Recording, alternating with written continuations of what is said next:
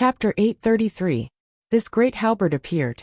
It was unknown what kind of material it was made from, its entire body dark green. Even though it was only a zhang long, it was so heavy that it could crush the universe. The cold and gloomy halberd blade was full of traces of great changes. There were some areas that were still stained with blood that hadn't dried up. Those blood traces were extremely resplendent, divine light interweaving, as if they belonged to the most powerful beings who had previously lost their lives to it. Even now, there was still an unmatched vicious might that pervaded the air, intimidating all directions. It's this vicious weapon. Immortal King Qing Ming, Immortal King Kuan Xian, and the others' faces revealed alarm. They were all shaken by this type of aura, their bodies aching, not daring to get too close. They naturally understood how terrifying this Ming King's vicious weapon was. The number of immortal kings who lost their lives to it was definitely not small. There was previously an immortal domain matchless immortal king, who was hacked by this vicious weapon, losing his life. Ming King also relied on this vicious weapon to make many immortal kings feel restraining fear. There were rumors that the reason why Ming King was summoned by the foreign emperor clan ancestors was actually also because of this vicious weapon. Only, no one knew where Ming King's vicious weapon came from, what kind of background it had. However, from Ming King's words today, could it be that this vicious weapon was related to the Forbidden Era? Meanwhile, while Immortal King Qing Ming, Immortal King Kuan Xian, and the others were shocked, Gu Chang's eyes landed on this great halberd, his interest becoming stronger and stronger. It's this vicious weapon. It is unknown where Ming King obtained this exceptional vicious weapon. In the past, Immortal Domain's immortal kings had previously tried to deduce this vicious weapon's origins, but they all failed, even suffering a backlash. There were immortal kings who said that they had seen its appearance in the Forbidden Era, but that also became a rumor, only recorded in some ancient books. Only, it is unknown if there is any connection. There were immortal kings who tried to calculate the weapons of the immortal kings of the present heavens. This vicious weapon was shockingly ranked among them, forcefully suppressing many immortal king weapons, known as a world-destroying weapon. Gold Ingot said with a trembling voice. Even though there was a boundless black sea between them, he still felt uneasy. He was intimidated by the aura emitted by this murderous weapon, and his scalp went numb. When two immortal kings fought, even if the victor was decided, it would still take a very long time. It might even take over 10,000 years, or even longer. However, Ming Wang was able to use this murderous weapon to kill several immortal kings, staining his hands with the blood of several immortal kings. From this, one could see how terrifying this murderous weapon was. Since you have the replica of the forbidden bottle, you should be able to recognize this weapon of mine. Ming Wang stood in the sky. His aged voice was filled with arrogance and indifference. Through the Black Sea, he talked to Gu Chang'e across the shore. Don't think that just because you have those two bottles, you are invincible. This old man's weapon is the most ferocious weapon below the immortal emperor weapon. It can move unhindered in the universe, and no one can compare to it. Even the immortal king vessels from the other true worlds are inferior before my weapon. In the past, the monarch clan's ancestor was even willing to exchange a quasi-immortal emperor artifact for this old man. We are both replicas of the forbidden artifacts, but when this old man refined this weapon, he spent countless heavenly materials and earthly treasures. On the day it was completed, I even sacrificed several immortal king blood essences. Although it is far from reaching the embryonic form of the real thing, in the current immortal region, it can be said to be invincible. His tone was filled with an extremely strong sense of pride. During the Forbidden Era, he had yet to become an immortal king. As someone who had achieved the Tao, he followed the foreign army and slaughtered his way into the collapsed immortal palace. At that time, he was fortunate enough to personally witness the halberd that destroyed the heavens.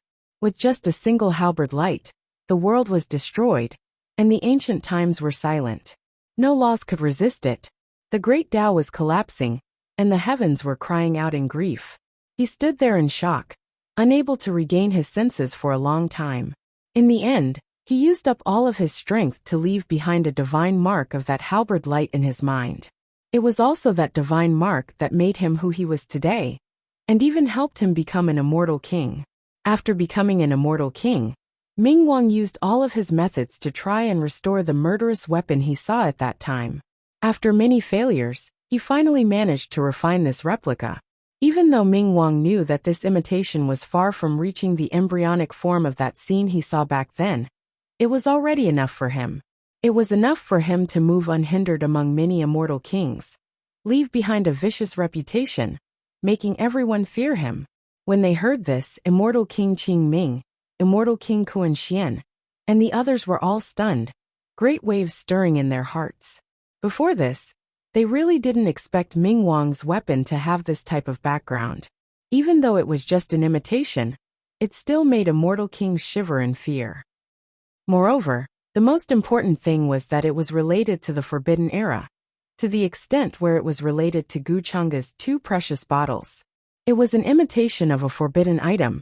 I indeed recognize it. Gu Chang'e had a bit of a rumination in his heart. He chuckled lightly. However, who was it that told you that the Great Tao bottle in my hand was an imitation? It isn't an imitation? Ming Wang, Immortal King Kuan Xian, and Immortal King Qing Ming were slightly startled when they heard this. They frowned deeply, not believing Gu Chang'e's words. If it wasn't an imitation, how could it have such vast power, devouring the world? Nothing could resist that kind of devouring force. Even time and space in the surroundings were destroyed and dissipated. If it isn't an imitation, then how did you get these 2 bottles? Who exactly are you? Ming Wang frowned deeply. With a shake of his hand, the halberd swept across the sky and landed in his hand. Before this, he was like an old man in his twilight years, but suddenly his aura changed. He was like a god of slaughter from the ancient times. His murderous aura rushed through the clouds, penetrating the sky, as if it was going to tear this universe apart. Countless people from the other side knelt on the ground, kowtowing in his direction, admiring him to the extreme. Immortal King Kuan Xian, Immortal King Qing Ming, and the others even retreated to avoid being swept away by the aftershock of Ming Wang's attack. Even they were terrified of this murderous weapon, worried that they would be affected by it. An imitation? Gu Chang'e smiled faintly and didn't explain. At the next moment, the 2 bottles of the Great Tao in the void shattered with a crack. Then, they turned into a vast black Wang Yang and rushed into the universe. It was a sea of black runes of the Great Tao, vast and mighty, like a heavenly river bursting its banks. With a boom, it exploded with unimaginable terrifying power. All the planets were shaking, as if they were hit by the terrifying energy. They couldn't stop it at all. Many powerful perfected immortals knelt down, trembling, as if their souls were about to be torn apart, let alone ordinary beings. This isn't a weapon, but just runes of the Great Tao. Ming Wang, Immortal King Kuan Xian, Immortal King Qing Ming, and the others reacted immediately. Their expressions changed drastically. They naturally could tell that this was a bottle made of runes of the Great Tao. It was definitely not an imitation like they had thought at the beginning. They were wrong before. They actually thought this kind of treasured art was a weapon. After they reacted, their expressions changed drastically. They were shocked and in disbelief. Especially Ming Wang. He had just slashed down with his halberd, which was enough to tear apart the universe, but he couldn't split that black sea. Now he was told that this bottle of the Great Tao was only formed by a treasured art, and not a physical weapon? How could he accept this? Impossible. How did you do it? Did you really come into contact with that thing? Ming Wang's expression changed. He suddenly thought of a certain possibility, and a thick heat appeared in his eyes. To him, the most urgent thing in his life was to come into contact with the forbidden item, and learn its true meaning, so that the prototype he described would be more realistic. If Gu Chang'e had come into contact with that thing, and learned something from it, it wouldn't be surprising that he could condense a bottle through a treasured art. I did come into contact with it. Gu Chang'e was still chuckling. And coincidentally, I also have a weapon that is very similar to the one in your hand. What? Ming Wang couldn't help but be stunned when he heard this. Before he could react, his eyes suddenly widened, filled with shock and disbelief. Boom! A monstrous murderous aura spread out, and a black light appeared. A black and cold halberd appeared in Guchanga's hand. He pointed to the south and slashed lightly. The blade of the halberd hummed softly, causing the great Tao to collapse. The entire vast sky cracked open like a brittle piece of paper, and a boundless crack appeared. It seemed to lead to the vast outer realm. This soft humming sound seemed to shatter eternity, break the heavens, and cut through the universe and the long river of time. All traces and Tao techniques disappeared under this soft humming sound, turning into powder. Ming Wang's eyes widened.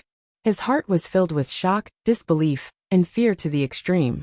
How was this possible? At this moment, he suddenly recalled the halberd light that tore through the myriad of worlds during the Forbidden Era. It was just as vast and terrifying as this, and it obliterated and destroyed everything. This. His voice was trembling, and his entire body was trembling. Endless fear swallowed him, causing his legs to go weak. Say, do you think the weapon in my hand is also a replica? Although Guchanga was smiling gently, there was coldness in the depths of her eyes, without the slightest fluctuation of emotions. It's so similar to Ming Wang's weapon. What is going on? Immortal Emperor Qing Ming, Immortal Emperor Kuan Xian, and the others were still in a daze. They stared at the 8 Desolation halberd in Guchanga's hand, trying to figure out what it was. However, when they glanced at it, a cold halberd light suddenly struck down in their minds, as if it had come from the deep universe. It was going to shatter their souls on the spot. Uft. Immortal Emperor Kuan Xian and Immortal Emperor Qing Ming were severely injured. They spat out mouthfuls of blood. Their eyes were filled with astonishment and fear. Even they were unaware that their voices were trembling. This is something that can't be looked at directly. Chapter 834. This is something that can't be looked at directly. Immortal King Kuan Xian, Immortal King Qing Ming, and the others' Tao hearts were trembling. Their eyes were filled with shock and disbelief. Their voices were trembling, containing great fear. Just now, they had only taken a look at the 8 Desolation demonic halberd in Guchanga's hand, and their eyes were stinging. They were about to cry blood, and they hurriedly looked away. In their consciousness, there was a tearing pain, as if there was really a halberd light that was slashing towards them from across the sea of stars, wanting to destroy their body and soul. As immortal kings, they knew a lot about some terrifying secrets in this world. Some things might not be different for mortals or ordinary cultivators, and it wouldn't affect them at all. However, in the eyes of those high-level beings, it was a terrifying thing. It was indescribable, and it could easily kill them. It could easily cause a cultivator to fall into a state of madness. And it was even more frightening than the collapse of one's Tao heart. If someone with a higher cultivation level saw this thing, it might not be as simple as bleeding from the eyes. Their spirit might be shaken, and they might be in a life and death crisis. At this moment, Immortal King Kuan Xian, Immortal King Qing Ming, and the others were trembling. They didn't expect that they would one day encounter the legendary thing that couldn't be looked at directly. Normally speaking, such an indescribable object would only appear in the origin world.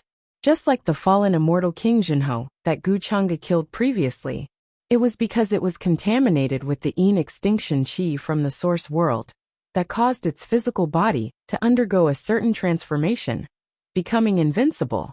The source of the Yin extinction chi was the source world, which was also an unspeakable thing in the world. They had heard of some ancient immortal records that immortal kings encountered a kind of fog among the unspeakable things. Just by looking at it from afar, they couldn't control their minds and walked towards it. They gathered around the fog and became a walking corpse. One had to know that that was an immortal king. Just by looking at it from afar, he suffered such a calamity and would never be reincarnated. Just thinking about it made them shudder. It was difficult to trace the source and origin of those strange things.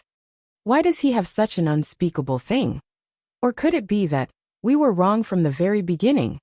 Thinking of this, the way they looked at Guchanga had already changed greatly. They thought of a possibility that they didn't even dare to think of before. At this moment, Immortal King Kuan Xian, Immortal King Qing Ming, and the others were trembling in fear. That is, the wise king, on the other hand, was so shocked that his scalp went numb. His entire body was trembling, and he could no longer speak. He looked at Gu Chang'e on the other side of the Black Sea. The hand that was holding the halberd was trembling slightly, even though it was the Ming king who had dominated the other side for many great eras, feared by many immortal kings, known as the vicious king by the people of this world. But at this moment, he still felt endless fear and shock. He simply couldn't believe his eyes. That's the real deal, don't tell me you're...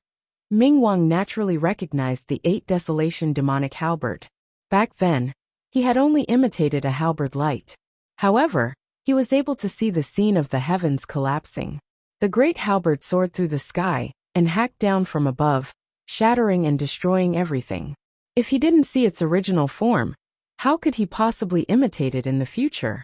However, the wise king really didn't expect that there would be a day when he would truly be able to see the real thing, moreover so close to him. However, what made the wise king feel the most fear was still that the owner of the real thing was standing right in front of him. Just now, they even wanted to say that they were going to surround and hunt him down. Before this, the wise king didn't think in that direction at all. After all, this was just too inconceivable. The main culprit of the Forbidden Great Era, the one who led to Immortal Palace's destruction, the separation of Origin Realm and Immortal Domain, the forbidden existence who severed heaven's connection, now actually appeared before him alive. Who would have expected this? Who even dared to think about it? One had to understand that this was a forbidden existence who wiped out 3,000 provinces with a single hand, the 9 heavens 10 earths all trembling in fear. Even the Immortal Palace that once reigned supreme over the heavens was nothing before him. The Immortal Palace Lord of the Immortal Palace died because of him, and the Immortal Realms declined because of him. One could say that the current state of the Immortal Realms was all because of him. Even on the other side, when the undying Emperor clan ancestors mentioned his existence, they would still carry reverence, restraining fear, and even fear. At this moment, the wise king felt chills run down his entire body, his hands and feet going cold. After learning the truth, he didn't even have the courage to speak. His face was full of fear and uneasiness, no longer having the arrogance and confidence from before. 0-inch, it seems like you should have recognized me. Since you know who I am, then you should also understand that I wasn't joking with you all just now. The corners of Gu Chang'e's lips still carried a faint smile. Then, the 8 Desolation demonic halberd swept through the sky. Heaven, overflowing baleful energy, was simply about to make the cosmos in front of him collapse. The divine wills that were spying in all directions were instantly turned into dust. In an instant they were reduced to dust and ashes. Many shocked and trembling groans could be heard. Then, the entire sky became deathly silent. Could it really be that one, Immortal King Qing Ming, Immortal King Kuan Xian, and the others' voices were also trembling? When they saw the changes in the wise king's expression, they also understood. Things really were as they guessed. While feeling horrified, they only felt their souls continuously tremble. This was an emotion they had never felt before after becoming immortal kings. 0 fear, alarm, uneasiness. That taboo existence reappeared in this world, moreover appearing before their eyes. This type of horror that was like the reappearance of an ancient legend made even the minds of immortal kings tremble uneasily. Even if an emperor clan ancestor appeared here, he might have the same reaction as them. Right now, if there was one who wasn't surprised by this scene in the slightest, it would be the big red bird who was always at the side. It understood Gu Chang'e's identity well, so it naturally understood what Gu Chang'e's reappearance in Immortal Domain meant for the people of the present world. Once this news spread, at that time, the entire Immortal Domain, even the foreign side, would fall into endless panic. Before the Taboo Great Era, the Demon Lord didn't break off relations with Immortal Palace.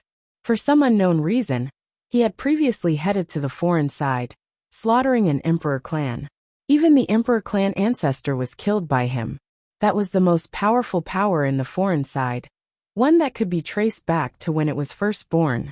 However, it was destroyed just like that, becoming the only Emperor clan in the foreign side that was destroyed.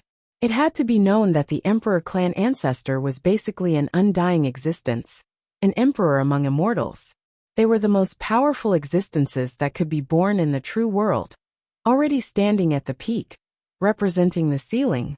Even if it was Immortal Palace's great palace master, at his peak, he could at most defeat the Emperor clan ancestor. That was why it could be imagined just how great of a commotion the destruction of an Emperor clan brought to the foreign side. Later on, when Immortal Palace unified the heavens, the foreign side didn't dare to step into Immortal Domain because of this layer of relationship. Chapter 835. This was definitely the most terrifying existence since ancient times. There was no one like it. At least this was the case in the mountain and sea realm. Even someone as powerful as the former great palace master of Immortal Palace died because of him. The strongest ancestor of the foreign realm was killed by him. In the ancient records, there were even records that said that this forbidden existence was actually born in an unknown world. His cultivation was so deep that it already surpassed the knowledge of the world. This was the limit that a true world could not bear. The area in front of sky-penetrating ancient city was deathly silent. Immortal King Kuan Xian, Immortal King Qing Ming, and even King Ming were trembling uneasily. Their faces were filled with disbelief and fear. This news was too terrifying. If they did not see it with their own eyes today, they would not dare to believe it at all. If the ancestor of the foreign realm appeared here, he would also be like this. He would be as uneasy as them and feel great fear. The main culprit that caused the Forbidden Era reappeared in the world once again. He walked out of the world of origin and pushed open the legendary door. He was not in existence in reincarnation. He was someone who almost destroyed reincarnation. Before this, they even wanted to surround and hunt Guchanga. This was simply the biggest joke in the world. They were simply complaining that their lifespans were too long. Many of the foreign realm creatures did not know what this meant, but from the expressions of Immortal King Kuan Xian, Immortal King Qing Ming, and the others, they could guess that Guchanga's origins were probably even more terrifying than they imagined. Forbidden object. Gold Ingot was also trembling at this moment. His face was pale. He turned his head with great difficulty, trying to see Guchanga's face clearly. He really did not expect that Guchanga would actually be that legendary existence. This news was too shocking. Even if the other immortal kings were here, they would still be scared stiff and find it hard to accept. At this moment, he also understood why Guchanga had said that he would try to use Immortal King Kuan Xian, Immortal King Qing Ming, and the others as source nourishment. Even the most powerful creatures now, who could look down on the past, present, and future, would tremble in fear in front of Guchanga. The celestial realm was vast. Although it was now divided into 5 regions, some information was not cut off from each other. Such a great thing happened in Western Immortal Domain. The foreign 4 kings descended, breaking through Western Heavenly Gate, long alarming the experts of the other immortal domains. Some true immortals were spying from afar. There were even immortal kings who used some methods to try and understand the situation here. Jin Yuan had come with sincerity, hoping to rope in Guchanga and have him submit to the southern celestial realm. The Moon Prince was even willing to say that he was willing to share the world with Guchanga. In this current era, the existence of a single celestial king was extremely important, especially in the southern celestial realm, where there were only 2 celestial kings on the surface. Therefore, Gold Ingot felt that as long as Guchanga was rational, he would consider the Moon Prince's conditions. However, he would never have thought that Guchanga had such a great background. He was the existence known as the taboo. If the Moon Prince found out about this, she would definitely find it hard to calm down. The entire celestial realm would enter a state of panic.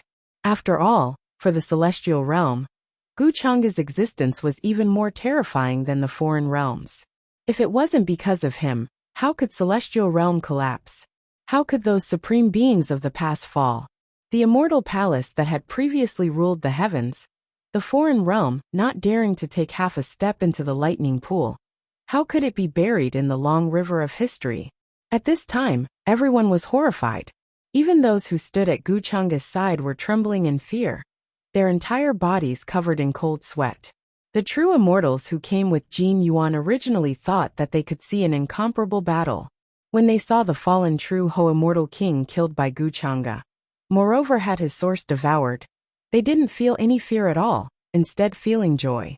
It was because from the start, they felt like Guchanga was the king of celestial realm's side, facing the foreign realm's side.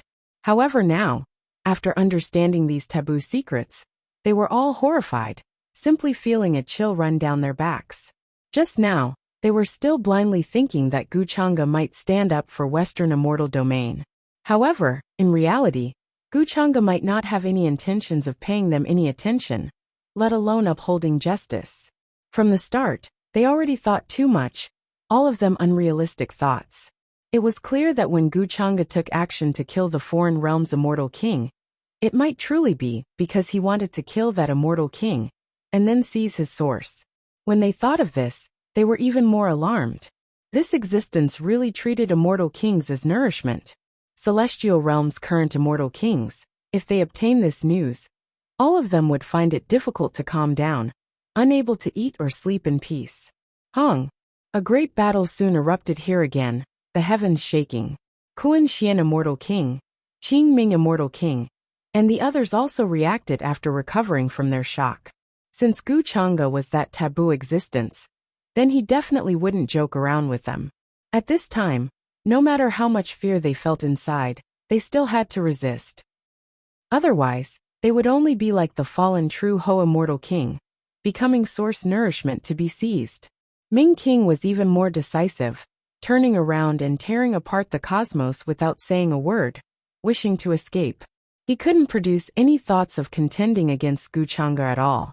Previously, he still felt like he could rely on the 8 Desolation demonic halberd replica to dominate the world, kill Guchanga.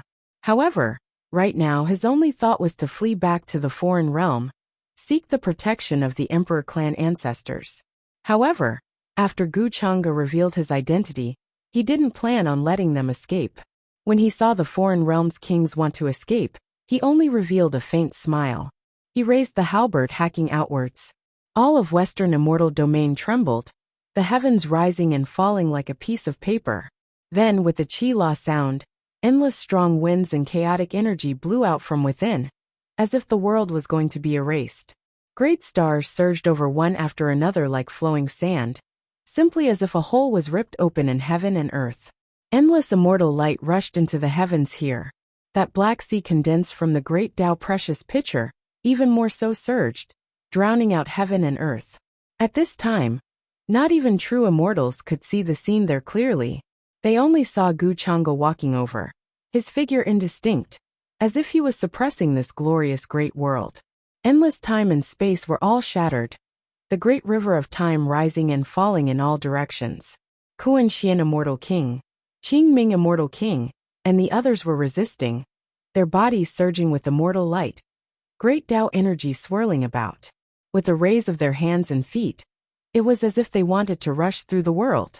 They did everything they could, but there was still bloody light that splashed out like giant waves, washing heaven and earth into a bloody color. However, the result was cruel. After Guchanga activated the 8 Desolation demonic halberd, he didn't plan on letting them go. This battle quickly came to an end, not continuing for long. Bloody light surged, irregular scenes of immortal kings falling appearing.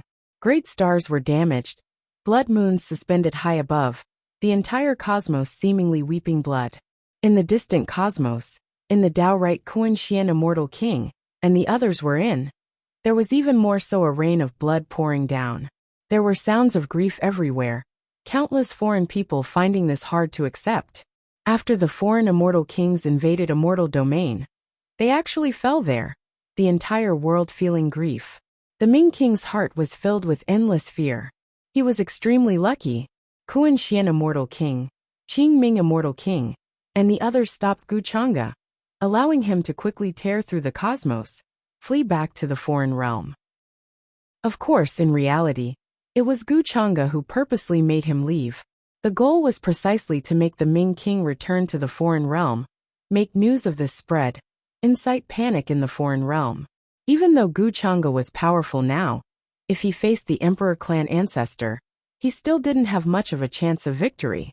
The difference between immortal kings and half-immortal emperors was far more terrifying than that between true immortals and those who achieved the Tao. Moreover, The Emperor clan ancestor wasn't an ordinary half-immortal emperor either. The existence with the deepest Tao was already at the immortal emperor level. Seizing this opportunity, Guchanga planned to use this source to reconstruct his immortal body, make his body perfect and without flaws. Chapter 836. In the skies above Western Immortal Domain, a rain of blood scattered down, simply covering a large expanse of the cosmos. Many stars were dyed in the color of blood. Many immortal kings from the other side died miserably here, only the Ming king luckily escaping. When all of the foreign creatures saw this scene, they all sank into deep fear and disbelief. They were alarmed, kneeling on the ground, continuously trembling. For them, this was simply like a nightmare. Immortal kings who were eternally famous fell. They originally thought that after breaking through Western Sky Gate and descending, they would sweep through Western Immortal Domain, be unmatched in the 9 heavens 10 earths.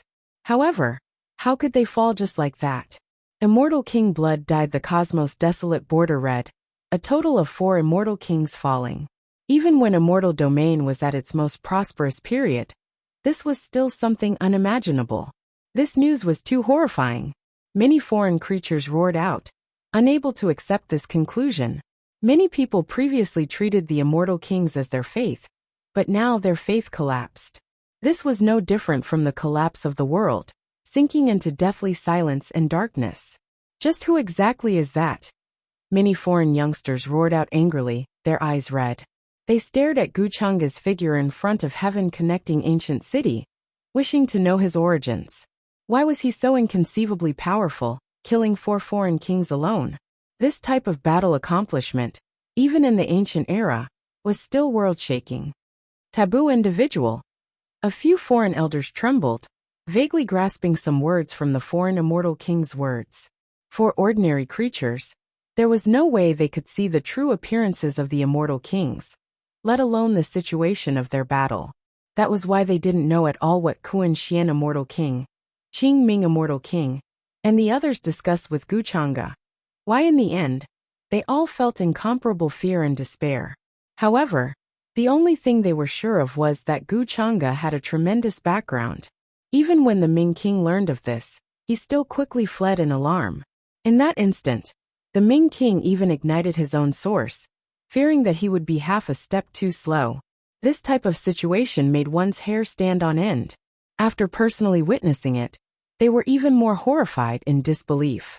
Of course, Western Immortal Domain's many descendants, compared to the foreign creatures, were also incredibly horrified. In particular, Jing Yuan and the others were trembling. They couldn't even complete their sentences. They didn't dare to look at Guchanga directly. He was already sure that once news of this spread out, it would definitely cause a huge commotion, causing the various immortal realms to panic. On the other side, because of the death of the 4 kings, it was as if a great earthquake shook the world, creating scenes of landslides and tsunamis. Those foreign emperor clan ancestors, who had been sleeping since ancient times, might even wake up because of this. In the following days, Immortal Domain and the foreign realm would be swept through by this panic. My lord! As a half-step immortal king, Jin Yuan was the most powerful living being in this world apart from immortal kings. But now, he couldn't even stand steadily. His voice was trembling, and he didn't even dare to look at Guchanga. However, Guchanga did not care about his thoughts right now. He quietly closed his eyes, and wisps of light gushed out from his pores. The origin energy of Immortal Emperor Kuan Xian, Immortal Emperor Qing Ming, and the others was even purer than the origin energy of fallen True Centipede Immortal Emperor.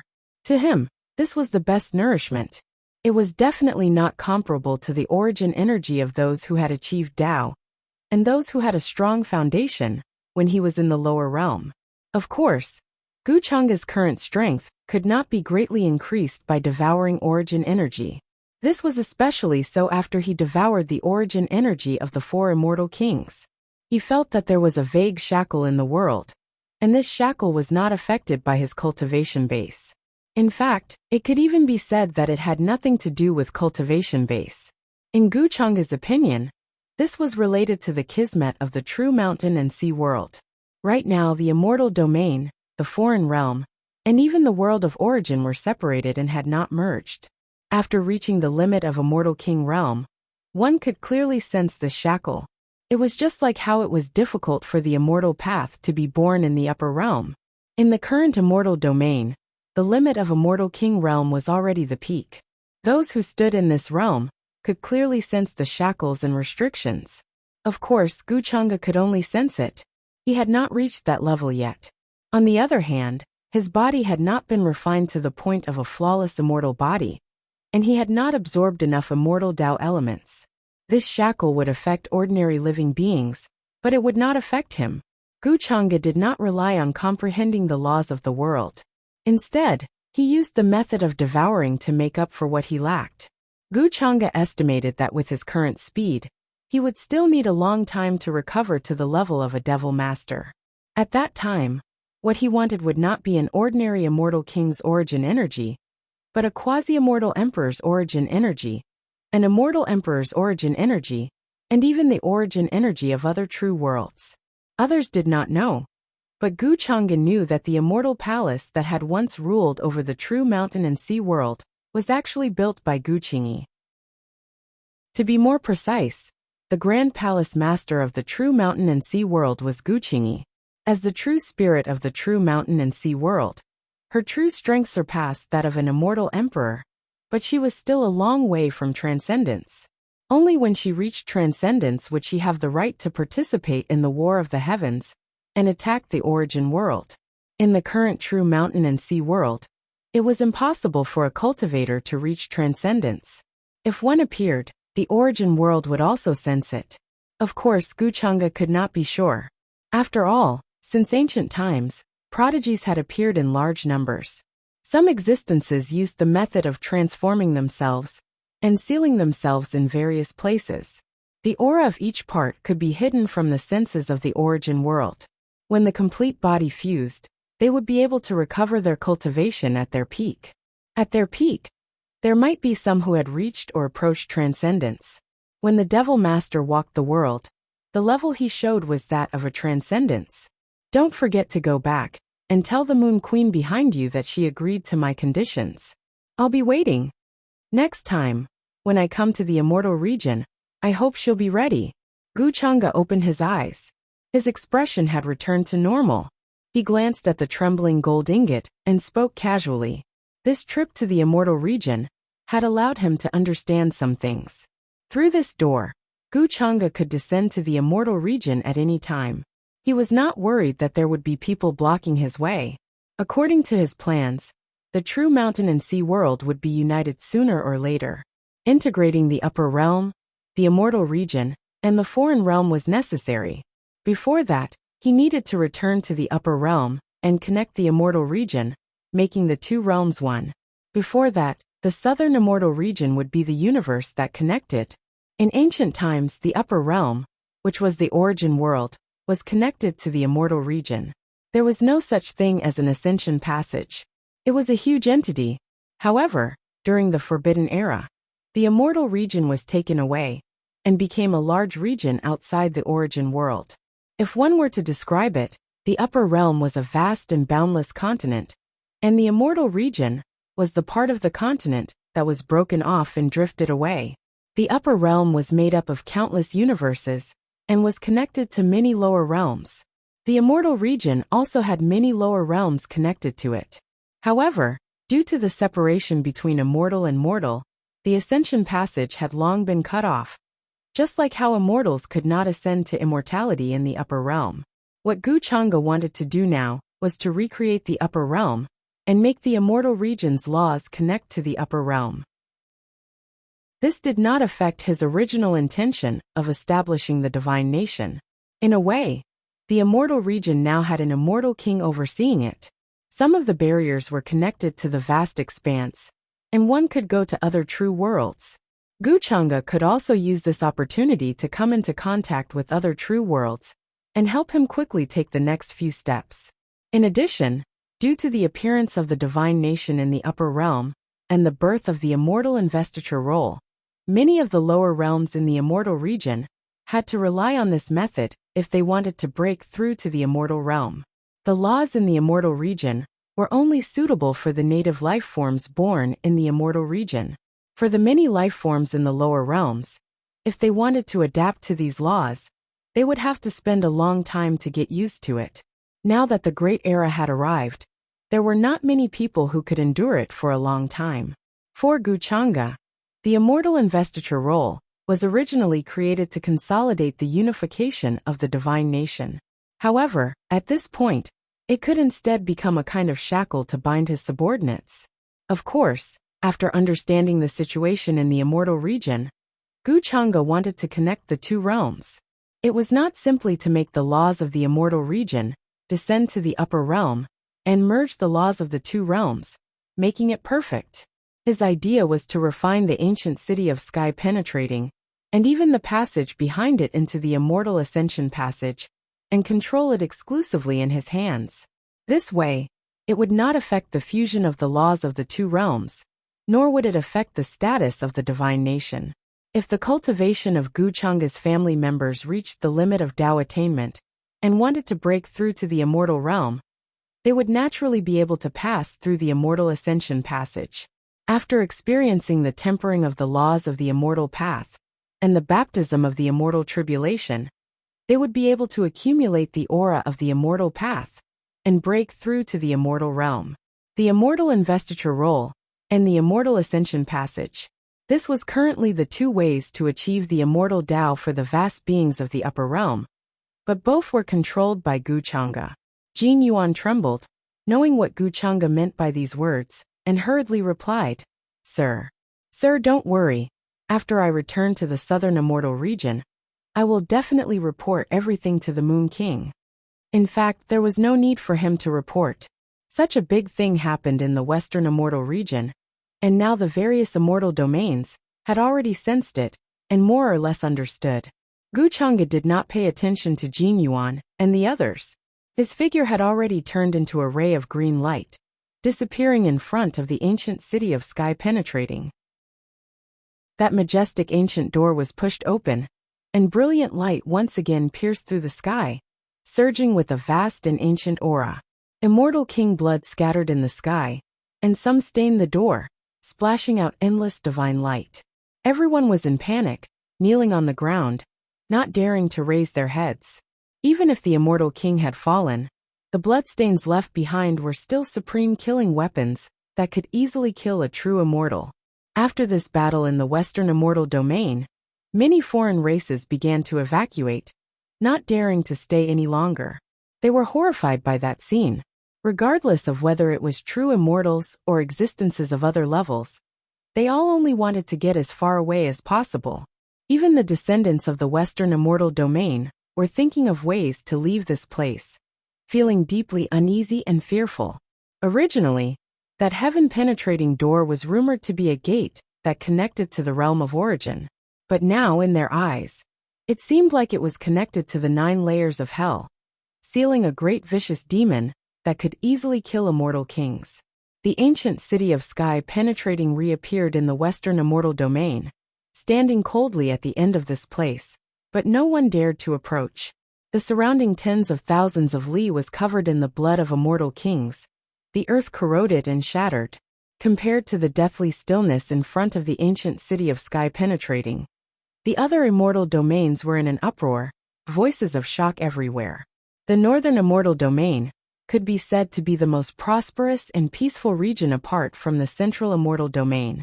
From a certain point of view, it was even comparable to the immortal domain of the 120 ancient times. Traces of true immortals could be seen in many places. In some ancient cities, every few thousand years, there would be true immortals who would appear, expound on the Tao for cultivators.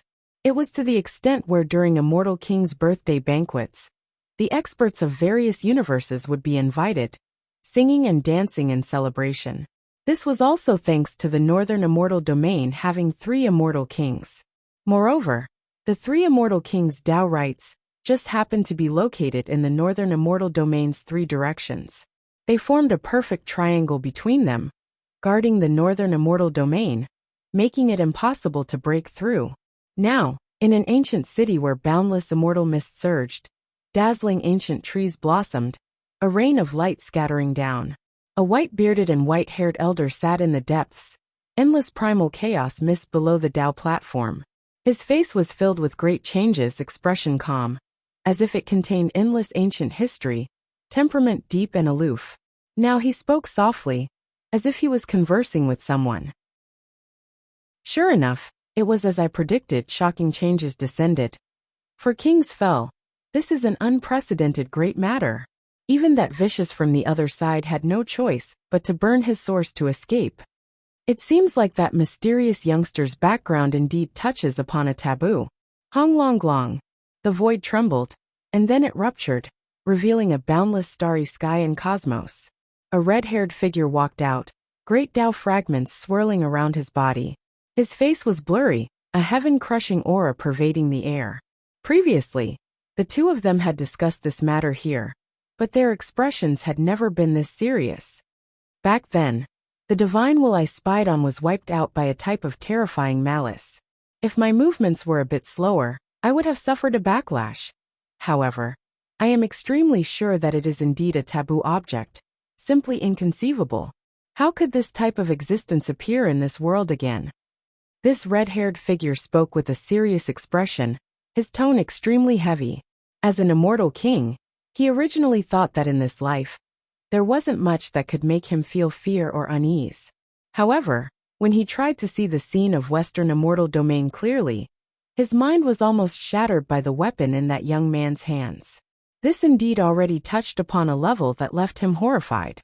As for what exactly happened, it seems like we can only send someone to the southern immortal domain to investigate. The people Moon King sent over personally saw everything, so they should know quite a bit. The current immortal domain really is experiencing troubled times. Why would a taboo existence suddenly appear? The white-haired and white-bearded elder said with a sigh. Even though he was proficient in the Tao of divination, he didn't dare take action to investigate something on that level. For immortal kings were killed with ease. That type of existence wasn't something immortal kings like them could recklessly speculate about. Chapter 837. Aside from the northern celestial region, the other celestial regions were in a similar situation. The fall of the four kings was a rare event. Terrifying phenomena appeared in the various universes. The western celestial region regained its rare peace because of this. The various races of the other realms retreated and returned to the other realms, not daring to stay for long.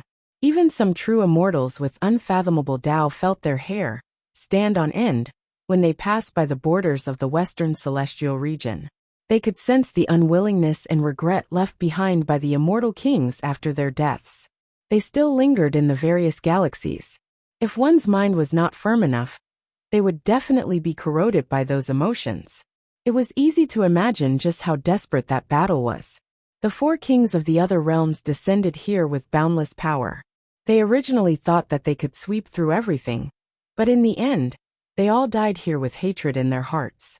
The commotion caused by this battle was even more terrifying than when the barrier of the western celestial region was broken through by the other realms. For a period of time, rumors appeared in various parts of the celestial region. Some people claimed that they witnessed that scene with their own eyes. A rain of blood fell from the sky. All sorts of the most terrifying phenomena since ancient times appeared. The world was dark, and only an endless silence and darkness remained. Some people also said that the existence who killed the four kings of the other realms came from the world of origin and descended through that door. They were taboo existences in the cycle of reincarnation that could not be spoken of. There were also people who said that it was actually a supreme expert from another origin world, not a living being from the world of origin. In short, there were all sorts of discussions and guesses. The Moon Prince Mansion in the southern celestial region was located in the depths of space. It was majestic and grand, and even the outer walls were made from various immortal jades. It was incomparably glorious. As the only two immortal kings in the southern celestial region, the Moon Prince's status was supreme, and the Moon Prince Mansion was a divine representation. The entire mansion was filled with hazy immortal light, and chaotic aura surrounded it. However, usually no one dared to approach this place. Even the true immortal patriarchs of some orthodoxies could only look at it respectfully from afar. At that moment, a cushion descended from space in the depths of the Moon Prince mansion. A flawless figure that was as white as the moon sat there cross-legged. Her face was blurry, and radiance surrounded her slender hands, as if they were carved from the highest quality immortal jade. She was dressed in a hazy moon veil that flowed like water, and her hair was hazy. Taboo existence. At this moment the Moon King spoke. It was as if he had lived millions and millions of years ago. Although his voice was like the sound of nature, there was no fluctuation of emotion. He was natural and ancient, drowned in the aura of chaos. Below, Gold Ingot waited respectfully with his head lowered. When he heard the question he replied, "Everything I saw was true. I wouldn't dare lie to you, Moon King. Who would have thought that my words of persuasion would cause me to have to abide by them in the end?" There was not much emotion in his tone, but there was still some regret in it.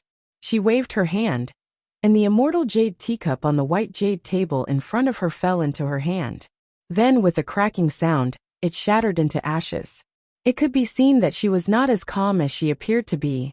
Jin Yuan didn't dare to make a sound. After witnessing everything that had happened in front of heaven-penetrating city, his heart was filled with fear and trembling. He didn't dare to mention anything about it at all. When it came to taboo existences, every word and action could lead to karma.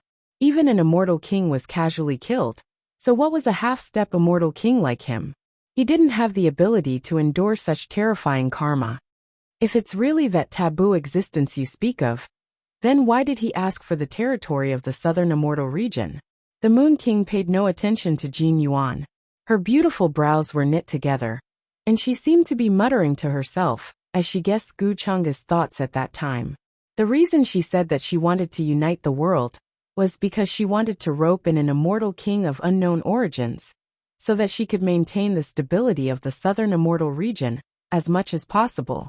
Otherwise, they would follow in the footsteps of the western immortal region sooner or later, and be breached by foreign immortal kings, and she wouldn't be able to escape the fate of death. She was a supreme existence in the southern immortal region, and she ruled over the current southern immortal region.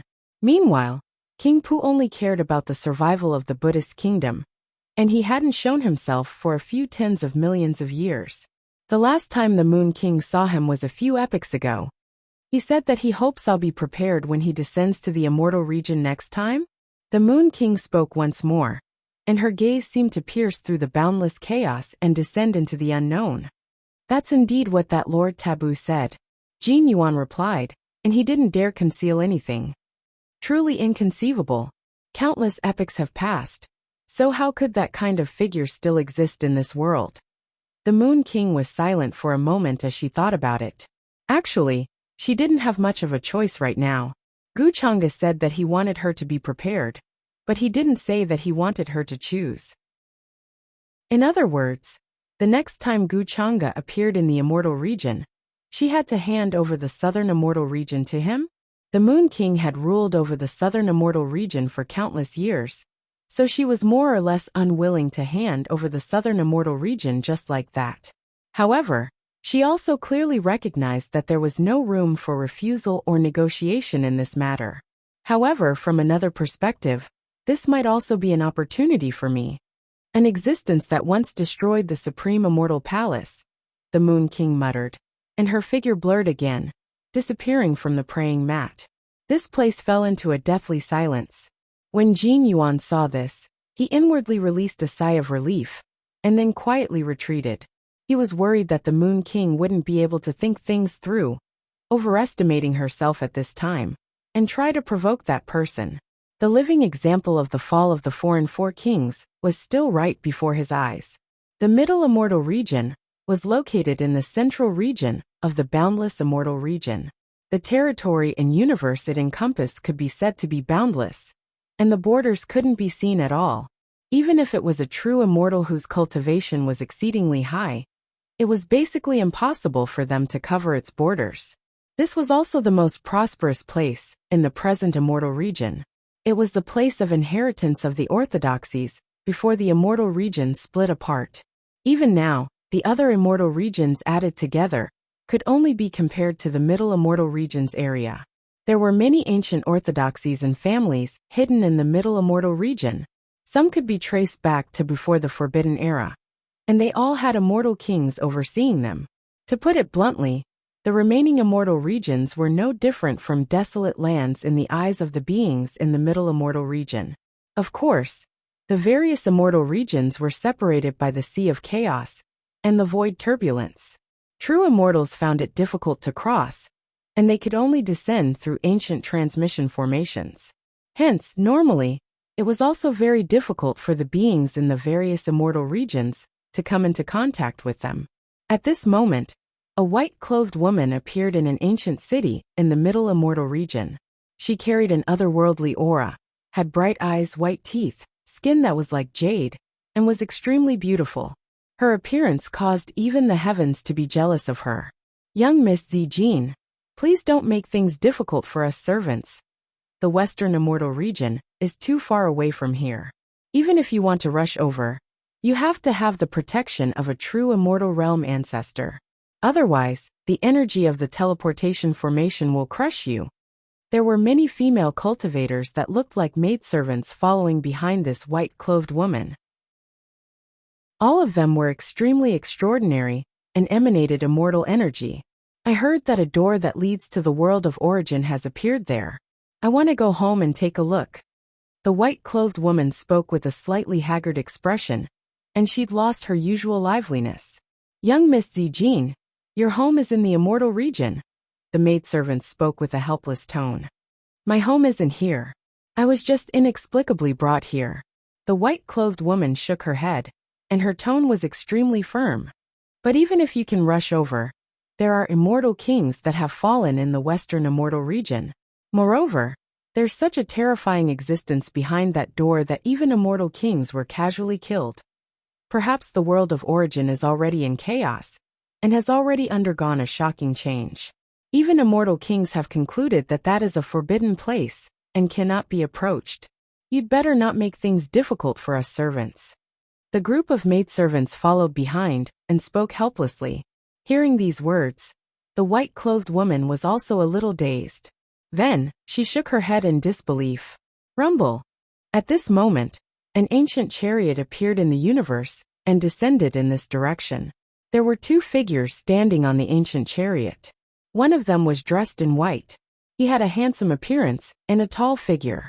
His eyes carried a faint golden color, and he had a transcendent temperament. When he had a smile on his face, he gave off a gentle feeling, and his body was surrounded by immortal energy. The figure beside him was slightly burly and taller. His appearance was upright and dignified. His body was suffused with a faint golden light, and even his hair was like a god, flowing with golden radiance. "Greetings, Lord Wuxiang."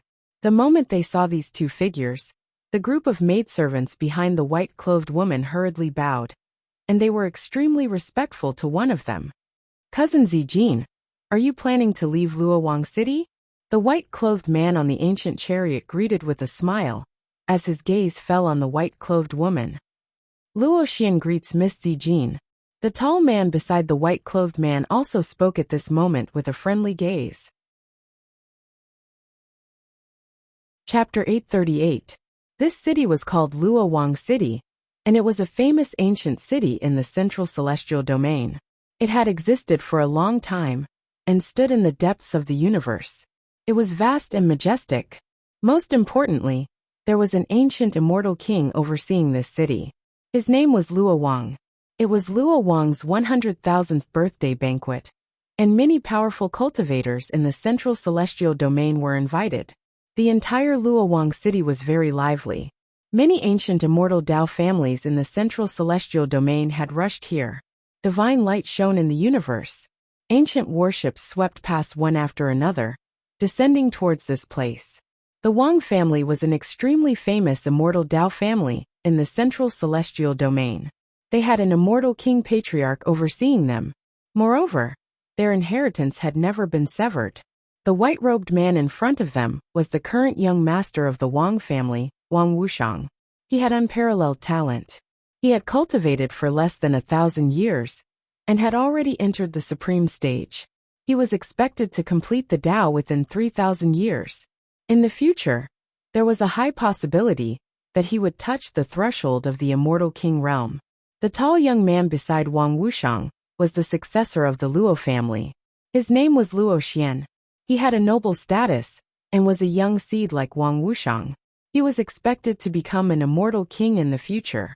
Luo Wang's birthday banquet this time invited all the orthodoxies of the Central Celestial Domain. As the host, Luo Xian personally accompanied Wang Wuxiang. It was clear how much the Luo family valued Wang Wuxiang. Luo Xian stared at Wang Zijin in front of the city with a friendly smile. The two figures descended from the ancient warship and landed in front of Luo Wang City. In front of the magnificent city gate, cultivators were as insignificant as ants. However, the two of them were extremely noble, and the surrounding cultivators all greeted them respectfully. Wang Zijin was dressed in white, and her face was somewhat thin. She looked at Wang Wuxiang and Luo Xian who were walking towards her, and a sense of helplessness rose in her heart. She knew that she could not leave Luo Wang City today. Therefore, she turned around and left, not paying any attention to the two of them. Luo Xian was slightly stunned, and a bitter smile appeared on his face. He said, "Miss Zijin is really different from ordinary girls." With his status, who in the entire Central Celestial Domain would not give him some face? Even some true immortal patriarchs thought highly of him, and would not treat him as an ordinary junior. However, on Wang Zijin's side, he kept running into a wall, and didn't get the slightest response. Looking at Wang Zijin's departing figure, Wang Wuxiang shook his head and chuckled. "I didn't expect that someone like Brother Luo would encounter such a situation one day." It seems that even heroes have a weakness for the charms of beautiful women. However, Cousin Zijin is not an ordinary person. Even our immortal king old ancestor thinks highly of her. Back then, we paid an enormous price to bring her here from the realm of origin. Brother Luo, if you want to pursue Cousin Zijin, you have to work harder. Of course, I personally strongly support this marriage. Hearing this, Luo Xian nodded and said solemnly, "Brother Wang, don't worry. I know my limits and will not act rashly. I heard that Miss Zijin is the reincarnation of a powerful existence from the ancient era and possesses an immortal imprint. That existence has a very deep relationship with the Wang clan and is also a peerless immortal king. She left behind an immortal imprint because it is very likely that she will reincarnate in this life and reach the peak again. At that time, her cultivation will most likely be greater than before." He admired Wang Zijin. On one hand, it was because of her personality and appearance. On the other hand, it was also because of Wang Zijin's extraordinary background. This also caused the entire Luo clan, including Patriarch Luo Wang, to agree with this matter. This matter involves a lot of things. Even I only know a little about it. In short, Cousin Zijin has a very special status in our Wang clan. Some true immortal patriarchs can't do anything to her. During this period of time, she has heard about what happened in the Western Celestial Domain and wants to go through that door to return to the realm of origin. However, the Western Celestial Domain is now a place where even immortal kings don't dare to casually set foot in. Isn't she courting death by going there rashly? Back then, even our immortal king old ancestor divined that an unexpected change would happen in the realm of origin. We can't bear the karma and shouldn't touch it. Wang Wuxiang shook his head.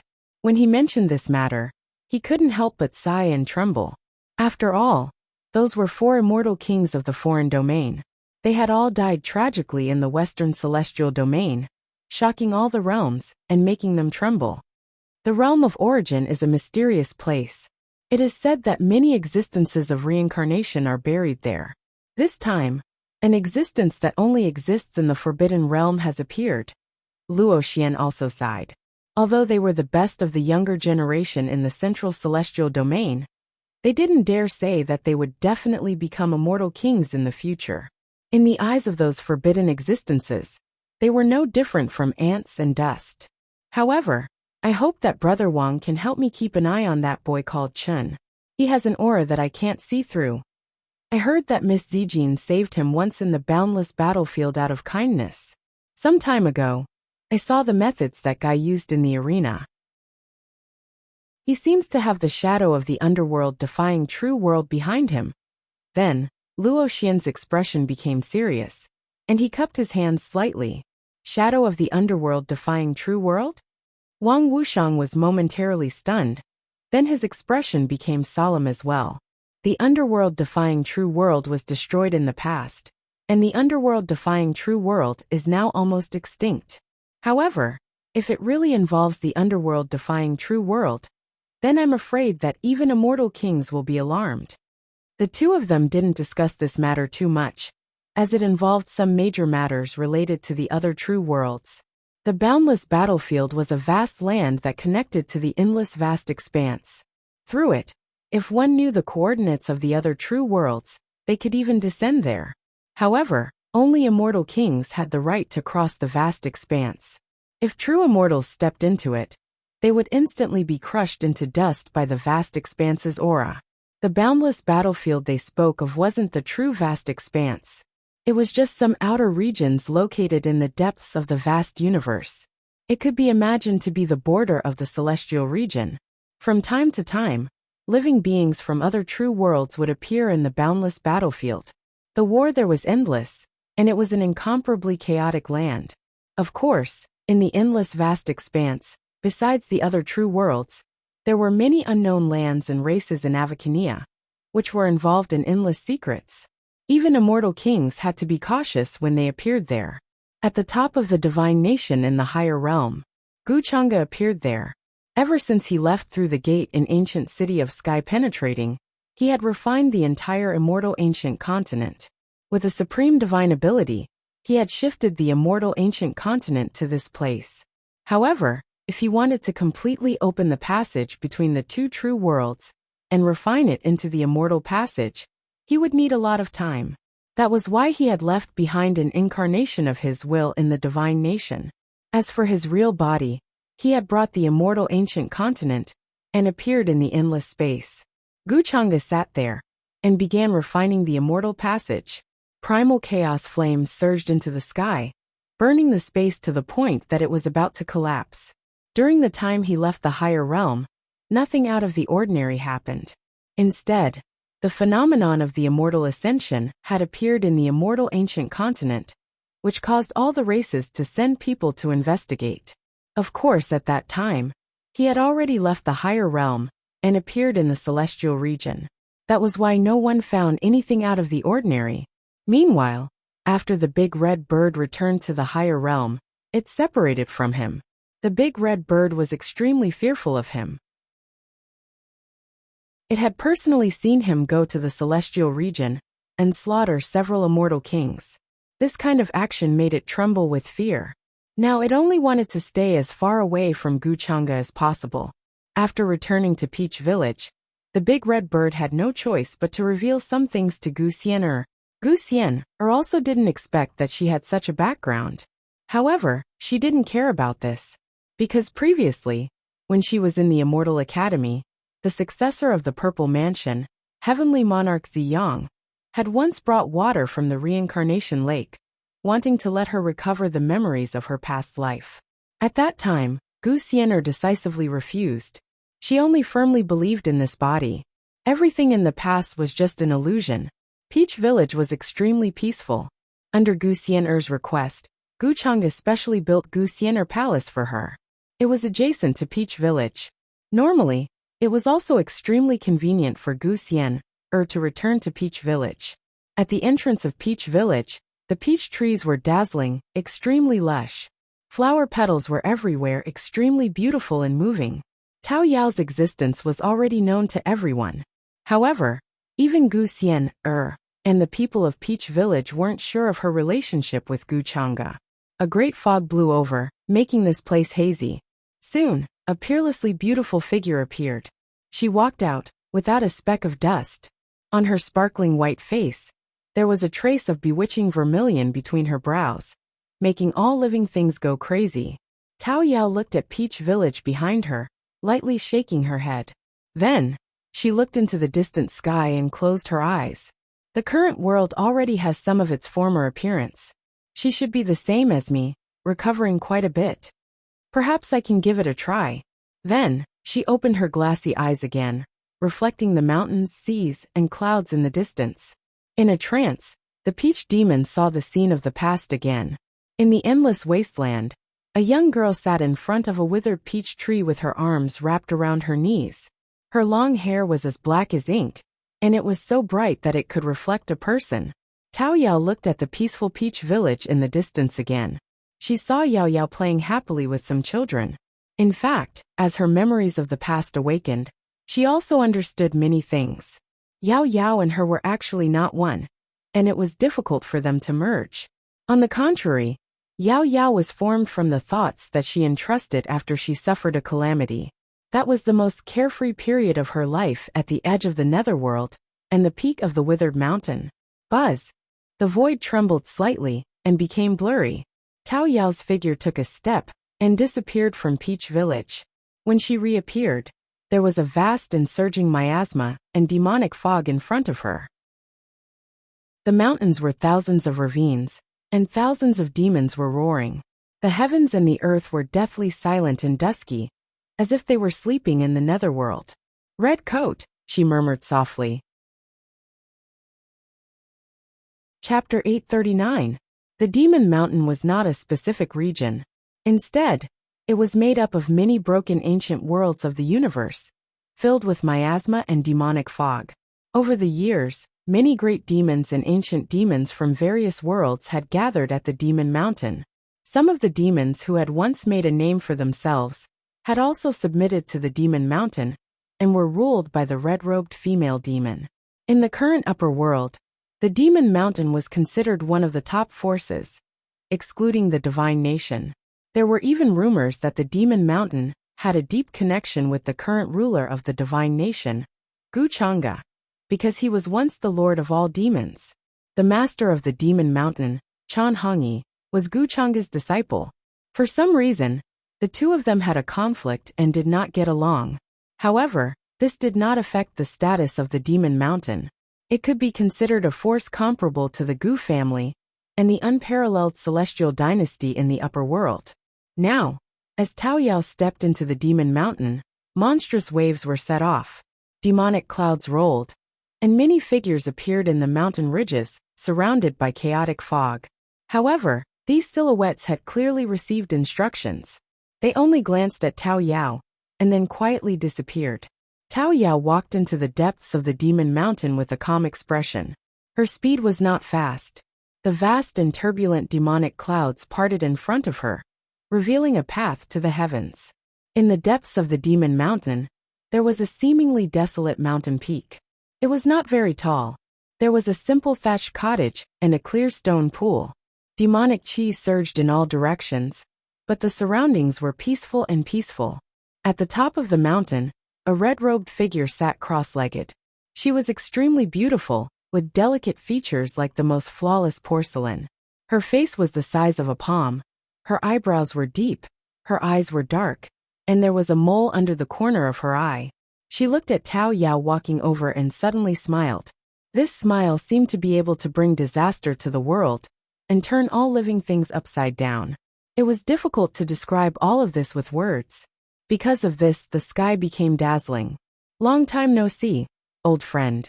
Chan Hongyi looked at Tao Yao with a coquettish smile. At this moment, she seemed to be the demon, and Tao Yao, who was walking over, had a sense of peace and holiness. "It has indeed been a long time. I never thought that in the end, I would be the one to come and see you," Tao Yao said softly as he landed on the mountain peak. Looking at the familiar scenery around her, she fell silent for a moment with a complicated expression. Although Chan Hongyi hated Guchanga to the core, this could not hide her obsession. Otherwise, the layout of this place would not be exactly the same as the previous mountain.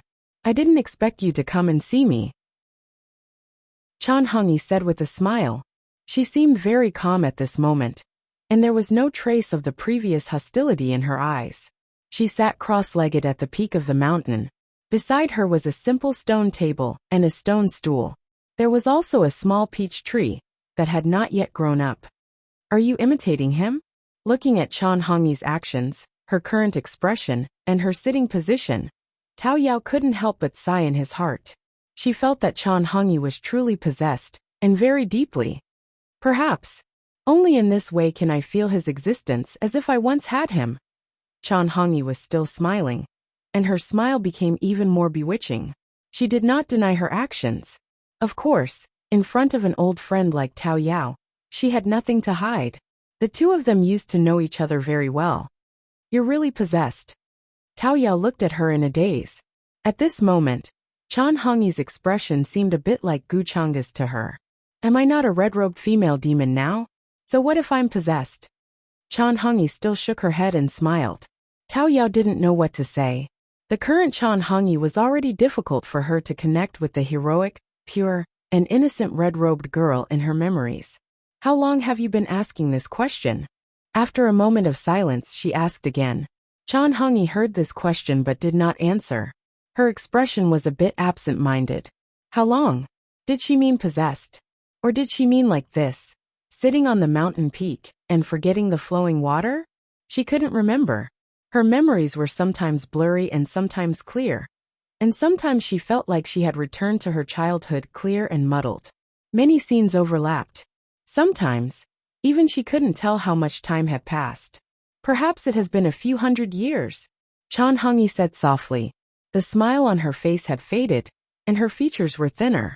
She was like a lotus flower at the beginning of a sudden rain, a bit desolate. A few hundred years. Was that the day of his wedding? Tao Yao was silent. He wasn't surprised by this at all. Chan Hongyi didn't say anything more. She changed to a more comfortable sitting position, and didn't sit cross-legged like before. She gently waved her hand, and a pot of hot tea appeared on the stone table beside her. 0-inch old friend, I don't have any good tea for you. Do as you please. After saying this, she hugged her knees and rested her chin on them, as if looking at something. Tao Yao sat down on the stone bench, and poured a cup of tea for herself. Don't look. Instead of watching from afar, why don't you ask him yourself? Chan Hongyi retracted her gaze and waved her hand, taking the cup of tea. Ask what? Her gaze fell on the teacup. There were a few dried peach blossoms floating on the rippling tea. Ask for a reason. Also ask for an answer you want to know. Tao Yao lowered her eyes and blew on the tea. Chan Hongyi suddenly smiled, but it was a bit of a mocking smile. So what if I ask?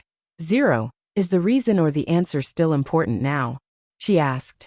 Tao Yao glanced at her indifferently. Only you know whether it's important or not. I didn't come to find you to talk about the past. I think you can also feel the changes in the environment these days. With our current strength, we should be able to withstand the huge karma. If we go back in time, we might be able to see some things with our own eyes. This can also be considered as an end to one of our obsessions. If the karma backfires and we can't withstand it, we will die. That's better than living like we are now, muddling along. This was the choice she had made before she left Peach Village. Now that the environment of the world had changed, she had recovered much of her former strength.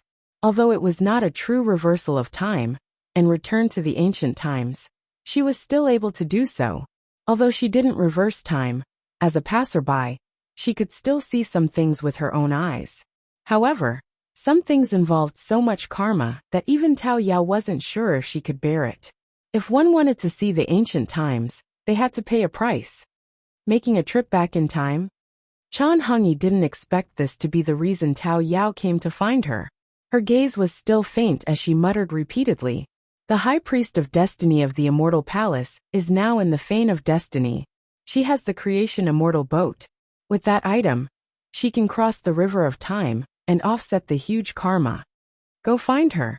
She should be willing to lend it. Tao Yao's tone was still calm. Chapter 840. The High Priest of Destiny was once the master of the Divine Palace of Destiny. She was good at divination, and had great attainments in destiny and karma.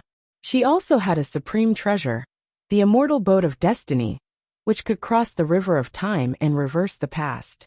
Hearing Tao Yao's words, Chan Hongyi was a little moved. Her gaze fell on the teacup. When will you get up? She looked up and asked, her tone calm. Tao Yao was not surprised by her reaction at all. Compared to her, Chan Hongyi was more interested in knowing what happened in that ancient era. Why did it lead to the destruction of the divine palace? Why did Guchanga destroy the heavens? And why did he attack the people closest to him?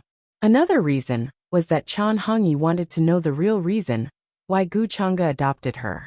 Of course, the most important reason was that she wanted to truly understand her master. She wanted to know many secrets that she did not know before. This had even become her obsession. I can get up at any time, Tao Yao said. Then let's go. Chan Hongyi did not hesitate. With a flash of her red robe, she disappeared from the mountain peak. Tao Yao was not surprised. He stepped forward, and the void blurred as he followed Chan Hongyi out of the place. The Divine Palace of Destiny was located in the east of the Divine Kingdom, near the vast sea of stars. Many islands floated in the air, surrounded by mist. It was blurry and hazy. It was covered in a cold color, and no light shone. In the center of this place was a large hall called the Sacrificial Divine Palace. It was grand and solemn, exuding an ancient atmosphere. An extremely beautiful woman was currently wearing the white robes of an officiator. She was currently calculating something on a compass. Her black hair was like a waterfall, and her expression was calm. She exuded an otherworldly aura, like a fairy from the Moon Palace. Of course, she was also the owner of this place. The High Priest of Destiny of the Divine Kingdom was called Lady Ruoyin. Suddenly, Xiao Ruoyin seemed to sense something. She looked up and looked at the void outside the Divine Palace of Destiny. May I know the reason for your visit? As someone from the Forbidden Era, she naturally knew of Tao Yao and Chan Hongyi's existence. She asked softly, her voice cold and distant. I didn't expect that you would be the only one left in the Fortune Shrine. You don't even have a maid to serve you. Noble consort Ruoyin, don't you find this place cold? A faint laughter came from the void, carrying with it a bit of flirtatious charm. Chan Hongyi and Tao Yao appeared, their feet as white as snow, standing in the palace. Hearing this, Xiao Ruoyin's eyes didn't change at all. She only said, I presume the two of you aren't here to mock me? She didn't think that the two of them would have the leisure to say such words to her. Even during the Forbidden Era, when the Immortal Palace ruled the heavens, the two of them were not familiar with her, and had never come into contact with her. We're here because we want to borrow your boat, Tao Yao said, going straight to the point. Borrow the Creation Fairy boat? Xiao Ruoyin was stunned. Then she frowned. After all, the Creation Fairy boat was returned to her by Guchanga. If she wanted to take it back, he only needed to say a word. If she lent the Creation Fairy boat to others without Guchanga's permission, would she incur the wrath of Guchanga? After all, she was only Guchanga's concubine now. However, she also knew that Tao Yao, Chan Hongyi, and Guchanga had an indescribable relationship. If he blames me when the time comes, I will explain it to him. You don't have to worry about that. Tao Yao seemed to have seen through Xiao Ruoyin's concerns and said, although she said so, she was actually prepared to suffer a huge backlash and die in the river of time. Therefore, she didn't want to explain anything to Guchanga. Xiao Ruoyin was silent. She knew that with the strength of the two in front of her, even if she didn't lend the boat, she was probably no match for them. Buzz! A green light surrounded her, and a palm-sized Creation Fairy boat appeared in her hand. It was mottled with rust and had an ancient aura. You can take it, she said calmly. Thank you. Tao Yao smiled and took the Creation Fairy boat with a wave of her hand. Then, she and Chan Hongyi disappeared from the Fane of Destiny and didn't stay for long. Xiao Ruoyin sighed softly as she looked at the calm and quiet palace. She had a complicated look in her eyes. They're just pitiful people like me. She looked at the compass in her hand and said calmly. Time flowed like water. It had been a few years since Guchanga returned from the deity region. Heaven and earth operated according to order. The vast territory of the deity nation expanded and almost covered a large part of the heavenly universe. During this time, the various great orthodoxies and aristocratic families behaved themselves and prepared for the next flying immortal ceremony. The various ancient cities would release new rankings every year, from the prodigy ranking, the beauty ranking, the divine weapon ranking, the heavenly material ranking, the earthly treasure ranking. All kinds of things in the world were included, and there was also a division of grades. In addition, the heavenly Tao tablet appeared and stood among the ancient cities of the upper world. It began to list the strongest prodigies, which caused a sensation. Countless prodigies began to fight in order to leave their names on it. The great era was brilliant, and prodigies were as bright as the stars. The various great orthodoxies and aristocratic families all had outstanding young people. Some ancient freaks who were sealed in other eras also appeared one after another. This was a golden great era that illuminated the universe. The prodigies of the same generation as Gu Chang'e had now become the pillars of their respective clans and forces. They were either the leaders of their own clans, or the sect masters of their own clans and forces. The heavenly Tao was brilliant, and the rules had changed drastically. It was more suitable for cultivators to cultivate. Some paths that only appeared in ancient times appeared, and one of them was the original Emperor's Road. Many cultivators began to search for this Emperor's Road in order to find the opportunity to achieve Tao. They began to fight and kill on it. Even Gu Xian'er left Peach Village and stepped on this path in order to achieve Tao. Gu Chang'e was in the depths of the divine country, refining the immortal's passage. In the end he succeeded. The ancient immortal's road in the immortal ancient continent was refined by him with a supreme method, leaving behind 108 restrictions. The first 36 restrictions could stop immortal Tao figures. The last 72 restrictions were to stabilize this passage, so that it would not be affected by the rules of the immortal domain. During this process, the rules of the immortal domain and the upper world began to interact. As long as one was a cultivator, they could feel that change. Especially the living beings in the divine country. It was even more obvious. They could see that between heaven and earth, there was a drizzle of light, sparkling and translucent like a rain of light. This was the most glorious era of the upper world, after the chaos of the Kuan-Ji era. It was difficult to describe how it went from decline to prosperity. During this process, Gu Chang'e also witnessed the rapid growth of some of the universe's children of providence, causing changes in the heavens' providence. His real body sat cross-legged in the boundless void, guiding the vast providence to open up the incomplete universes buried in the chaos of ancient times. Gu Chang'e planned to use these incomplete universes to evolve the illusory world, control reincarnation, and rebuild the six paths. This was a long process, so he only left a clone here. His real body did not plan to waste too much time on it.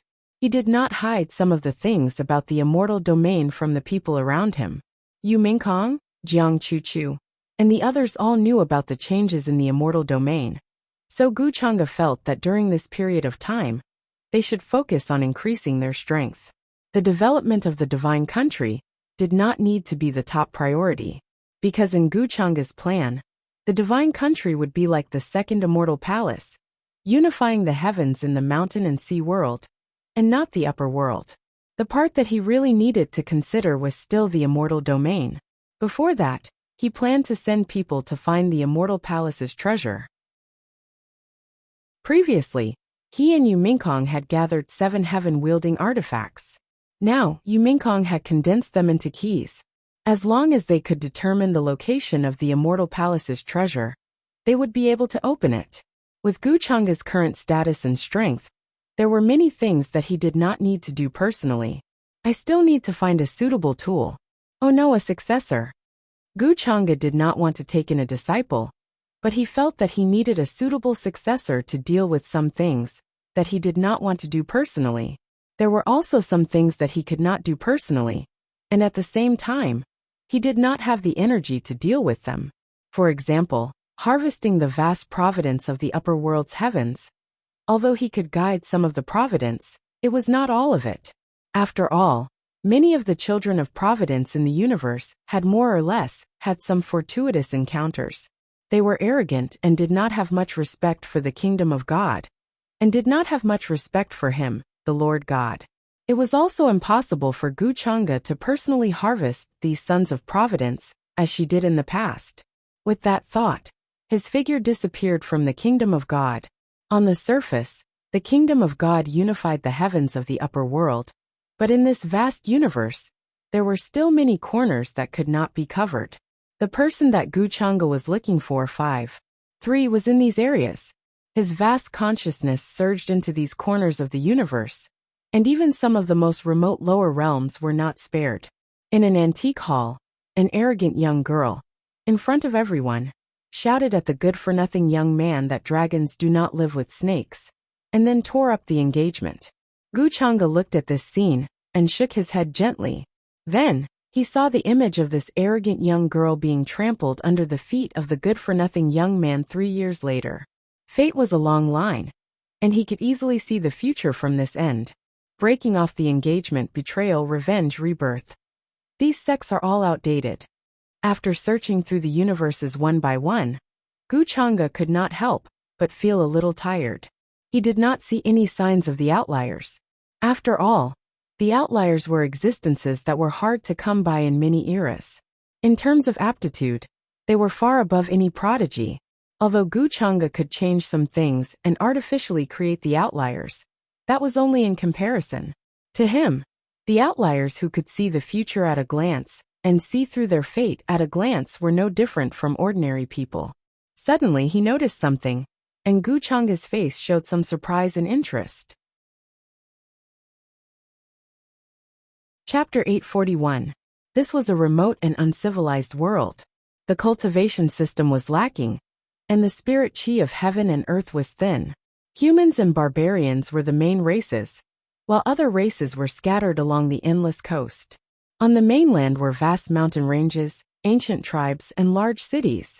The barbarians worshipped the barbarian god, obtaining power from the ancient totems through the power of faith. The strong ones could communicate with heaven and earth, possessing unfathomable power. Cultivators absorbed the red clouds and spiritual energy, refining their essence and soul, flying in the sky and burrowing into the earth, burning mountains and boiling seas, establishing Tao orthodoxies and sects in the mountains between the cities, establishing sects and spreading incense everywhere. However, in this world, a new barbarian god had not appeared for several million years. After the previous barbarian god disappeared for unknown reasons, the barbarians in this world were greatly affected. Even the strongest of them was far from reaching the barbarian god realm. On the contrary, the humans who cultivated Tao were unaffected, growing stronger with each passing day. The land originally called the barbarian god continent was gradually occupied by the human race. Ancient barbarian tribes lived in seclusion deep in the mountains and forests. The barbarian race declined, gradually fading out of this world's vision, no longer as glorious as before. 10 The immortal path shone brilliantly like the immortal sun, illuminating the vast sky, while the barbarians' cultivation methods gradually became unorthodox. The number of barbarians who changed their cultivation methods was not small. The barbarian god sect was a powerful sect founded by both barbarians and humans, one of the most powerful forces in this world. In the sect, not only were there barbarians who worshipped the barbarian god and communicated with the ancient totems, there were also humans who cultivated Tao. The vast mountain range stretched on endlessly, shrouded in fog and hidden palaces. Birds chirped, divine lights flickered, and cultivators flew past on rainbow lights. Many barbarians and humans were willing to pay any price in order to enter the barbarian god sect. The barbarian god sect only accepted less than 1,000 disciples every year. Even so, there was still an endless stream of people kowtowing to the barbarian god sect, begging for a spot. As long as I enter the top 3 in this month's Interpeat competition, I'll be able to get an 80,000-year-old sun-seizing flower. With the candle moon mantra, I'll be able to break through to the 4th stage of the barbarian god technique. After breaking through to the 4th stage of the barbarian god technique, even a divine connection realm cultivator wouldn't be my opponent. At this time, on a quiet mountain peak in the barbarian god sect, a young girl was whispering. She didn't look very old, wearing the barbarian god sect inner disciple robe. She was only 15 or 16 years old, but her facial features were very beautiful. She had bright eyes and white teeth. Her eyes were very big and bright. She had some unique characteristics of the barbarian race. Her nose was very tall and pretty, and her skin was very fair. Her eyes were much deeper than the average person's. His legs were especially slender and straight, and his calves under his robes were strong and healthy, making people think of a slender cheetah. Moreover, her expression carried a perseverance and confidence that far exceeded that of an ordinary person. The young woman's name was a man, and she came from the ancient barbarian tribe in the vast mountain range. She was also the largest barbarian tribe left in this world. Her father was the tribe leader of the barbarian tribe. He ruled over a barbarian tribe with hundreds of thousands of people. She was the most talented genius in the tribe. She had been entrusted with high hopes since she was a child. They hoped that she could lead the tribe and the barbarian tribe to rise again in the future. They hoped that she could restore the former glory of the barbarian tribe. A man did not disappoint, relying on his own efforts and talent to enter the barbarian god sect. On top of that, she became one of the barbarian god sect's inner disciples. Even in the barbarian god sect where there were many geniuses, a man was extraordinary. Compared to the other geniuses, she was not the least bit inferior. In the previous interpeak competitions, a man had obtained a good ranking. This time, her goal was to enter the top 3. This was because one of the rewards was an 80,000-year-old sun-seizing flower. It was a very rare heavenly treasure that was born at the mouth of an extremely dangerous volcano. It contained the power of extreme yang and required a very powerful cultivator to pluck it. Normally, it was hard to find one in the outside world. A man needed this 80,000-year-old sun-seizing flower to complement her candle moon mantra and help her break through to the 4th stage of the barbarian god technique. The barbarian god technique was a powerful technique passed down in their tribe for generations. It allowed one to communicate with the barbarian god's energy between heaven and earth. After reaching the 9th stage, one could even condense the barbarian god true body, becoming a barbarian god. However, in the last several million years, no one had been able to reach the 9th stage. Even a man's father, the tribe leader, only managed to reach the 6th stage, unable to advance any further. In this lifetime, there was no hope of advancing to the next stage. At such a young age, a man had already broken through to the 3rd stage, and now there was hope for her to break through to the 4th stage. In the last several thousand years, she was the fastest cultivator in the barbarian tribe. Therefore, it could be said that a man was the hope of the entire tribe. In order to protect the tribe, I must break through to the 6th stage before the age of 20. Otherwise, father won't be able to set his mind at ease to search for the barbarian god. Sooner or later, the tribe will be swallowed up by other forces. Our people will be enslaved and oppressed.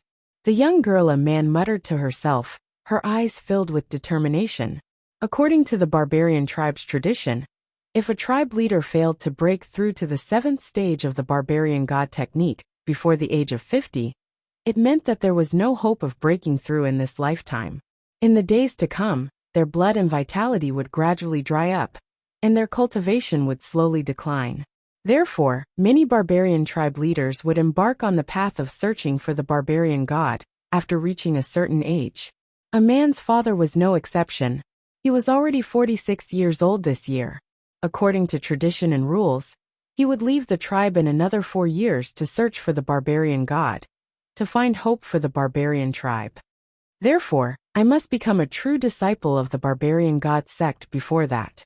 The barbarian god sect scripture depository has many ancient records of the barbarian tribe. Perhaps there are some clues about the reason for the disappearance of the barbarian god sect. I must find out all of this. Moreover, grandfather is getting old. I need to find the soul-gazing grass to solve his illness and prolong his life. Thinking of this, a man couldn't help but clench her fists, feeling that she was pressed for time. Ever since she entered the barbarian god sect, although she had been cultivating diligently, she didn't want to provoke Ma 403. But sometimes things didn't go her way. She was targeted by some disciples of the barbarian god sect. Her identity as the barbarian tribe's princess was one thing, but another was her appearance. The son of one of the barbarian god sect's peak lords had taken a fancy to her, and had been thinking of ways to woo her. At the same time, this matter also attracted the dissatisfaction of that peak lord's son's childhood sweetheart. In the last few days, he had come looking for trouble. If it weren't for her master stepping in, This matter wouldn't have been resolved so easily. But it was this morning that her master had to refine a certain medicinal pellet. Unfortunately, he was lacking some of the most important medicinal ingredients, and had no choice but to leave for the outside world. This resulted in her being the only disciple left on this huge mountain peak. Moreover, because her master had been keeping a low profile in the barbarian god sect, not accepting any disciples, many peak lords were dissatisfied with him. They felt that it wasn't appropriate for him to occupy such a huge mountain peak, with so many resources by himself. I hope that Song Qing'er won't come looking for trouble in the next few days, otherwise, even if she's a peak lord's daughter, born in the barbarian tribe, a man was used to killing in the great desolate forest. She wasn't a soft-hearted person, nor was she a flower in a greenhouse. That Song Qing'er had provoked and humiliated her time and time again. If it was another person made of clay, they would still be angry. But just as a man's words left her mouth, outside the courtyard, the sound of things being smashed rang out. A man's face sank, her brows furrowed as she quickly pushed open the door and rushed out. Chapter 842. A young woman with an arrogant expression was walking over with a long silver whip in her hand. She was accompanied by a group of servants. Along the way, she smashed the bricks, pots, and medicinal herbs around her with her long whip. Song Qing'er, what are you doing? A man asked with a gloomy expression, as she looked at the destroyed medicinal fields. These medicinal fields were her master's blood, sweat, and tears. If her master found out that Song Qing'er had destroyed them, she would definitely be furious. In the end, even she would be punished. No matter what, her master was her biggest backer on the barbarian god peak. If a man wanted to continue cultivating on the barbarian god peak, she couldn't afford to provoke her master.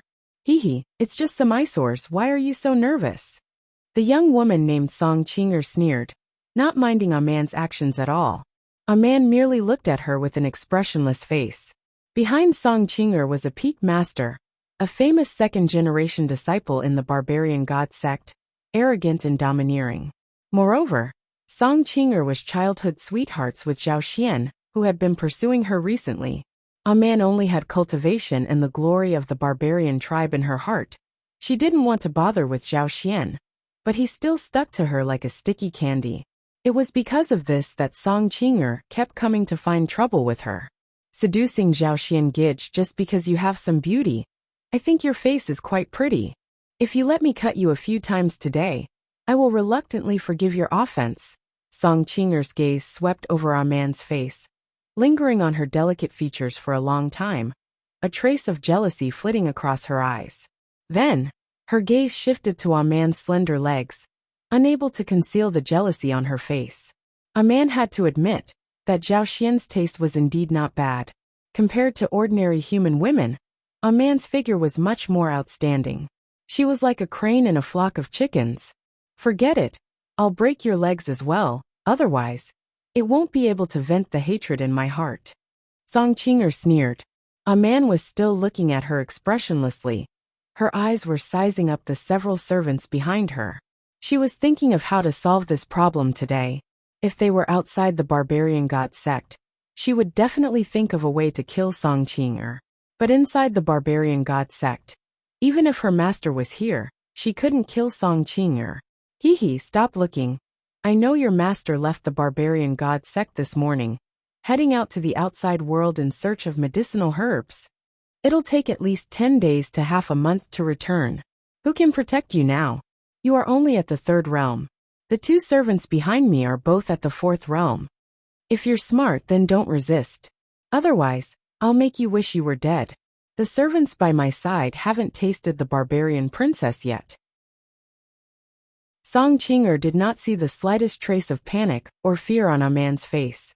Feeling even more furious, she could not help but threaten with a cold smile. A man continued to look at her expressionlessly, as she thought of a countermeasure. If it was anyone else, they would have panicked by now, but she didn't. No matter what, the most Song Qing'er could do was humiliate her. But she wouldn't dare to kill her in broad daylight within the barbarian god sect. However, Song Qing'er's father was a great cultivator at the 7th level. The barbarian god sect was one of the most powerful forces on this mainland. Other than the peak masters, there was also the unfathomable sect chief, grand elders, and others. It was said that there was a super expert who was close to entering the 9th level, comparable to the barbarian race's barbarian god. Therefore, it was hard to say what kind of powerful secret treasures Song Qing'er had. For safety's sake, a man did not want to make a move on her. If you really have the ability, then kill me. I don't believe your father can do as he pleases in the barbarian god sect. A man opened her mouth at this moment. Her tone was frosty, like a spring of ice falling on a jade plate, carrying a shocking chill. He indeed. I don't dare to kill you, but I have plenty of ways to destroy you. The barbarian race's current situation isn't good. You also know that my father is the peak master of the barbarian god sect. He has many friends. Just casually find a few of them, and they can easily destroy several barbarian tribes. If you know what's good for you, then listen to me. You can't win against me. Song Qing'er was still sneering. Seeing the anger flashing across a man's face, she felt even better. Song Qing'er, you're really despicable and shameless. I have no enmity with you. Why do you target me at every turn? Anger surfaced on a man's face. Her hands clenched into fists, as if she hated Song Qing'er to the core. Who asked you to have such a beautiful face, even attracting the admiration of my sweetheart? Tell me, can you blame me for this? Finally, Song Qing'er saw a look of helplessness and anger on a man's face. Song Qing'er was inwardly delighted, wearing a haughty smile on her face as she said, "If you know what's good for you, then don't try to resist. Maybe you can relax a little later." Is that so? But before she could finish, a man cut her off. The anger on her face was swept away, leaving only indifference. You, Song Qing'er's face tightened, suddenly realizing something was wrong. Her throat became itchy, as if there were thousands of centipedes crawling inside. She reached out, grabbing her own neck, wanting to vomit. But this feeling did not lessen. Instead, it became more serious. So much so that she began to scratch her throat with her fingernails. Her skin was torn apart. Her eyes were bulging out, making her look like a malicious spirit. Apart from her, the servants beside her were also affected, rolling on the ground in incomparable pain. This is a kind of poison I researched. It's called throat-breaking incense. Earlier, when you were speaking, you inhaled it. Without my antidote, you will continue to tear at your own throat like you did earlier. Until you tear out your own throat. You can try to find your father, see if he has a way. But, you must guarantee that you will be able to leave this place alive. A man's indifferent words sounded. Her exquisite and beautiful face was filled with coldness. She was actually gambling that Song Qing'er was afraid of death, and would not dare to play around with her own life. As she spoke, she tossed a white porcelain bottle to Song Qing'er. Song Qing'er's expression was sinister, and she was in so much pain that she wished she was dead. At that moment, she did not care about anything else, and immediately poured out a small pill from the bottle and swallowed it. Only then did she feel the frightening itch disappear. She felt as if she had just survived a calamity. Don't blame me for being vicious. You wanted to destroy me, so how could I possibly resign myself to death? You can go and find your father to deal with me after this. But rest assured, you will only end up dying an even more unsightly death than me. You will not be able to obtain a second antidote. I only wanted to cultivate peacefully. It was you who disturbed me time and time again. If you truly wish to die, I have 100 different ways to kill you. She looked at Song Qing'er, who was lying on the ground, her face pale with fear, and gasping for breath. A man walked over and crouched down before her. Then, she extended her hand and grabbed her hair. Her calm face contained a bone-chilling coldness. You please spare me. I won't dare to do this again. I won't dare to do this again. In the end, Song Qing'er had grown up in a greenhouse. At that moment, her expression was filled with fear. She had never experienced something like this before. She hurriedly agreed, fearing that she would be too slow. Take your people and scram. While you're at it, remember to restore the medicinal field that you destroyed. A man released her hair and spoke coldly. She did not feel the slightest bit of sympathy from Song Qing'er's terrified appearance.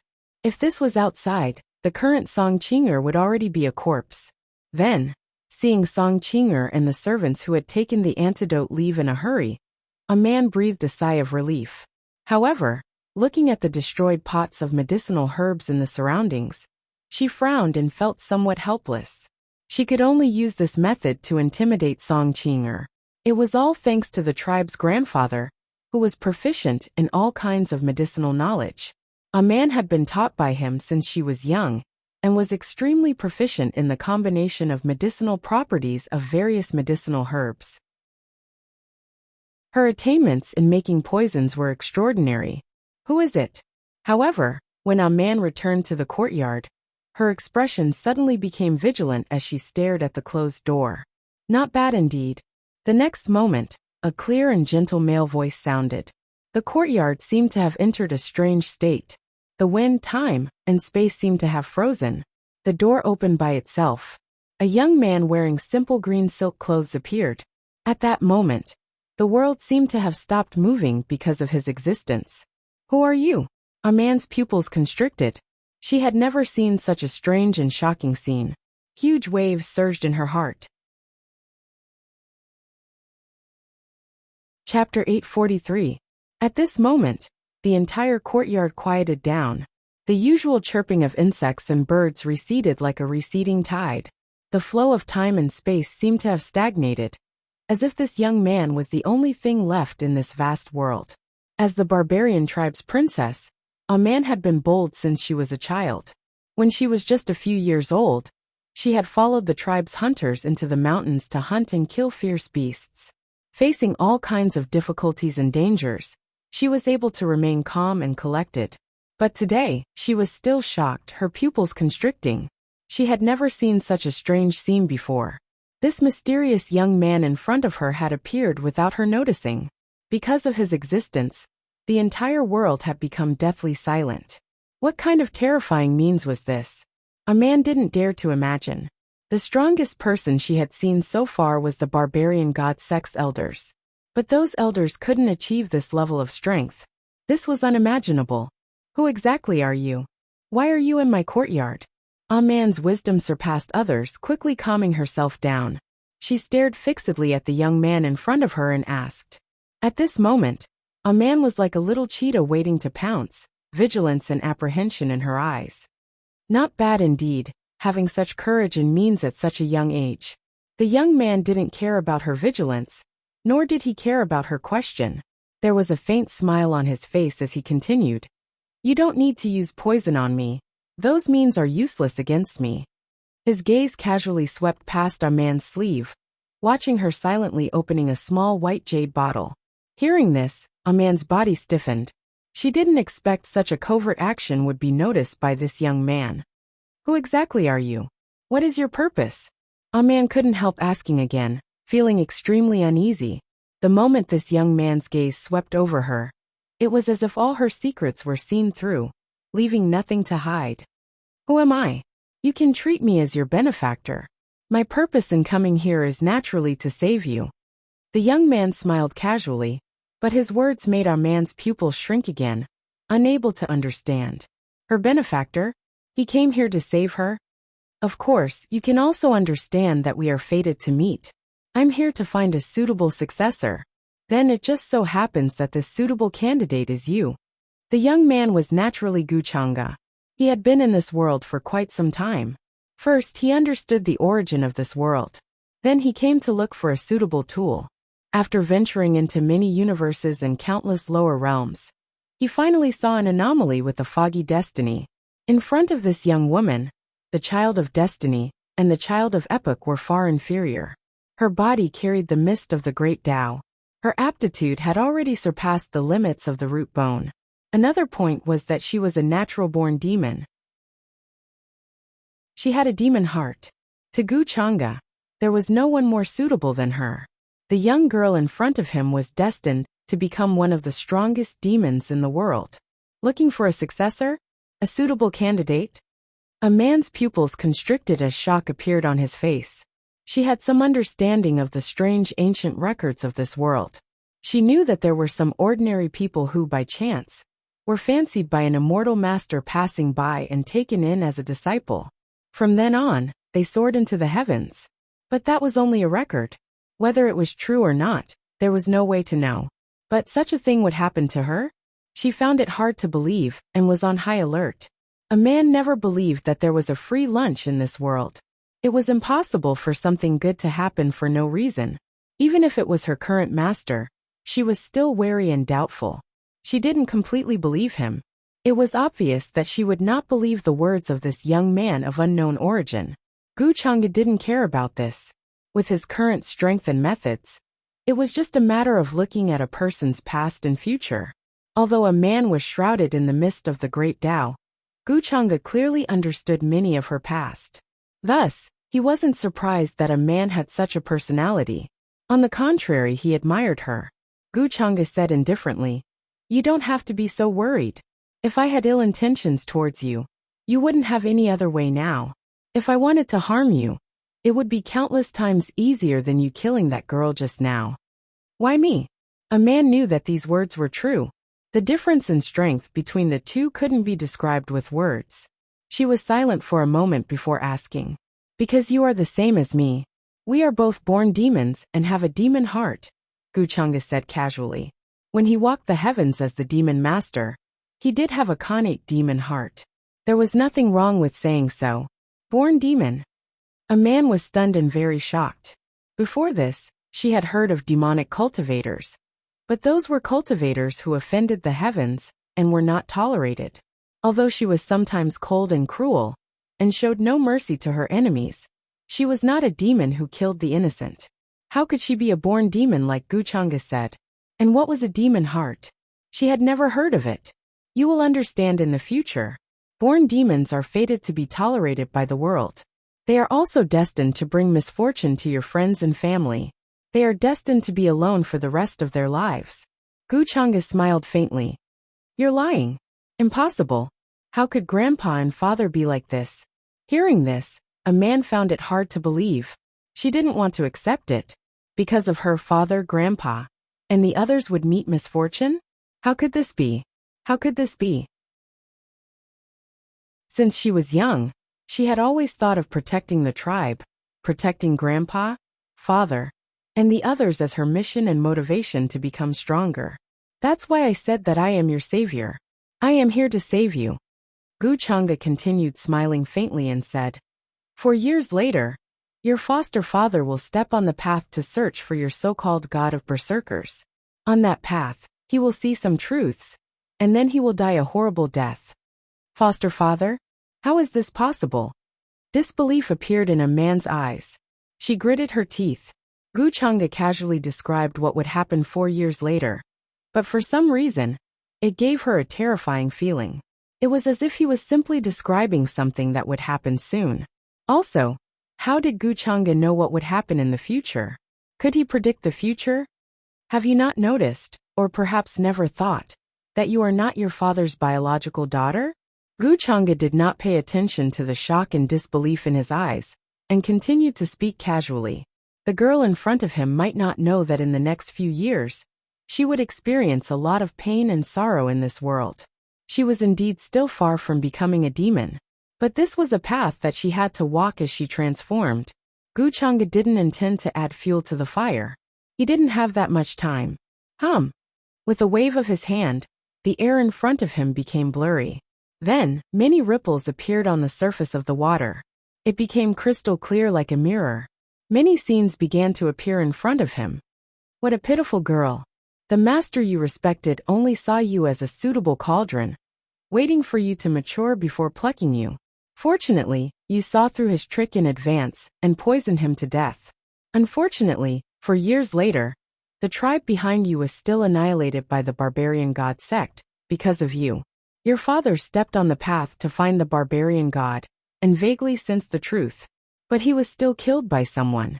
Don't you feel familiar with this person?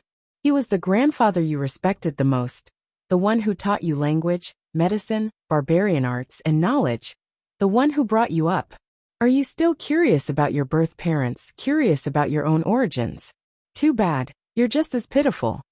Gu Chang'e's tone was casual, as if he was an outsider, talking about things that had nothing to do with him. Who are you? How do you know all this? This is all fake, all fake. Looking at the many scenes in the mirror, a man couldn't believe it. Her eyes were bloodshot, and her voice was trembling. Who I am is not important. Gu Chang'e smiled faintly. What's important is your choice. Chapter 844. The void blurred, like a mirror. Many images appeared in front of them. On the vast desolate continent, blood splattered everywhere as ancient forests and tribes faded away. Rays of divine light flashed across the sky, coming from cultivators clad in barbarian god sect robes. They flew over on their flying swords, hovering high in the sky. Their eyes were cold and ruthless as they charged towards the barbarian tribe below. Sword chi crisscrossed. Metallic clanging noises resounded as they slashed down. In an instant, large groups of barbarian tribe soldiers screamed in agony as blood spurted into the sky and heads rolled. They were no match for these powerful cultivators. Flames spread rapidly, illuminating the mountain range in a fiery red hue. Soon, this place was in ruins, with broken walls and wails echoing everywhere, akin to purgatory in the mortal world. Xiao Hong, Uncle Lan, Aunt Man. A man gritted her teeth tightly as strands of blood appeared in her eyes. She didn't dare believe that this was the future she was about to experience. The mirror was filled with familiar figures. Some were her childhood friends, some were her kind uncles and aunts in the tribe, and some were the barbarian tribe soldiers she couldn't name. But now, all of them were screaming as they were mercilessly massacred by the barbarian god sect cultivators. Not even children were spared. This was a tragedy. The barbarian god sect cultivators were high up in the sky, riding the wind and flying swords. Yet the barbarian tribe soldiers were like ants, slaughtering them without mercy, leaving no survivors. Fire burned, destroying everything. Thick smoke billowed, covering a radius of several thousand li. Why is the barbarian god sect massacring my barbarian tribespeople? An old barbarian tribe soldier screamed, his face stained with tears and blood. However, the cultivators in the sky merely glanced at him coldly. A sword light flashed past, blood spurted into the sky, and heads rolled to the ground. The old barbarian tribe soldier died tragically. Even at the moment of his death, his eyes were wide open, filled with despair and anger. If you want to blame someone, blame your tribe's princess. She poisoned one of my barbarian god sect's elders. With such hatred, if we don't massacre the barbarian tribe, how can we live up to our barbarian god sect's reputation? A cultivator spoke coldly, casually walking past. Sword lights crisscrossed. Even the strongest barbarian tribe soldier was not his match. In just half a day, the huge barbarian tribe turned into nothingness and was erased from the world. This can't be real. This can't be happening in 4 years. Looking at the scene in the mirror, Wild's voice was a bit hoarse and his eyes were bloodshot. He desperately shook his head, unwilling to believe it. You can choose not to believe me. You can wait for 4 years to verify everything. Gu Chang'e's tone was still as calm as ever. He did not feel any emotional fluctuations from witnessing the pain and misery of others. To him, the destruction and reshaping of the myriad worlds were like the ebb and flow of a tide. He wouldn't even care about the death of countless living beings, let alone one of them. He chose A Man because she was suitable. If she wasn't suitable, Gu Chang'e wouldn't have come here and said so much to her. He even showed her the future. What kind of pain a man would experience, what kind of future she would have, had nothing to do with him. For years, A Man's voice was trembling. His eyes were red and his hair was loose, covering his face. The mirror and the void did not disappear with the destruction of the barbarian tribe.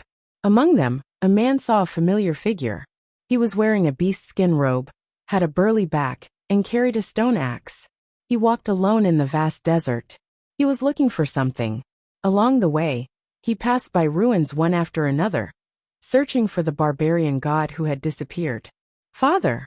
A Man's voice was trembling as she reached out, wanting to touch the figure. However, her hand only passed through the mirror. It was like fishing for the moon in the water, only causing a faint ripple. Although she had also realized that the father who had raised her was not her biological father, she was still very much in love with him. But to her, this was her biological father. No. The next moment, blood light soared into the sky again in the image. The burly figure with the stone axe on his back fell down, his face full of shock, disbelief, and deep despair. "Grandfather, how is this possible?" Looking at the hunched figure who killed her adoptive father, a man's eyes widened again and turned red. She could not believe, did not dare to imagine, and was unwilling to accept this.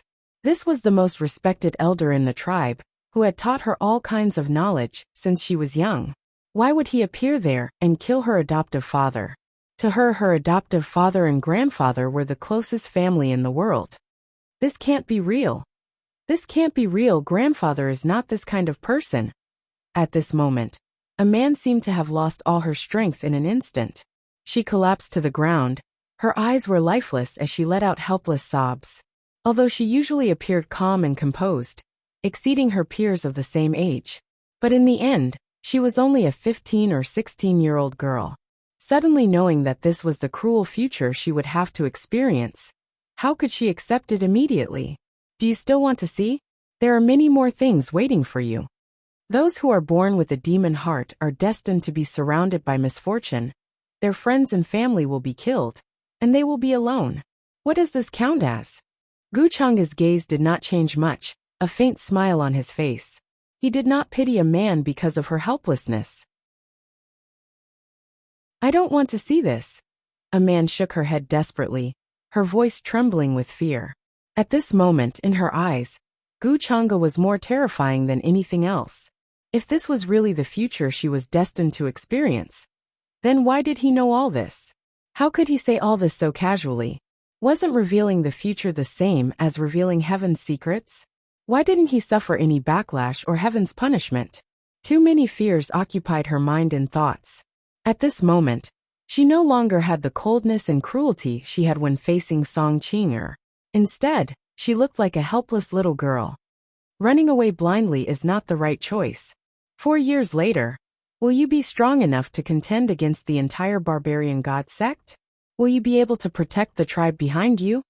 Or will you choose to sacrifice yourself as a cauldron, allowing yourself to be plucked by your master? But if that's the case, who will save your father? Even if you can contend against the entire barbarian god sect 4 years later, don't forget, there is a bigger conspiracy behind this world, a more terrifying enemy waiting for you. Why did your grandfather want to kill your foster father? This is really interesting. Guchanga's tone was unhurried, as if he was a bystander, witnessing everything that happened to someone else. Don't say any more. Don't say any more. You. When these words fell into a man's ears, they seemed to carry a terrifying demonic aura. She couldn't help but think of these things, her eyes filled with fear. She didn't know what to do. If this was really the future she had to experience, she really didn't know what to do. There was no way to deal with it. It was as if this was the path she was destined to walk, a fate she had already decided, and could not be changed. But she only wanted to live a carefree life in the barbarian tribe, to restore the tribe to its former glory, to make this world's cultivators not dare to bully the barbarian tribe. But why did such a simple wish become such an extravagant matter? You. Since you know all this, then you can definitely help me, right? At this time, a man suddenly remembered what Guchanga said at the beginning, and a glimmer of hope appeared in her eyes. She turned her head to look at Guchanga, like a drowning person suddenly grasping at a life-saving straw. Yes, I can help you. After all, I just said that I am your benefactor. Hearing this, Guchanga smiled faintly and walked toward her. He squatted down and took out a clean handkerchief from his sleeve, wiping the tear stains on her face. A man stared blankly at him as he walked closer. She could smell a pleasant scent. This aura was very natural, making people think of distant mountains, clear rivers, white clouds, and gentle winds. Her somewhat fearful and uneasy emotions gradually calmed down. What an exquisite and beautiful little girl. Guchanga wiped the tear stains on her face and looked at her delicate features, as well as her firm and unshakable eyes. He could not help but gently shake his head, thinking of Chan Hongyi. At the foot of the mountain, when he first met Chan Hongyi as the demon master, she also had a timid but firm appearance. But at that time, Chan Hongyi did not have such a tragic background and future as a man. What should I call you? A man was still not used to Guchanga's change in attitude. Just now, he looked cold and indifferent, as if he was looking down on all living things. 00 But now, he gently wiped away her tear stains. Her temperament was not simple. Just now, when she was shocked by the scenes of the future she would experience, she was afraid and lost her usual calm. Now that this fear had slightly dissipated, she gradually calmed down. In this world, there would not be good for no reason, and there would not be such a thing as a free lunch falling from the sky. So Guchanga in front of her definitely had his reasons for doing this. Call me what? Guchanga laughed and then asked her. Then, what do you think you should call me? Man suddenly fell silent. She didn't know how to answer this question. Although Guchanga looked very young, like a legendary immortal, she didn't know how to answer. But for an existence as powerful as him who could peer into the future, it was very difficult to judge his age from appearance. Senior? A man asked tentatively. Guchanga chuckled. Senior is fine, as long as you don't call me master. I'm already tired of hearing this title. A man nodded in confusion, not knowing that Guchanga was just teasing her. Of course, she did not dig to the bottom of Guchanga's intentions. You are very smart and calm, but this is also one of the things I admire. A truly smart person understands the pros and cons of the situation. Guchanga let her get up from the ground, and with a wave of his sleeve, the world immediately returned to its original state. The wind blew, and there was the sound of insects and birds in the distance. Just now, did you stop time? A man was astounded by this unfathomable method. She didn't know if the legendary barbarian god could do this. But those barbarian god sect elders would never be able to do such a thing. Time stopped. Guchanga chuckled, but he did not answer her question. Instead, he explained his plan. Next, I will awaken your true talent and strength, turning you into a true devil. Have you thought it through? Once you walk on this path, there will be no turning back. True devil? A man was stunned. From these 4 simple words, she suddenly felt endless killing intent soaring to the heavens. Guchanga did not force her. He knew that she would choose, she had no other choice. Of course, she could refuse, but Guchanga would use another method to make her accept. True devil, what is that? A man asked in a low voice, not understanding what this meant. True devil is just a name given by the common people. In my eyes, there is no distinction between devil and immortal. Guchanga said. I've thought it through. As long as it can change my fate, change my future, I'm willing to do anything.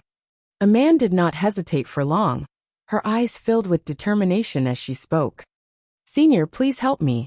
Very good. In the future, you will not regret the choice you made today. Guchanga smiled faintly.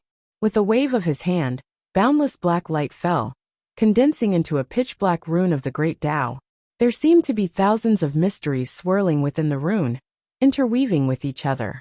Then the rune began to bloom, floating up and down in the air, turning into a seed that directly shot towards a man's forehead. Seed. Wild didn't resist. Instead, she opened her eyes wide and watched as the seed charged at her. With a whoosh, the seed entered the space between her eyebrows and disappeared in an instant. A man only saw a blurry bottle appear in front of her, floating in her mind with a terrifying aura that could crush everything. A black light rushed out from the bottle and landed on her limbs and bones. It then surged towards her skin, flesh, lungs, bones, and finally took root in the location of her heart. It hurts. A man's face immediately paled, her small face filled with pain, her brows tightly knitted together. She only felt that her heart had stopped beating at this moment, and then it was torn apart. Bang! Bang! Bang! At this moment, she could even clearly hear the sound of her own heart beating. It began to spurt out black light, directly covering and destroying the meridians she had formed before. My power! A man's eyes widened, feeling that her power was quickly fading away. All the cultivation she had bitterly cultivated all these years had gone down the drain in an instant. Guchanga just watched from the side, his eyes unmoved.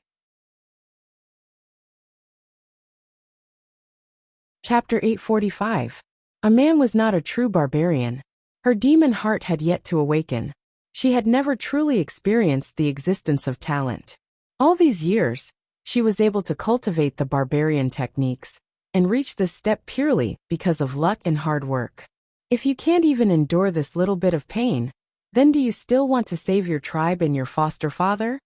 Guchanga's eyes did not waver. He would not pity her because of her young age. In his view, he had acted to let a man know the future beforehand, so that she could be prepared. That was already a great kindness. Without him, what a man would experience in the future would be truly terrifying and cruel. I will endure it. Senior, don't worry. A man clenched her teeth. Her forehead was covered in cold sweat, and her face was drained of blood. She was curled up in a ball, and her entire body was trembling. This was a pain similar to rebuilding her meridians. It was as if all her organs were crushed and then rebuilt. During this process, she was completely awake and could feel the pain, as if it was exposed to the tiniest detail. It was as if every bone was crushed and every piece of flesh was torn apart. There was not a single part of her that was intact. This is the process of rebuilding your source of energy. Though it cannot allow you to be reborn, it can reconstruct the bones you have wasted all these years to their original state. How can a top-notch unpolished jade cultivate such a crude cultivation method? Guchanga shook his head. Seeing that she was about to faint from the pain, his slender finger landed and tapped between a man's brows. Immediately, her somewhat groggy consciousness suddenly became clear. Of course, this was accompanied by an even more terrifying pain. It was 100 times more intense than before. Even someone as strong as her couldn't help but groan in pain. Her lips were bitten and blood dripped down. His will is indeed many times stronger than that of a normal person. Even cultivators in this world who have already broken through to the 7th realm, or even the 8th realm, would still faint. But this girl is awake. Guchanga saw that the time was about right. He extended his hand and a ball of dim light once again enveloped Amansei Sr. I can still hold on. At this moment, Wild felt her entire body lighten, as if she had suddenly gone from hell to heaven. However, he gritted his teeth and persisted. His eyes were filled with determination. Guchanga looked at her and said indifferently, "There's no need. Your body can only be reconstructed to this extent. There's no innate chi in this world, so you can't go against the innate heavens. But through the demon heart, you will be able to reshape everything in the future. The Constitution is not the key to everything. But for now this is enough." Wild listened to these words in a daze. Although he didn't really understand, he could understand some of the meanings. She felt that her cultivation had disappeared, but her entire body seemed to be filled with endless power. Is this the power of the demon heart that Senior mentioned? A man couldn't help but mutter. Guchanga did not explain. He glanced at her and said, "Go wash up." Only now did a man notice that at some point in time, her body was covered in blood and some black stains that were hard to distinguish. The smell was very bad, as if she had been fished out of a smelly ditch. This made her suddenly feel a little embarrassed. In the end, she was just a teenage girl. She was very particular about cleanliness, and still had the basic shyness. He watched a man turn around and enter the house. She took some clean clothes, and then went into the depths of the back mountain. Guchanga shook his head. He estimated in his heart how long he would stay in this world. He couldn't say how long he would stay here. After all, his purpose was only to find a suitable successor. As long as a man could grow to the point where she was suitable to take charge of things on her own, he would naturally leave. Although there was a wisp of his incarnation in the immortal domain and the upper realm, there were still some things that he had to appear in person. In particular, his incarnation had received news from Xiaoruoyin. Chan Hongyi and Tao Yao had gone to the Fane of Destiny and borrowed the Fortune Immortal boat. This surprised Guchanga. He guessed that the two wanted to take the opportunity to traverse the River of Time and go to the Forbidden Era to find out some secrets and the truth. However, the Forbidden Era was broken in the long River of Time. Even Guchanga himself couldn't go near at this time to find the exact coordinates. It was hard to say whether they could find the coordinates if they went rashly. Even if they could find the coordinates, it would only be some broken fragments of time. It was impossible for them to truly experience the Forbidden Era. In addition, They might encounter some accidents and backlash in the process. If they really come into contact with the so-called truth. Gu Chang'e thought for a while. He felt that he could take this opportunity to trap Qian Hongyi and Tao Yao in the past to prevent them from affecting his plan. At this moment, in the depths of the back mountain, a man was carrying those clothes. Her figure was like a vigorous cheetah, as she flitted quickly through the forest. In the end, she landed beside a very hidden pool. This place was very far from the courtyard where she lived. It was very hidden. Even she had spent a long time to find it. In the past, she would come here to wash clothes or something. But today, a man was stunned as well when she saw her own appearance reflected in the clear pool. And she was almost unable to recognize this dark and smelly young woman. Then with a splash, she jumped into the water and washed herself quickly. The pool was very clear and sparkling, but a man only stuck her head out. Her expression was somewhat blank, and as if a lifetime had passed. Although the things just now hadn't happened for long. But to a man, it seemed like many years had passed. It was so deep that it was still fresh in her memory. What is the demon heart? Who is this mysterious senior? Is it good or bad? Is it really like what he said, that he chose me because of the demon heart? Why did he choose me? A man couldn't help but mutter, countless doubts in her mind. Almost 2 hours later, Gu Chang'e saw a man return in the courtyard. Her hair was still wet, and she wore a slightly loose robe. Her facial features were exquisite, and her face seemed to be only the size of a palm. Because of the reconstruction of her bone structure. Her skin was even more white and delicate, like flawless jade. However, her figure was taller than the average woman, by more than half a head. Her legs were especially long and slender. She looked like a princess who was carved from jade, and didn't know anything about the world. Gu Chang'e's gaze swept across her body and nodded slightly. Then he raised his hand and threw her a Dao art. Senior, what is this?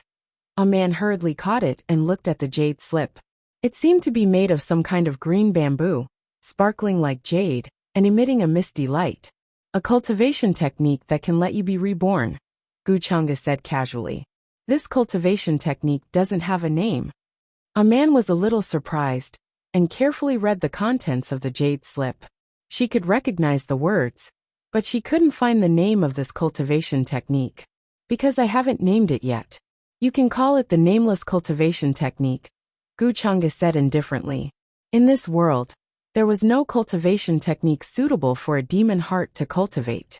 However, in order to better let our man grow, he combined the immortal devouring demonic art and many great Tao forbidden arts to create this cultivation technique for her. Luck. A man nodded thoughtfully. She noticed a word that was mentioned the most in this jade slip.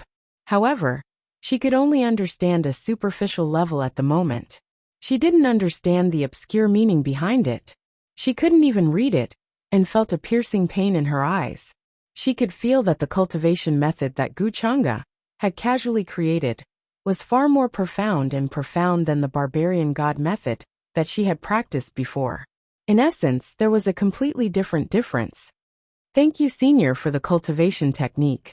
A man will not let you down. Thinking of this, a man bowed solemnly. You don't have to thank me. We're just taking what we need. You don't have to be grateful to me. I don't need this. You just have to remember that you will pay the corresponding price for your choice today. I won't harm you, but I won't help you for no reason either. Gu Chang'e glanced at her and said indifferently, You can understand that I'm just making a simple transaction with you. However, what you need to pay is your future. A man nodded. She naturally knew that there was no such thing as a free lunch in this world. On the contrary, Gu Chang'e told her this so openly and sincerely, causing her to feel much more at ease and not as worried as before. No matter what, Senior gave me this opportunity. A man said firmly. Man's expression was firm. She didn't know what Gu Chang'e meant by paying the so-called future. She could sense that Gu Chang'e hadn't come here to harm her. This was very important. Moreover, he had told her about the future that was about to happen, taught her the Tao, and helped her reconstruct her foundation. Cultivators are most afraid of being emotional. Sometimes, it's not good to let your imagination run wild. Don't think of me as some kind person. Who knows, maybe one day, you will regret your choice today. As if sensing her thoughts, Gu Chang'e couldn't help chuckling. A man blinked for a moment before lowering her eyes. I understand. Many thanks for Senior's guidance. This mountain range wasn't very big, filled with lush greenery and ancient trees, as well as many medicinal fields. On normal days, only a man and her master lived here. However, even if it was her, she couldn't go to his courtyard without her master's permission. There were quite a number of elders in the barbarian god sect. Each one of them was an expert above the 6th level, and some had even reached the 7th level.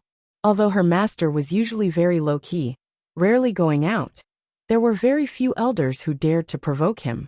On the contrary, their attitude towards him was quite respectful. This was because her master wasn't just a 6th level expert, he was also a great alchemist with a special status, capable of refining all kinds of ancient medicines. Even some of the ancient pills that had been lost in history had been refined before. Because of her barbarian identity, a man encountered a lot of trouble when she wanted to enter the barbarian god sect. Her physique wasn't suitable for cultivation. Moreover, those powerful barbarians in the barbarian god sect wouldn't accept her as a disciple. Compared to the human race, the barbarian race spent more resources on cultivation. Those barbarian race experts didn't even have enough resources for their own cultivation. Naturally, they wouldn't accept another barbarian disciple. However, at that time, a man had caught the eye of her master, who had just returned from gathering medicinal herbs, saying that he was lacking a disciple to take care of the medicinal fields. Hence, a man had taken her master as a disciple. Normally, she had very little contact with her master. Her master spent almost every day in her own courtyard, fiddling with some medicinal herbs and refining pills. Sometimes, he would throw bottles full of medicinal pellets to a man. Some of them could increase one's blood essence, while others were healing pellets.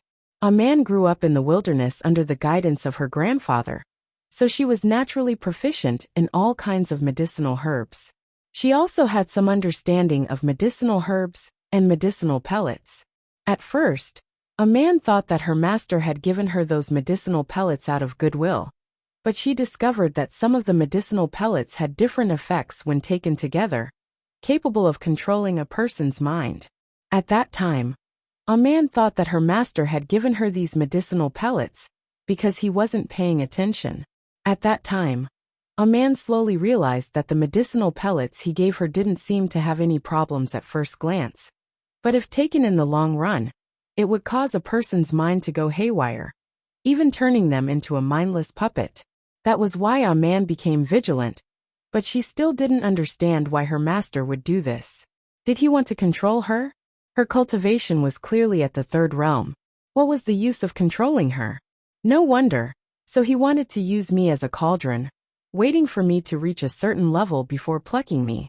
Every time my cultivation broke through, he would be overjoyed. At first, I even thought that he was really happy for me. Thinking of this, a cold light flickered in a man's eyes. If it wasn't for Gu Chang'e telling her about that part of the future, she wouldn't have discovered it so early. Later on, it was because of this that the barbarian god sect annihilated the tribe she belonged to. This time, he'll be out for at least half a month before returning. Before that, I need to figure out what kind of tricks he has up his sleeve. A man was very familiar with her own methods. If she wanted to poison her master, she would have come up with a foolproof plan, not leaving behind any clues. So how did the barbarian god sect find out about this in the future? Perhaps her master had some kind of secret method that she didn't know of that allowed him to contact the barbarian god sect in secret? Other than this possibility, a man couldn't think of any other. I'll give you half a month's time to personally take revenge. If you can't do it in half a month, I'll erase your memories and return everything to normal. Whatever happens after that will have nothing to do with me. Of course, I won't help you during this time. Gu Chang'e stated, his tone indifferent. It wasn't that he was cruel, but if a man couldn't even do such a small thing, then she wasn't qualified to waste his time. In this vast world, there was bound to be a second suitable person.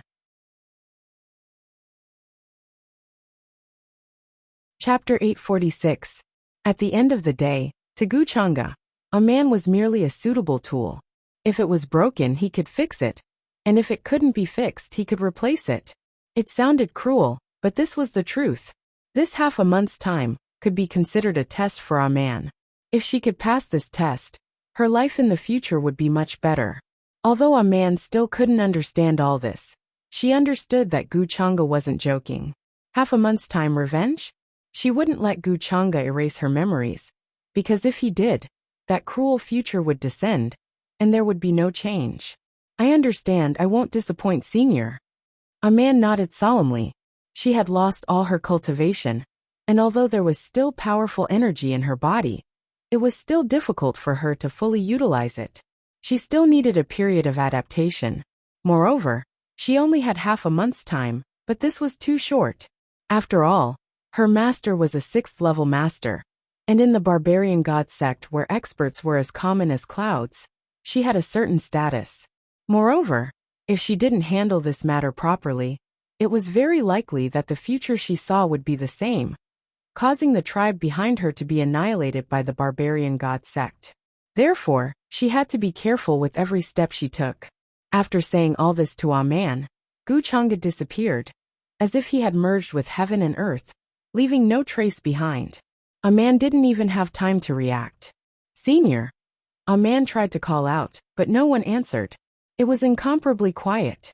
If it weren't for the fact that everything seemed so real, a man would have suspected that she was hallucinating. Faintly, she couldn't even remember Guchanga's appearance, as if there was a thick layer of fog shrouding him. According to the nameless divine art Senior gave me, I can indeed slowly circulate the energy in my body, and can even sense the spiritual energy in the air. This is something I wouldn't have dared to imagine before. The barbarian race can't absorb the spiritual energy like humans, missing out a lot. But now, I can feel the spiritual energy swarming toward me. My body is like a giant black hole. After a man returned to her courtyard, the first thing she did was to sit down cross-legged and comprehend the profoundness of this nameless technique. In just an instant she was shocked. She had never experienced such a terrifying speed of improvement before. Even the naked eye could see that a gust of wind had appeared around her, which was caused by the boiling of the spiritual energy of heaven and earth. At this time, if someone were to look from the outside of the mountain, they would see a lot of spiritual chi of heaven and earth gathering in the air like fog. Fortunately, this place was relatively remote, and cultivators rarely came here. After a man recovered from her shock, she quickly calmed down. She knew that this was her chance, and she had to make the best use of the time to absorb it. At the same time, the pores on her body glowed, and numerous golden vortexes appeared. They were like some kind of tool that could absorb and devour the spiritual chi of heaven and earth. This is the first level of cultivation, and it's already close to the second level. It's only been an afternoon. Very quickly, the afternoon passed in a flash. As dusk descended outside the courtyard, a man also opened her eyes. Her crystal clear and pretty eyes were filled with shock and awe as well as a deep sense of joy. She really did not expect that the speed of cultivation could be so fast. It was as if she was soaring in the clouds. This feeling was simply intoxicating and difficult to describe with words. When she was in the tribe, she cultivated the barbarian god method. It took her more than 10 years to cultivate to the second level, which was comparable to the second level of the human race. Even so, she was still praised as the most outstanding genius of the barbarian race in thousands of years. Senior, just where did he come from? The cultivation method he casually created is so terrifying and unfathomable. He shouldn't be from this world. Perhaps he is a true immortal from the legends? Aman's heart was filled with shock. She walked out of the courtyard, wanting to see if there was any sign of Guchanga. However, the night was like water. The moonlight sprinkled down like fragments of silver. The surroundings were incomparably peaceful, and the sounds of insects were particularly pleasing to her ears. Perhaps half a month's time is enough. Aman did not see any sign of Guchanga. She was slightly disappointed. She had originally thought that she would be praised by the senior for breaking through to the first level in one afternoon, and even approaching the second level. But she quickly shook her head, restraining this feeling, feeling that she was too childish. Since the senior had said that this could be considered a transaction between the two of them, then her emotional reaction was somewhat inappropriate. In the next few days, a man spent her time in bitter cultivation. Other than the first few days where her cultivation speed was ridiculously fast, it gradually slowed down. Of course, her cultivation had already reached the 4th level. She was even stronger than when she cultivated the barbarian god method. This kind of speed could only be described as inconceivable. A man's mind was strong, so she was not confused by this kind of speed. In the process of her bitter cultivation, she also tried other methods to strengthen her foundation. A skyscraper starts from the ground. This kind of simple logic was very clear to a man. In the barbarian god sect, there were many geniuses who would stay in the same realm for many years in order to strengthen their foundation. Although a man's cultivation speed was fast, it was accompanied by a weak foundation. Hence, a man began to deliberately control her cultivation speed. Of course, in these few days, Song Qinger did not come to find trouble with her, and Gu Chang'e also did not appear. Apart from bitterly cultivating, a man also flipped through various ancient books and went to the other peaks of the barbarian god peak to inquire about some information. In order to deal with her master, a man had put in a lot of effort. Relying on ordinary means was definitely not her master's match. Therefore, a man thought of poisoning her master. Other than that, she also needed to know what method her master used to pass the news to the barbarian god sect. Bang! On this day, a man, who was bitterly cultivating in his courtyard, suddenly heard a loud noise coming from outside. She was alarmed and alerted, quickly looking into the courtyard. In the next moment she was dumbfounded. A bronze 4-legged square cauldron, about half a person's height, was sitting in the middle of the courtyard. On its ancient surface, there were many engravings, including ancient sacrificial drawings of human ancestors, various terrifying beasts fighting, mountains, rivers, birds, beasts, insects, and fishes. Beside this 4-legged square cauldron were many strange and ferocious-looking savage beasts. Even though they were dead, they still exuded shocking killing intent, enough to scare an ordinary person to death. This is the Horn Chi Dragon's horn. A man recognized one of the black horns that seemed to be made of some kind of metal. Her small mouth suddenly opened slightly in shock. She had only seen this thing in ancient books. It was a terrifying savage beast comparable to a human 8th-level cultivator, and its horn had the power to split the sky. This was originally a legendary creature. No one had ever seen it with their own eyes. But today, a man suddenly saw it, and it was a broken horn. There were still traces of blood in some places. Clearly it had been broken not long ago. As for the other parts of the savage beasts, as well as the rare spirit stones and divine herbs, a man couldn't recognize them. But if they were placed together with the Horn Chi Dragon's horn, their value was unimaginable. Senior, these are. Looking at the slender figure standing beside the 4-legged square cauldron, a man couldn't help but ask in shock and disbelief. Could it be that Gu Chang'e disappeared for the past few days to hunt these terrifying savage beasts and obtain these rare materials? She thought that Gu Chang'e had directly disappeared and left. I've searched all over this world for the past few days and only found these things. However, they're barely enough to refine a cauldron of treasure blood for you to build your foundation. Gu Chang'e glanced at her and said casually. After all, a man was born in this world and was tainted with the laws and aura of this world.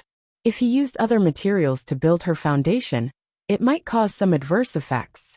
Therefore, after thinking about it, he personally went to find some materials of this world for her. If a man was left to her own devices and relied on herself to build her foundation, who knew how much time would be wasted? Refined treasure blood? Senior, did you specially find this for me? Hearing this, a man was shocked again. She knew that the disciples of some large sects were supported by rich resources. During cultivation, their families would refine precious blood to help them build their foundation. When she was in the barbarian tribe, she had also had such an experience. However, it was the blood of ordinary beasts and herbs that were several thousand years old, so it couldn't be considered precious blood. These materials are too precious. Any one of them, if placed outside, would cause a huge commotion. I'm afraid the barbarian god sect can't take out even one. A man found it hard to calm down. She never thought that she would receive such treatment one day. Her bright eyes looked at Guchanga, but she didn't know what to say to thank him. The barbarian god sect can still take out one. The stalk of cold god grass was taken from their treasury, Guchanga said casually. He didn't care much about it. To him, this was just a small matter. But a man's gratitude towards him was unexpected. He didn't want to have too many emotional ties with a man, no matter who it was, even if it was him. The barbarian god sect's cold god grass? Senior, you actually went to the barbarian god sect's treasury? A man blinked her eyes, finding the stalk of cold god grass among the pile of materials. The stalk of cold god grass was blue and lustrous, as if it was carved from cold jade, looking very beautiful. While a man was surprised, she also felt envious. If she was as strong as Senior, she too could enter the barbarian god sect's treasury freely. Then she wouldn't be lacking cultivation resources. You don't need to thank me. This is just an early investment for you.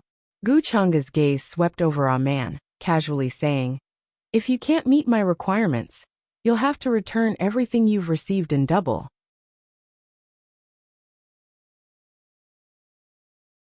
Chapter 847. A man won't disappoint Senior. I won't let Senior down. A man's expression immediately became very solemn. She knew the value of these divine materials. Any one of them could cause a huge commotion in the outside world, so she didn't dare to be negligent. Guchanga didn't waste any time. With a wave of his hand, a layer of hazy light spread out, enveloping the entire courtyard. Then, a cluster of golden flames ignited under the bronze cauldron with a bang. A man watched in shock. She was proficient in medicinal theory, although she had never come into contact with such things before. But it could also be seen that Guchanga simply threw them in, and didn't mention how to combine them according to various pharmacological principles to maximize the efficacy of the medicine. It was like stewing them randomly. A man suddenly felt a little heartache. So many divine materials were casually thrown into the cauldron, and then they began to bubble. Dense light began to spray out. It was the first time she had seen such an extravagant thing. Not long after, all the divine materials fell in succession, and all kinds of dazzling divine light interweaved. The haze was dense, accompanied by astonishing divinity. It was like a pot of peerless medicine was being refined. There were even many strange phenomena and phantoms appearing in the void. Palaces and pavilions sat there majestically, ancient ferocious beasts roaring ferociously, and divine chains interweaving like order into a large net.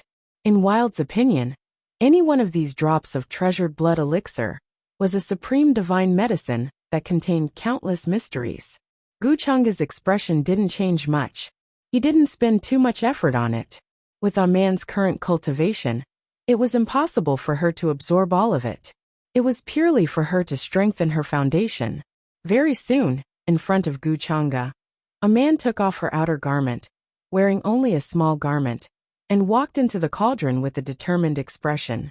Ignoring the boiling blood, she endured the high temperature, and directly sat down cross-legged. The bubbling blood gushed out, and curled up in a great mist. In an instant it submerged her. Only her head was left, steamed red by the high temperature. She knew that this was the best time for the medicine, so she couldn't miss the best opportunity. This cauldron's treasured blood could not only strengthen her foundation, but also temper her spirit and strengthen her soul. The moment he sat down, a man felt as if his skin was being torn apart. Every pore on her body felt like it was being pierced by burning red needles, and she almost fainted from the pain. Fortunately, her willpower was extremely firm. She gritted her teeth and endured it.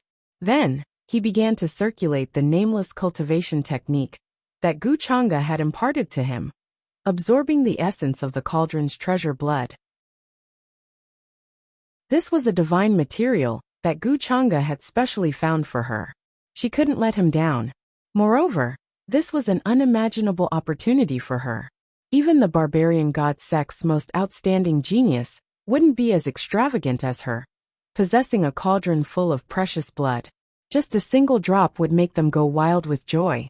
Looking at how a man was holding on for dear life, her delicate and flawless face was filled with beads of sweat, like a cooked prawn, completely red.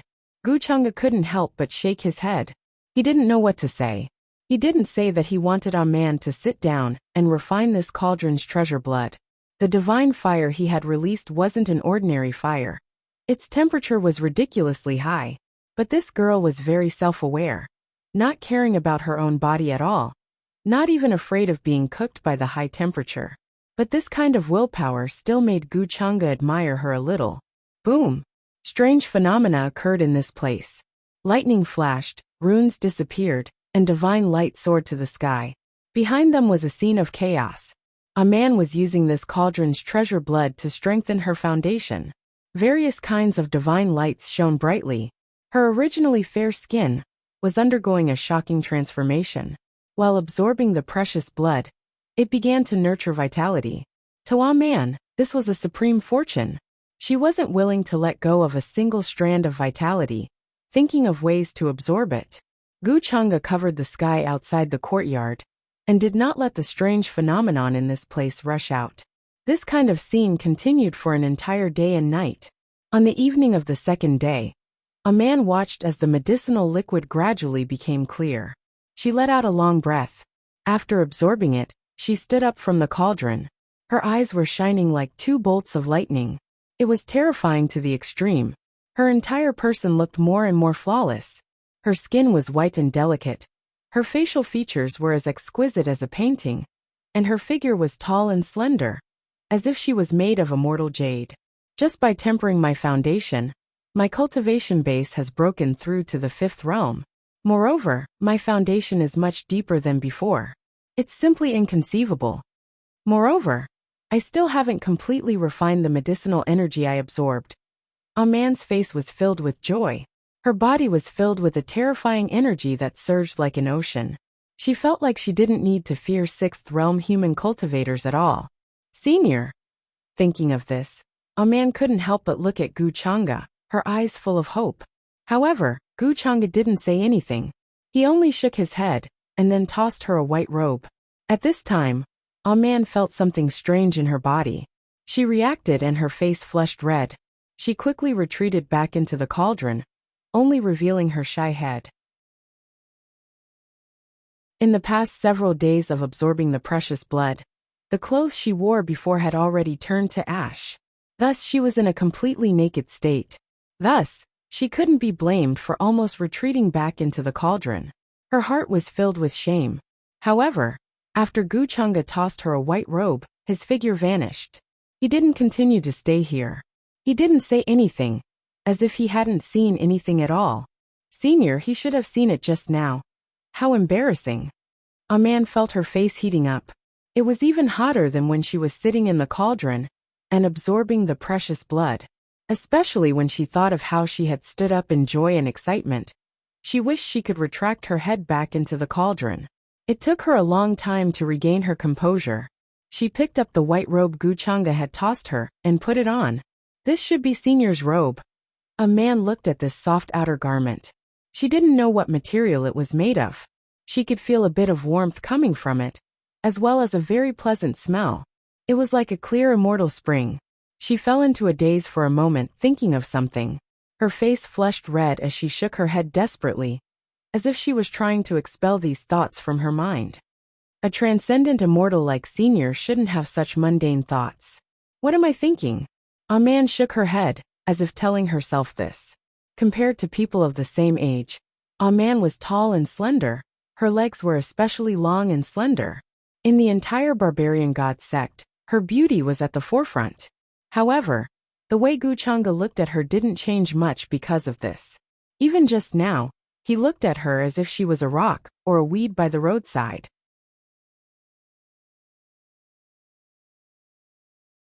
Chapter 848. At the age of 15 or 16, a man had been mature and sensible since she was young. She had experienced many things, and was far calmer than her peers. But she was also a little confused about her current emotions, and did not know what it meant. When she was cultivating, There would be many distracting thoughts in her mind that should not be there. She would uncontrollably think of Senior. At first, a man felt that it was her respect and awe for Senior, and her yearning for his great strength. But she never thought that her face would heat up because of this, and her emotions would not calm down for a long time. It had to be said that the two of them had only known each other for a few days, and had not even spoken much. But a man felt that there was something about Wuxia that attracted her. She couldn't help but feel close to her. Especially when facing Wuxia. Her heart would inevitably beat faster. She guessed that it was because of the demon heart that Senior had mentioned. Because they both had demon hearts? The two of them were of the same kind. So was that why she felt this way? Or was it because she simply liked beautiful things, like little girls who like beautiful things or people? After all, Senior looked to be in his 20s, and his appearance was flawless. Using the word perfect was not enough to describe him. So I am also a vulgar person? A man finally calmed down, and could not help but shake her head and ask herself. Her thoughts returned. Because of the precious blood in the cauldron, she had successfully broken through to the 5th realm of cultivation. Breaking through 3 realms in one go was simply inconceivable. Even facing her master, a 6th realm expert, she was very confident, and did not need to use poison or other methods. Moreover, a man was confident that she would break through to the 6th realm on the day her master returned to the mountain. This kind of terrifying speed was simply unimaginable to her in the past. But today it was easily achieved. It was like a dream. After returning to her room, a man first changed her clothes, and then carefully folded the moon-white coat that Wuxia had thrown to her. She planned to wash it when she had time, and then return it to Wuxia. After all, she had worn it before. Although it had not been for long, it had come into contact with her skin all over.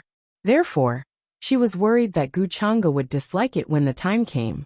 It could be seen that this Senior's entire body was spotless. He probably couldn't tolerate having his clothes stained with other things. In the following days, a man did not see Wuxia again.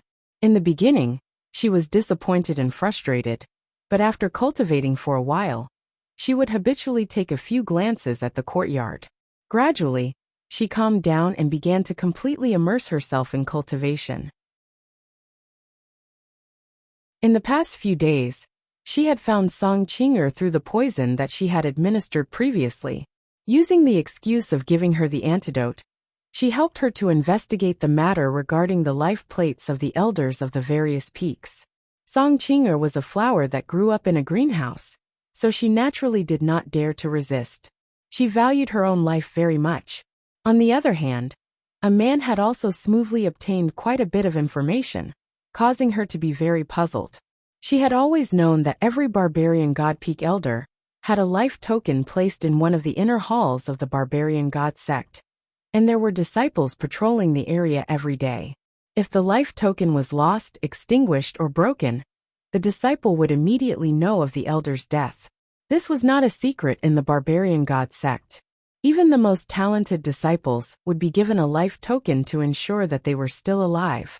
However, the life token could only tell if the elder was dead or alive. It could not determine the cause of the elder's death. Naturally, it could not determine the enemy's identity. According to the scenes from the future, a man knew that after killing her master, the first thing she did was to remove all traces, not leaving behind any clues. Therefore, it was very unlikely that the barbarian god sect was able to confirm that she was the murderer through the life token. Then, how did the barbarian god sect find out about this? A man fell into deep thought. Could there be other possibilities? For example, did someone else know that she killed her master, and then report this matter to the barbarian god sect?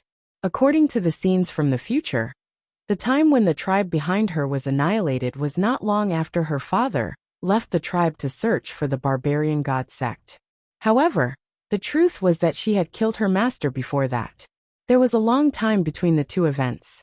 Could it be that I told someone about this matter, and that person then told the barbarian god sect? A chill ran down a man's spine as she thought of the most likely possibility.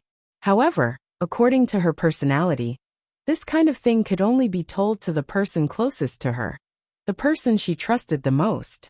It could only be father, grandfather. but father was killed by grandfather in the end. In other words, the person who leaked this matter to the barbarian god sect was grandfather?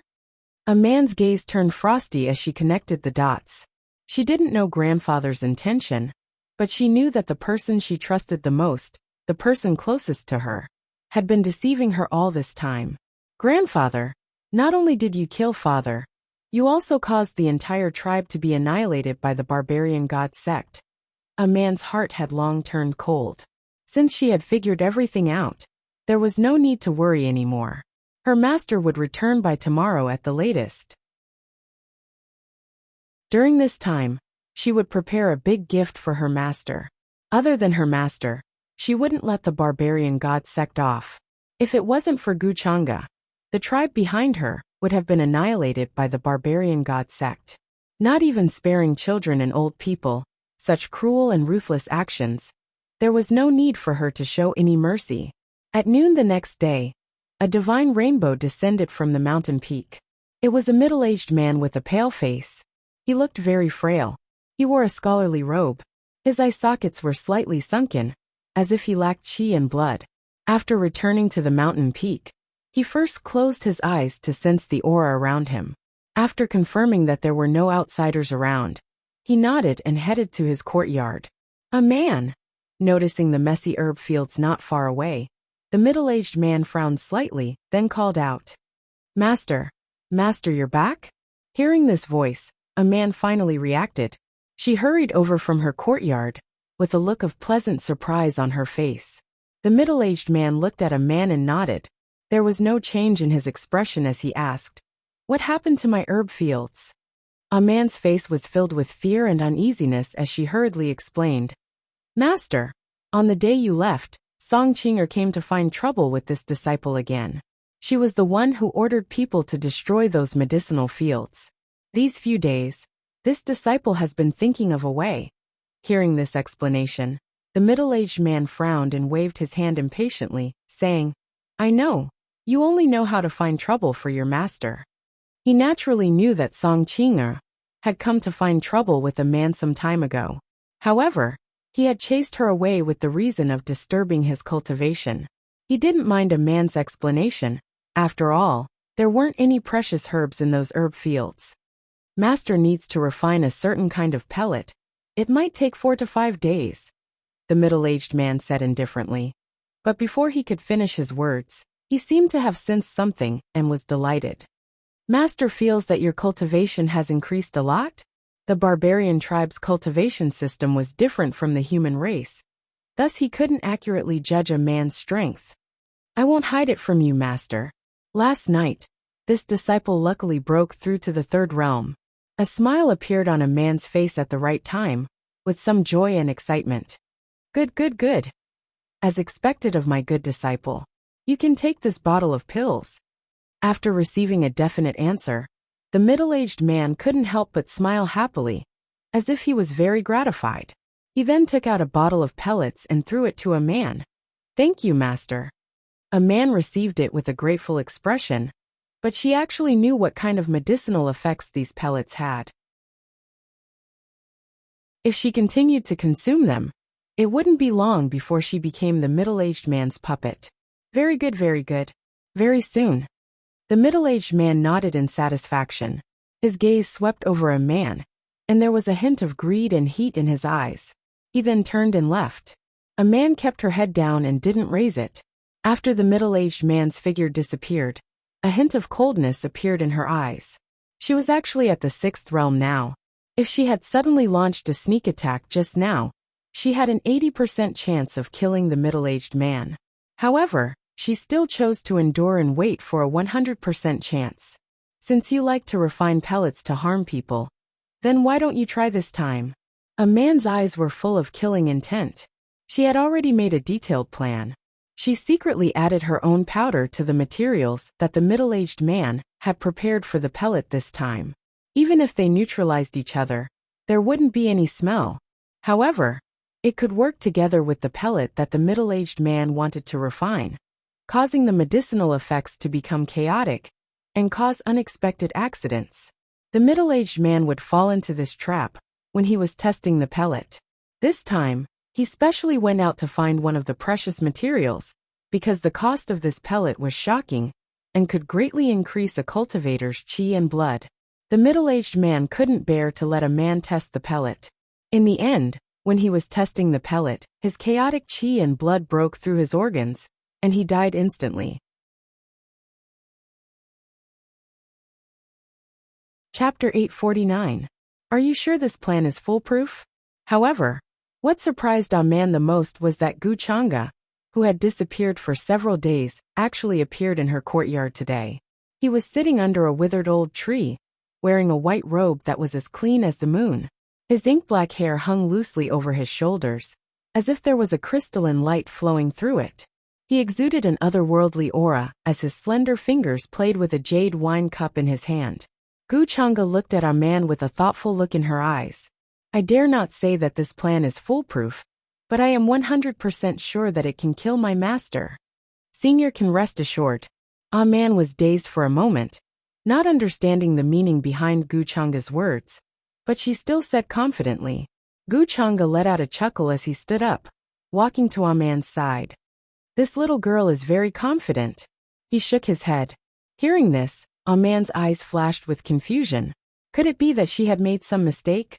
However, Gu Chang'e did not explain further, merely saying, since it's like this, then act according to your plan, don't disappoint me. Ah Man had a feeling that Gu Chang'e had seen through something. All of a sudden, Ah Man lost her confidence, asking in a low voice, Senior, did I miss something? Gu Chang'e smiled. His gaze fixed on Ah Man as he said, since you already know that your grandfather is the culprit behind your tribe's massacre, why don't you think about how he managed to contact the barbarian god sect? Hearing this, Ah Man was dazed for a moment before realizing what Huang Xiaolong meant. Cold sweat trickled down her back. She had indeed forgotten about it, or rather she had neglected it. In her opinion, as long as she poisoned her master to death, leaving no traces behind, the barbarian god sect would never be able to trace it back to her. Moreover, as long as she did not tell anyone else about this matter, no one else would know about it. However, she had forgotten that her grandfather was able to contact the barbarian god sect in secret, even knowing about the barbarian god's disappearance. In that case, his background was definitely not simple. Therefore, when her master was poisoned to death, her grandfather could have used some means to make the barbarian god sect suspect her. Her grandfather was actually the biggest enemy she had to face right now. Grandfather wants to borrow the barbarian god sect's hand to annihilate our tribe. But why would he do that? Ah Man couldn't understand this at all and couldn't understand. He didn't want to borrow the barbarian god sect's hand to annihilate the tribe behind you. But he wanted to borrow your hand. Gu Chang'e's gaze was slightly pitiful. We've already come this far. Can't you see? Borrow my hand.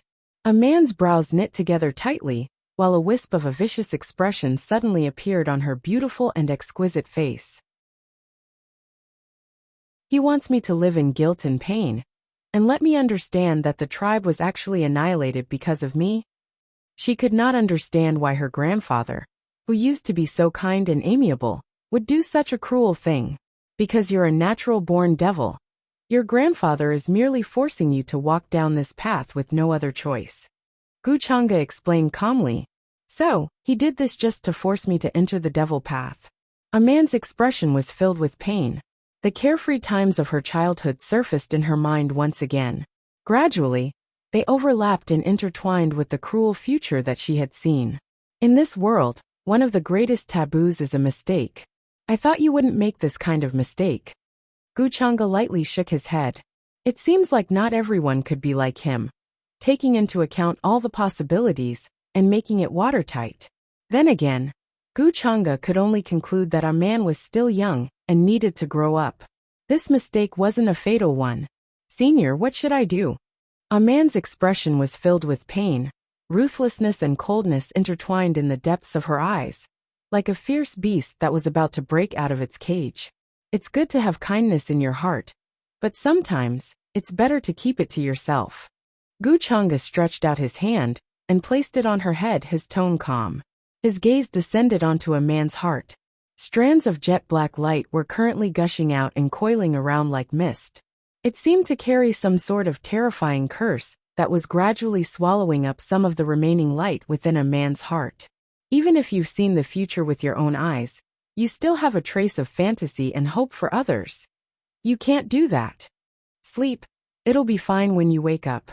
Forget the beautiful past. Those illusions that are like flowers in the mirror and the moon in the water.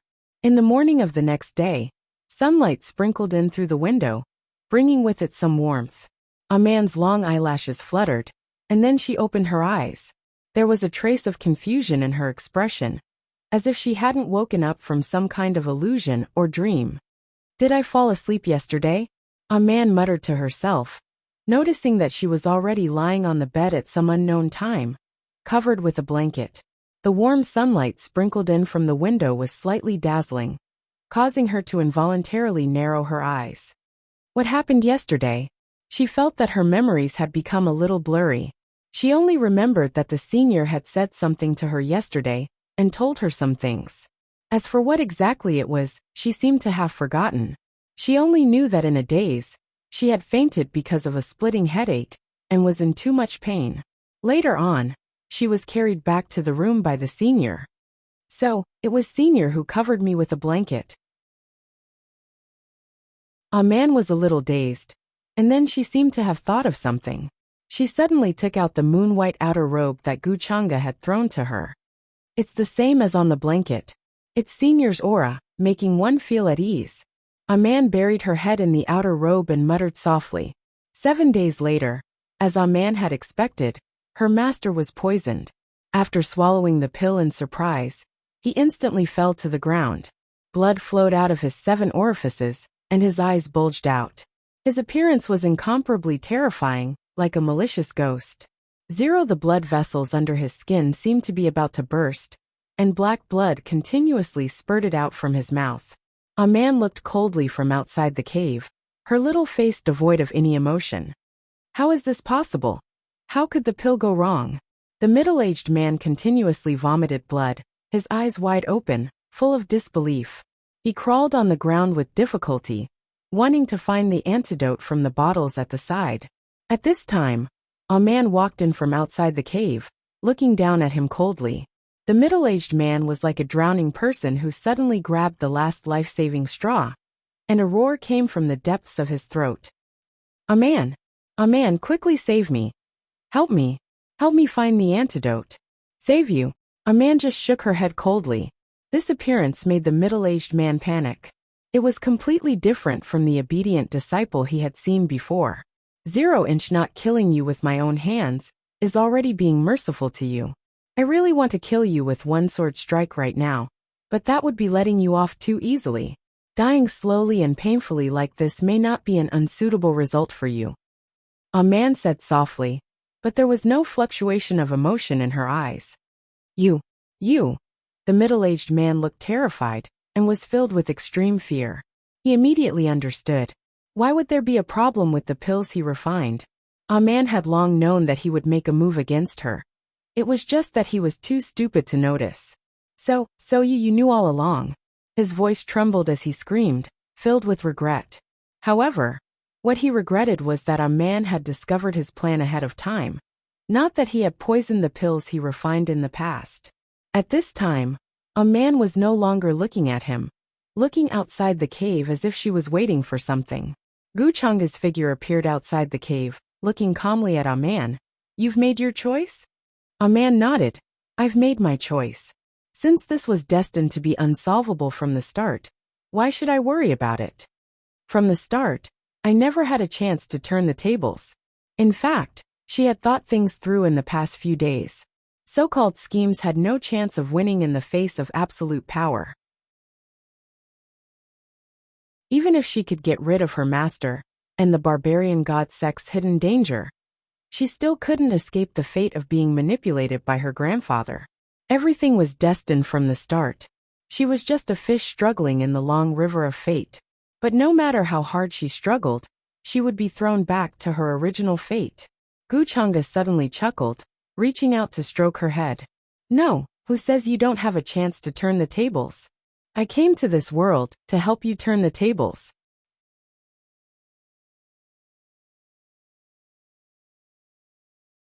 Chapter 850. Inside the cultivation dwelling, a rotting stench filled the air. The middle-aged man tore at his own face, looking like a ghost that had just escaped from hell. He roared with unwillingness, crawling on the ground in search of the antidote. Who exactly are you? He had thought that this was a man's revenge, but he never imagined that there would be a second person inside the cultivation dwelling. Moreover, he had never seen this person before, as if this person didn't exist in this world. However, Guchanga did not pay attention to him. She did not even look at him. Let's go. His palm landed on a man's head, his tone neither soft nor slow. A man nodded. Although she was taller than other girls her age, her height still only reached Guchanga's shoulder. At this moment, a man raised her head to look at Huang Xiaolong with indescribable emotions. She reached out and grabbed Guchanga's sleeve, silently following behind him as they walked out of the cultivation dwelling. Save me, save me. A man, save me. I'm your master. The middle-aged man's body was rapidly rotting, black blood gushing out from his body. He screamed in despair, begging a man to save him. However, he could only see two figures gradually disappearing outside the cultivation dwelling. The barbarian god sect's territory spanned over 10,000 li, one of the most powerful forces in this world. The words of a few elders could easily decide the fate of many forces. To this world's cultivators and barbarian tribes, the barbarian god sect was the supreme ruler of this world. Senior, what should I do next? A man followed behind Guchanga, standing on a mountain peak. Fog drifted in the air, and in the distance, loud bell tolls could be heard. The death of an elder was a big matter to the barbarian god sect, alerting all the peaks at the first moment. Streaks of light were already flying over from the nearest mountain peaks. Many elders and disciples swarmed over, wanting to see what was going on. Swish! Swish! Are you afraid?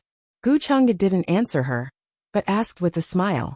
A man shook his head and said, A man isn't afraid. I feel very at ease by Senior's side instead. She had never thought that there would be a day when she would experience so many things. She even felt that her state of mind had undergone an indescribable change. Even when looking at the elders and disciples who had rushed over, they were incomparably calm. Their emotions did not fluctuate in the slightest. This was a terrifying transformation process. A man had never thought that in just a few days, she would experience countless things and recognize the so-called truth. Since you're not afraid, let's kill them later. These people should all become your nourishment, Guchanga said. Only by killing them will you be able to see the truth you want to know. Black viciousness appeared in a man's eyes. He looked into the distance and said, Kill them. I understand. Who are you? Why on Elder Zhu's mountain peak? From afar, there were already cultivators rushing over, noticing Guchanga's presence. Their eyes were filled with vigilance as they shouted. The other cultivators leaped into the air, silhouettes floating above their bodies as they stared at Guchanga in shock. In the vast barbarian god sect, they had never seen such an unfamiliar figure. If they had seen him before, they would definitely have an impression of him. Elder Zhu's life token shattered, suspected to be dead. It's definitely related to him. Capture this person. The barbarian god sect's cultivators who had rushed over shouted coldly, planning to take action and capture Guchanga. Only through extreme transformation can one temper an invincible Tao and will. Today this place belongs to you. No one can stop you. However, Guchanga didn't pay attention to them, merely smiling at a man. As his voice fell, there seemed to be some kind of iron-blooded will that could not be questioned in the world, and a terrifying rumbling sound rang out. Even the Grand Tao's laws were shaking, countless chains of law and order locked down the entire area. It was as if the barbarian god sect's territory was under some kind of order and rule. Even the will of heaven and earth retreated. A man didn't know what this meant, but she could feel that her body had been bestowed with boundless power in that instant. She quietly closed her eyes, and when she opened them again, her expression was cold and indifferent. Kill!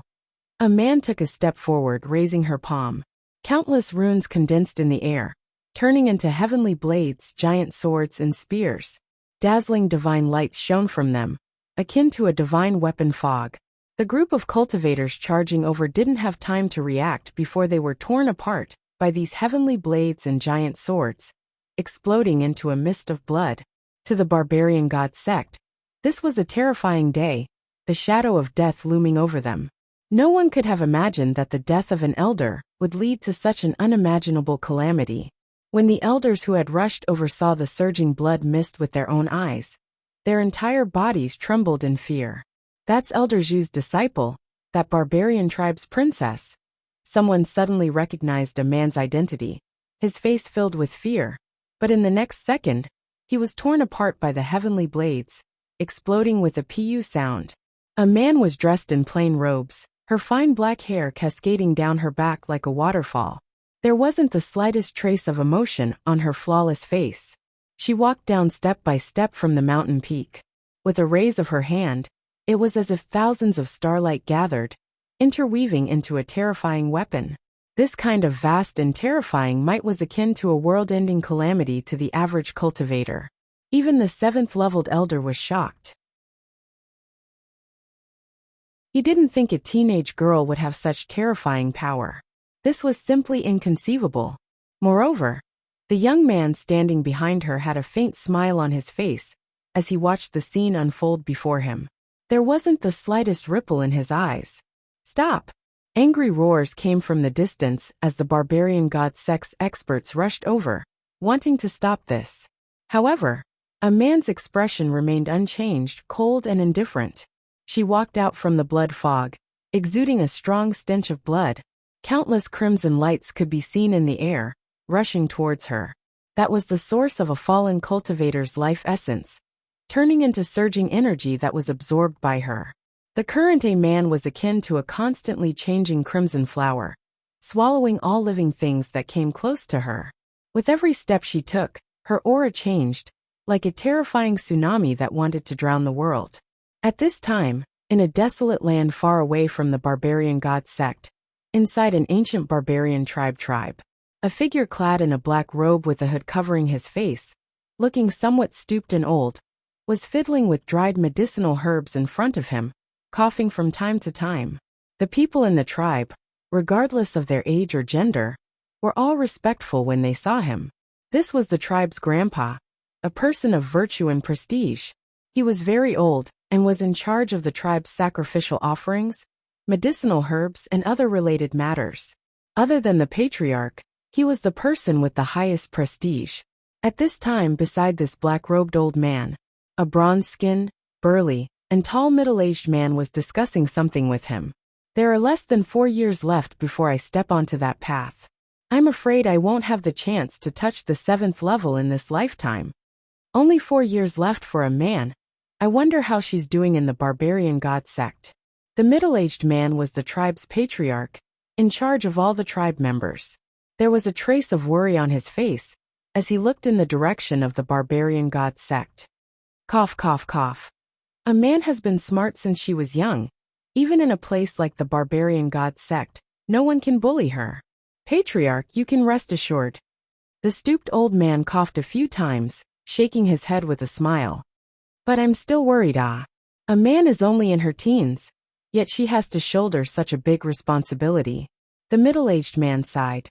"Especially recently, I can faintly feel the previous barbarian god summon, as if he wants to tell me something. As if he wants to warn me, tell me something, but there's something blocking everything, making me unable to hear clearly." Hearing this, the black-robed old man's movements paused for a moment, but he quickly recovered. He shook his head, smiling. "Patriarch, have you not been resting well recently? The previous barbarian god has disappeared for several 100,000 years. There are no traces of him, or any legends about him. How could you possibly hear his summon?" The middle-aged man was certain. "I didn't hear wrongly. Lord Barbarian God is indeed trying to tell me something. This is his order. I must find the reason for Lord Barbarian God's disappearance. This is the only way to save the barbarian race." These words made the black-robed old man fall silent. He only shook his head without saying anything, but there was a faint light in his eyes.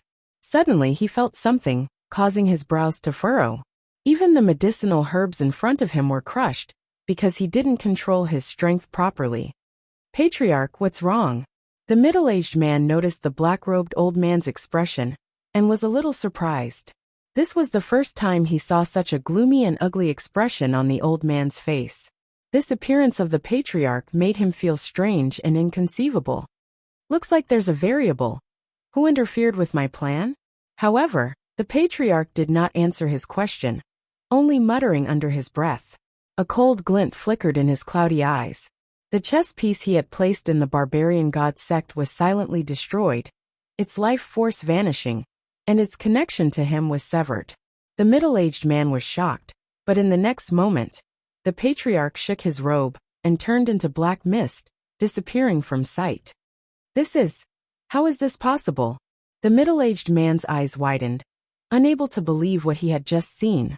In his impression, the patriarch's cultivation had dropped due to an injury in his youth. Now his vitality had long withered, no different from an ordinary person. But just now, the patriarch had disappeared right in front of him? Even he couldn't do such a thing. At this moment, the barbarian god sect was filled with a sea of blood. Baleful chi soared to the sky from every mountain peak, stretching endlessly.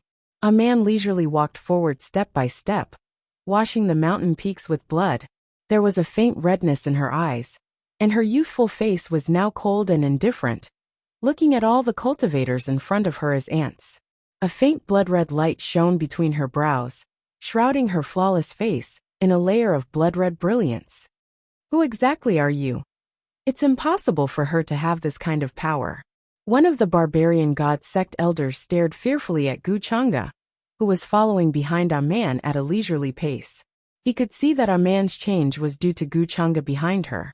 This incomparably mysterious young man, just his gaze was enough to freeze his blood and extinguish the fire in his soul. Is the real lord about to show himself? Wuxia merely smiled faintly, ignoring these elders. Inside the barbarian god sect's great hall, a middle-aged man had died tragically, his eyes wide open, filled with fear and despair. As the strongest person in the barbarian god sect, his cultivation was close to breaking through to the 8th level. In this world, he was a famous peerless expert.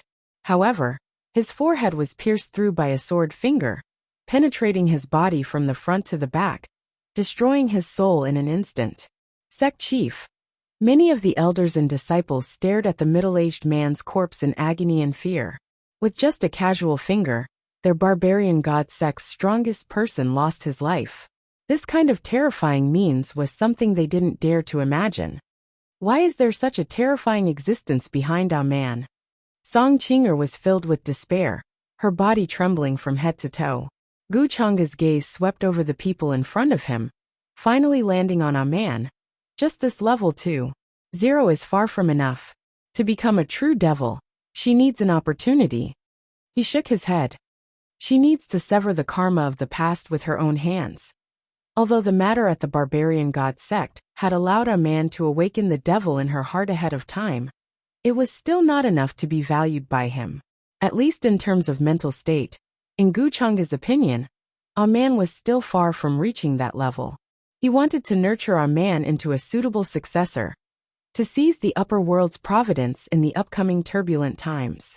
Then, a man would have to give up many things that Wuxia considered as weaknesses and flaws, an anomaly that is hard to find in 10,000 years.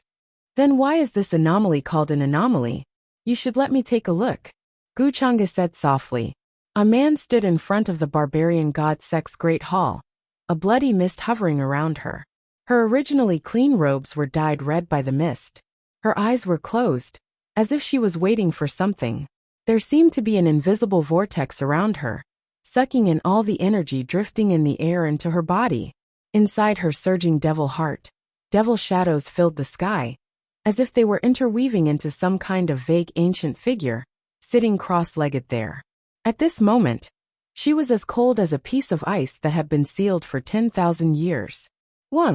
Right at this time, heaven and earth trembled as a terrifying fluctuation filled the air. A powerful aura descended, as if it wanted to split heaven and earth apart. Black mist filled the air, rapidly condensing into a figure. It was none other than the black-robed old man, who had rushed over from the barbarian tribe. He was the grandpa that Aman mentioned. "You've finally shown yourself." At this moment, Aman suddenly opened her eyes. There seemed to be an everlasting chill flowing in her eyes.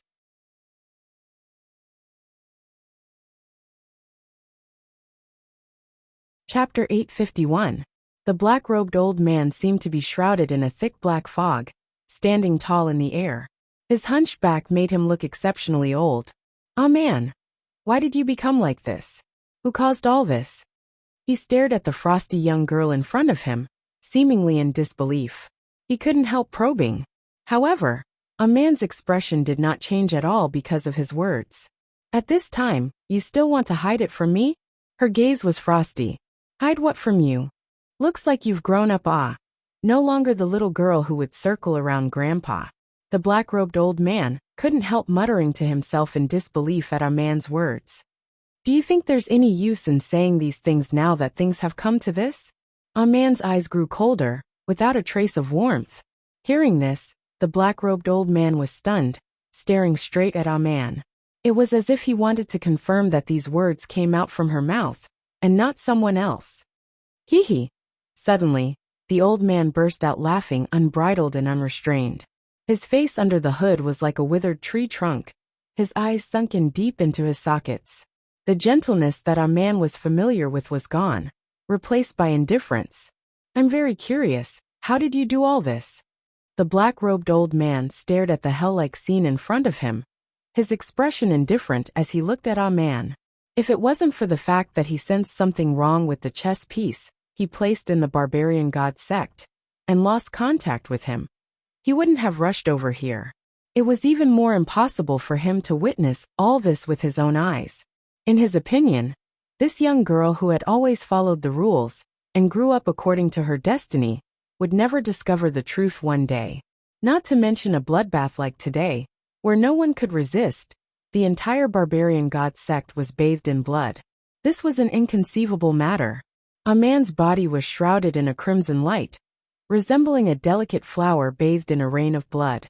Her porcelain-like face was stained with blood, but her expression was cold as she said, "I'm more curious why you've been lying to me all this time.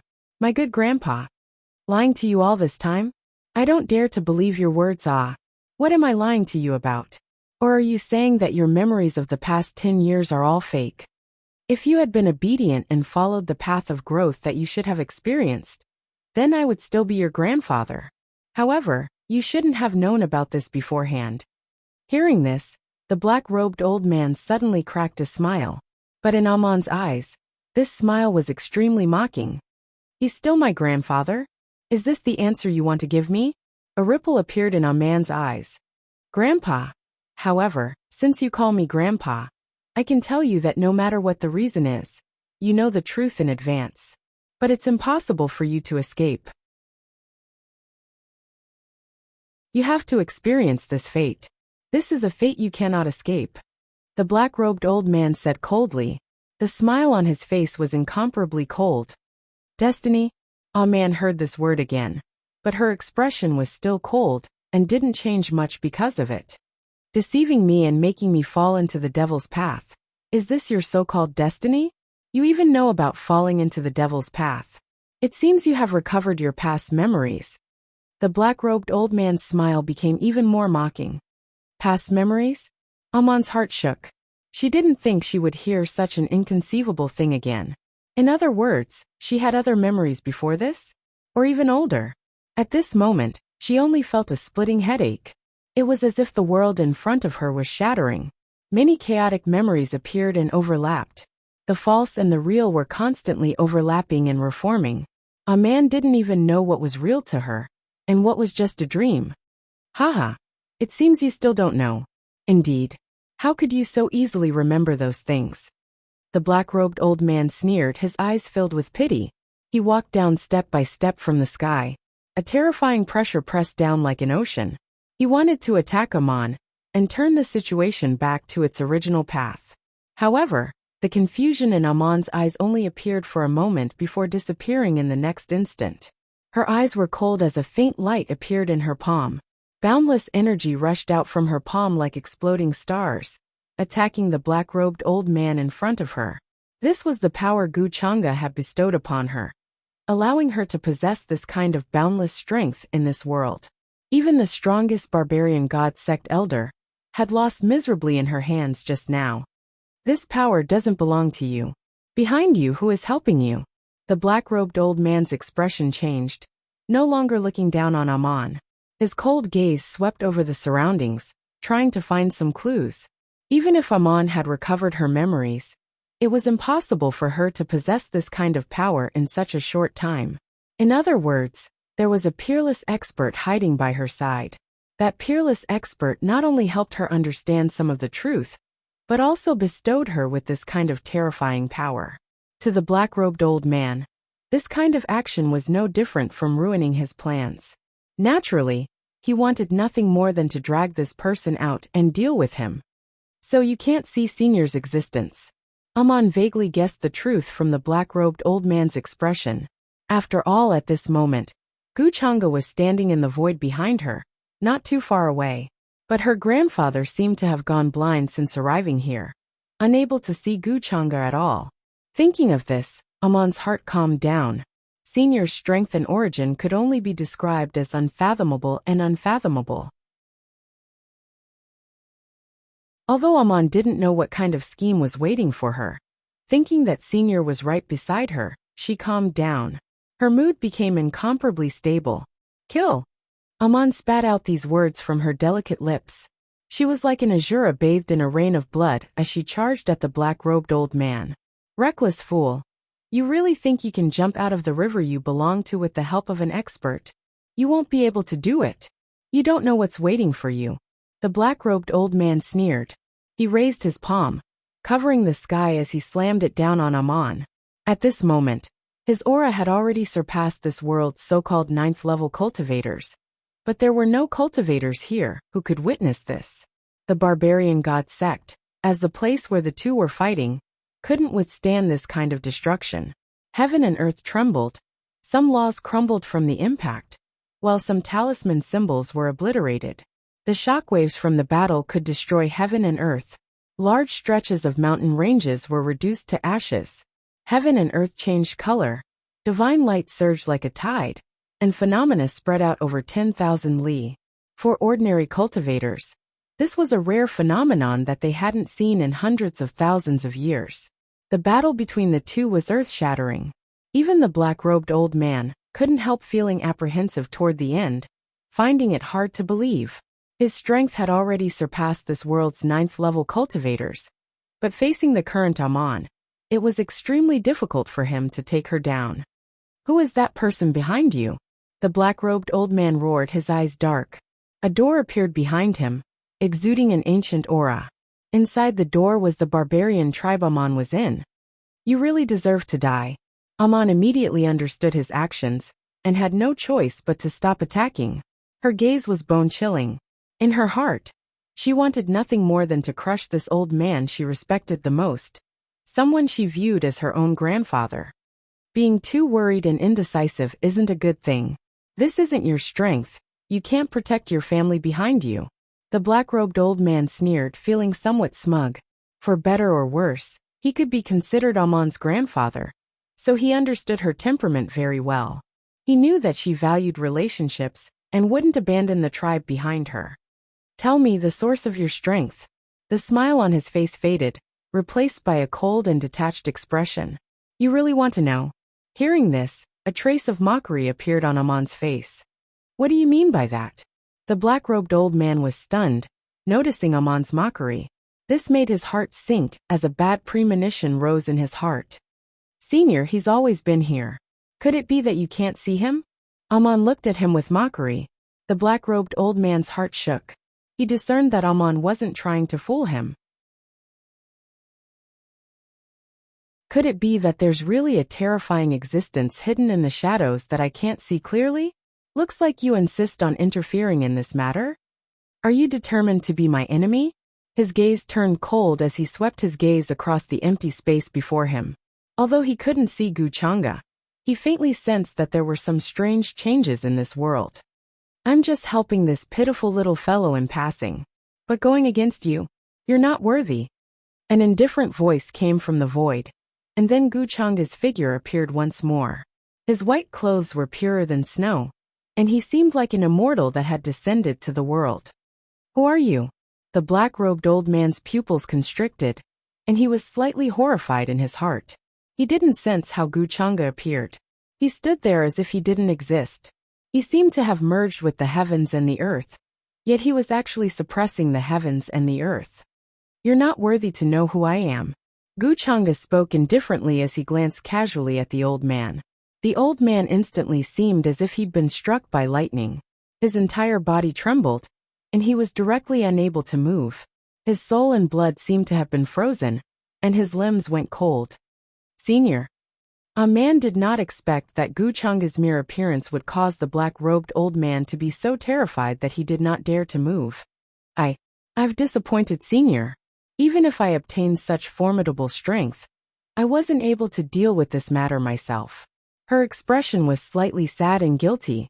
She could sense that with her current strength, she was able to defeat the old man and even kill him. However, she was restrained at every turn. She was only able to exert 60% to 70% of her strength, and she was even threatened by the old man, and had no choice but to stop. Guchanga shook his head and didn't blame her. You've already done pretty well. Even if you know that your former loved ones have deceived and schemed against you, how many people are capable of killing them? This is human nature. Although you are destined to be a true demon doesn't necessarily have to destroy your human nature. Aman was stunned. She knew that Guchanga's words were actually comforting her. Before this, Senior wasn't so gentle to her. On the contrary, he was very cold and strict. She knew that this should be because Guchanga didn't want to scold her in front of her grandfather, leaving her some face. 523 Who exactly are you? Why did you come to this world and interfere? Aman's grandfather was greatly shocked. He felt that he couldn't move at all, as if the space in front of him had locked him in a quagmire. However, one thing he was certain of was that Guchanga wasn't someone from this world. I told you don't have the right to know. Guchanga glanced at him. According to the cultivation realms of the upper realm, Aman's grandfather wasn't even at the Saint realm. However, in this desolate lower realm, they were considered to be at the pinnacle of existence, far surpassing the so-called 9th-level cultivators by far. If it wasn't for Aman, this anomaly, Guchanga wouldn't even look at this world. After all, he could destroy billions of worlds like this with a flick of his finger. You can ask him the truth you want to know, Guchanga said to Aman. At this point, he didn't intend to waste any more time. Aman hadn't grown to the point where he was satisfied with her. However, as long as she was polished, an unpolished jade would eventually shine and illuminate the heavens. If you want to know the truth, there was some struggle and hesitation on Aman's face. Originally, she really wanted to know this, but at this moment, she hesitated and didn't dare to be as decisive as before. What's wrong? You don't dare to accept it, or you don't want to know? Guchanga looked at her. I don't know. I feel like my mind is in a mess, like there are many things I didn't know before. Aman shook her head, a confused expression in her eyes. Whether you want to know or not, this is your choice. I won't force you, Guchanga said. After a moment of silence, Aman's expression gradually returned to normal. I think I've been living in a lie all this time. Not only now, but also in the distant past. Her voice was a little low. Guchanga reached out and placed his hand on her head. He said calmly, since you chose to accept it, then you must have the courage to accept it. Whether it's an illusion or a dream, there will be a moment when you have to wake up. Aman nodded, and her eyes became determined again. She raised her head and looked at the frightened and uneasy elder who couldn't move.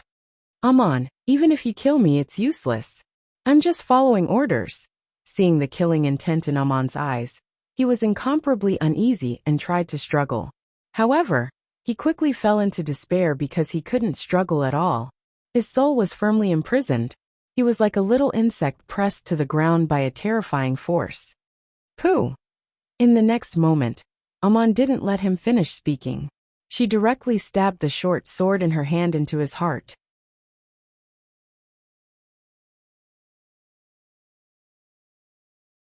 Chapter 852.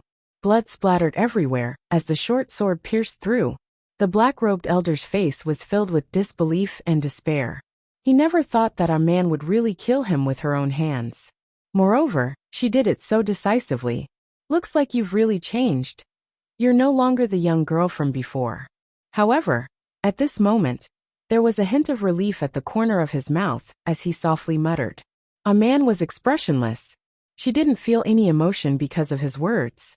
She silently circulated the cultivation method that Wuxia passed to her and tried to control the black-robed elder's soul. Then she began to devour it. Waves of demonic chi circulated and drifted in the air like a great fog. Very soon, the barbarian beast sect was shrouded in ruins. Is this his memory? A man saw the mark contained in the soul. It was very ancient and there were strange words condensing. Wuxia glanced at it and said, "This is a slave mark. He's just a servant under someone else." A servant? A man was stunned and lowered her eyes. It was as if this was the first time she had heard of such a thing. Didn't that mean that her grandfather was only doing this because he was following orders? However, Wuxia didn't explain much to her. He flicked his finger, and a hazy light fell on the slave mark. Then the slave mark began to collapse. A man also saw that her grandfather's soul began to become transparent, as if it was about to dissipate. Therefore, she didn't delay and circulated the nameless cultivation method that Wuxia passed to her, and began to devour the memories of the soul. There were many things that she wanted to know, including her origin, her real parents, and why she was here. If she missed this opportunity, she didn't know if she would have another chance to find out the truth. Wang. The soul was transparent and sparkling. Without the restriction of the slave mark, it began to dissipate. However, as a man continued to absorb it, she finally saw the scene inside. In that instant she was stunned. She stood in place, filled with disbelief. Loud sounds of worship could be heard. There were figures in all directions. It was an ancient altar.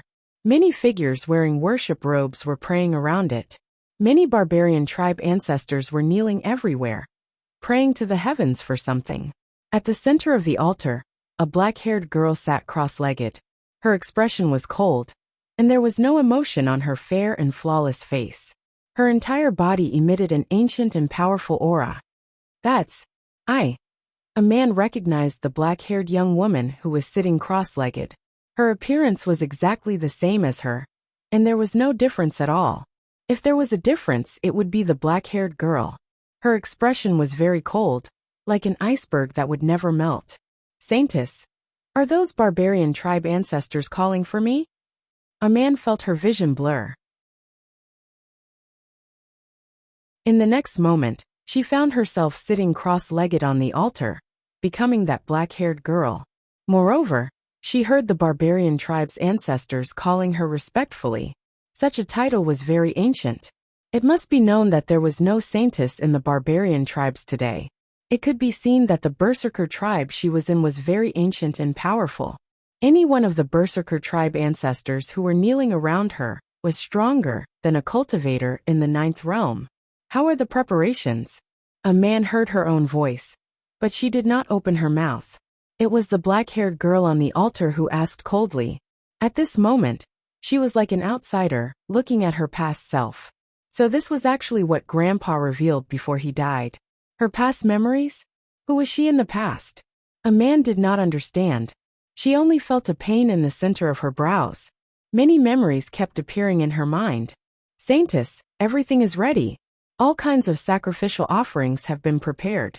We only need to wait for the barbarian god's arrival. This time, our 10,000 barbarian tribe will definitely receive the barbarian god's blessing and become the strongest tribe on the barbarian god continent. Many of the priests answered enthusiastically. The 9th barbarian god. The black-haired girl listened to the priest's report. Her gaze was still cold, and she seemed to be mumbling softly. So they were offering sacrifices to the barbarian god and asking for his blessing? And if it was the 9th barbarian god, then wouldn't it be tens of millions of years ago? At that time, The barbarian tribe was the strongest force in this world. The cultivator sects and orthodoxies could only rely on them. It was impossible for them to casually slaughter the barbarian tribe like today. A man was puzzled, but she did not know why. But she could feel the killing intent hidden in the black-haired girl. Boom! The entire barbarian tribe was bustling with noise and excitement. They sang and danced, offered all kinds of food, and knelt under the altar to pray for the barbarian god's arrival. Finally, there was a change in the world. Light and shadow overlapped and a magnificent figure appeared in the sky. It was vague and tall like an ancient god. All the barbarian tribe members were shouting madly. They were extremely fanatical and knelt under the figure. But at this moment, the black-haired girl suddenly jumped up from the altar. Her gaze was cold and black light burst out. It was like a black sun burning towards the magnificent figure of the god. Everyone in the tribe was shocked and did not know what to do. They did not understand why the noble saintess would suddenly attack the barbarian god. "You don't deserve to be the god of the barbarian tribe," the black-haired girl said coldly. She wanted to kill the god. Even a man was shocked by her actions and did not understand why. As the saintess of the barbarian tribe, she wanted to kill the barbarian god? Blasphemous tribesman, you deserve to die. The god in the void only looked down coldly. He slapped down with his hand, wanting to kill this blasphemous black-haired girl. But a man did not see what happened next. She only felt a piercing pain between her eyebrows. It was like something was torn apart and then taken away from her mind. "That's the memory I lost." A painful expression appeared on a man's face. In a daze, she saw a figure appear beside her. It was the grandpa she had just killed. Did he already exist in that era? Did he live until now? A man did not know this. She only felt a piercing pain between her eyebrows. The part of the memory that was taken away was returned. It hurts. She suddenly knew a lot of things. The part of the memory that disappeared was taken away by her grandpa. Every time she died, the memory of her previous life would be erased. It was like going through a real reincarnation. 9 lives of reincarnation. In the end, 9 lives were a lie. Guchanga was watching her from the side. He had a strange expression on his face, but he did not disturb her.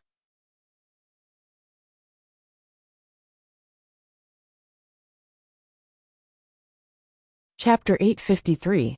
At this moment, a man seemed to be immersed in her memories. She reached out and grabbed her forehead. Her expression alternated between pain, struggle, and calmness. It was as if there was a terrifying undercurrent hidden in the depths of the vast sea. She was absorbing the memories of the past. They were like a huge flood that suddenly rushed into her mind. This required a process of acceptance and sorting out. Guchanga did not disturb her and let her sort out this part of her memories. This situation did not last for long. Very quickly, a man opened his eyes. There was not the slightest trace of childishness on his face that was still slightly young before. "Senior." She turned her head to look at Guchanga and called out softly. "Do you understand now?" Guchanga asked her. A man nodded, then shook her head and answered. "I only sorted out some of my memories.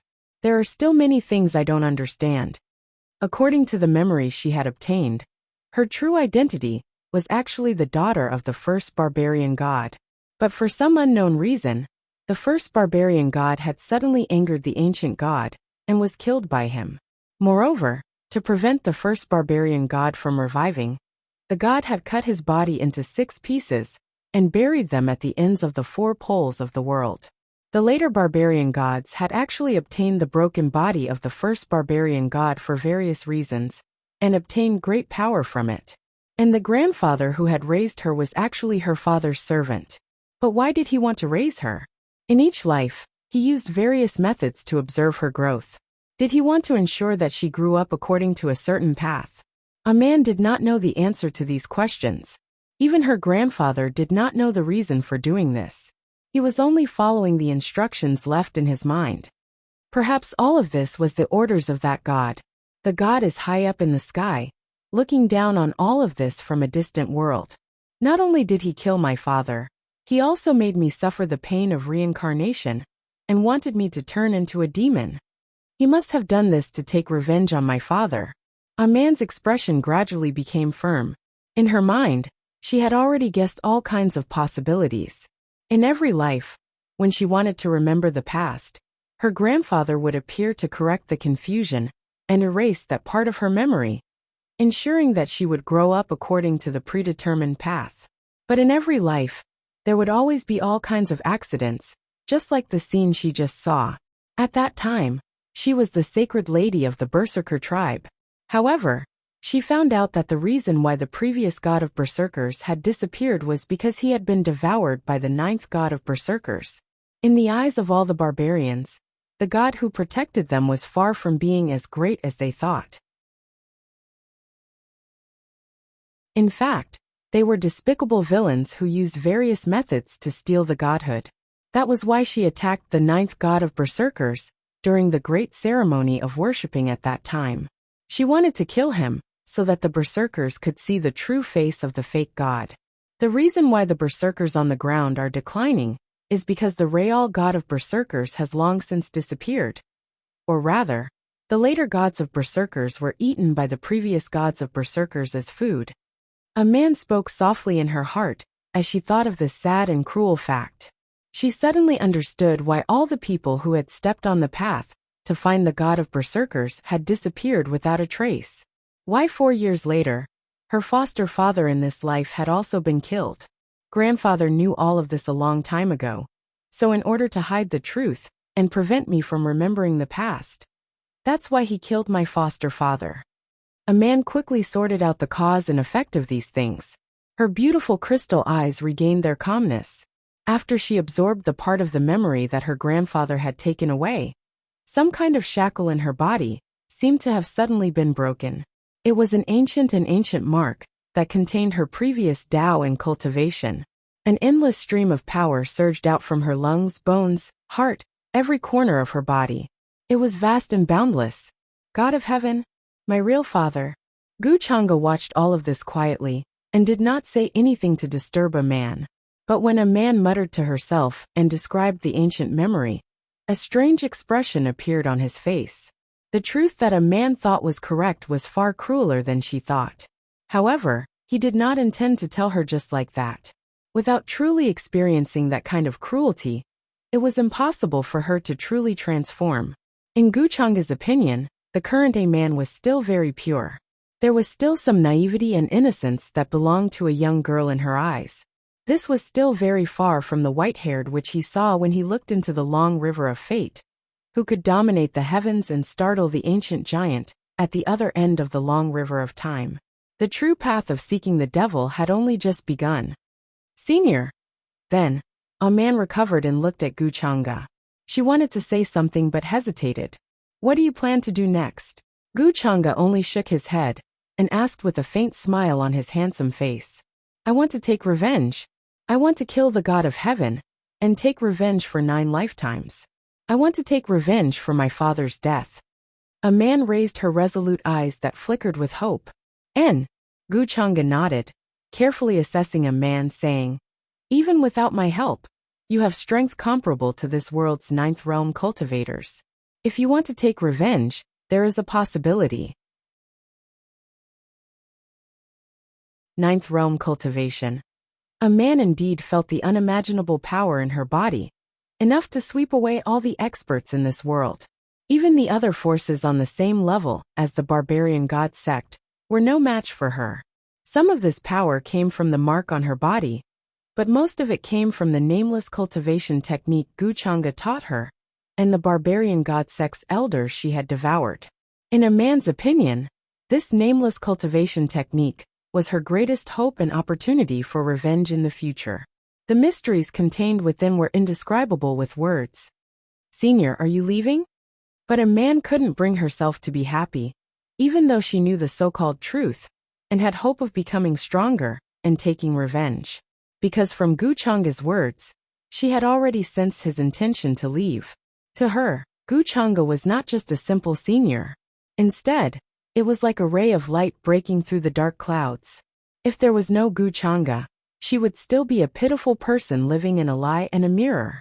If she had to rely on herself to understand the truth, who knew how long it would take? Moreover, She did not have the courage to face the cruel reality of the future. Mia! Guchanga suddenly smiled. A man stared blankly at him. This was the first time she had seen Senior reveal such a smile, like a clear lake or drifting white clouds, giving people endless warmth. Moreover, his smile was so beautiful. She fell into a daze. The unspeakable dream she had last night appeared in her mind, causing her face to blush. A teenager was the age when love first bloomed. A man didn't know if she was like this now, but she knew she didn't want to be separated from Senior like this. Although they had known each other for less than a month. It's a small world, why are you so sad? Guchanga reached out, patting her head, his voice gentle. Senior, I still don't know your name. Can you tell me? A man's eyes drooped, like a young girl at a loss. She didn't know where to put her hands under her sleeves. She didn't know Guchanga's name, didn't know his origins, didn't know why he wanted to help her, and didn't know what the deal he spoke of was. There were too many things. Guchanga was like a fog that suddenly appeared in this world, in front of her. Name? Guchanga smiled, his eyes landing on her face. You can call me Demon Master. Demon Master. A man firmly remembered these two words in her heart.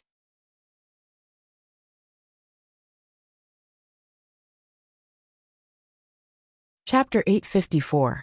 Guchanga did not choose to leave immediately. A few days later, he had a man return to her tribe to reunite with her adoptive father and the others. He did not appear in public, merely observing everything from the shadows.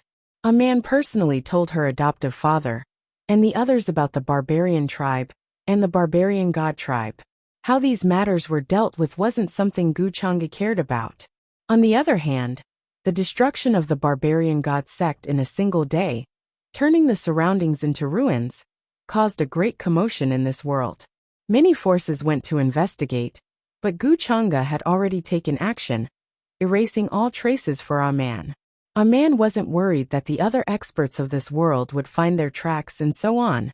Of course, with her current strength, she didn't need to be afraid of the other forces in this world.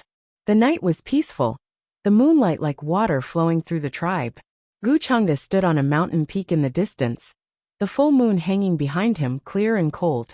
He was clad in a spotless white robe, quietly watching the bright bonfires below, the many barbarian tribe members singing and dancing, filling the tribe with joy.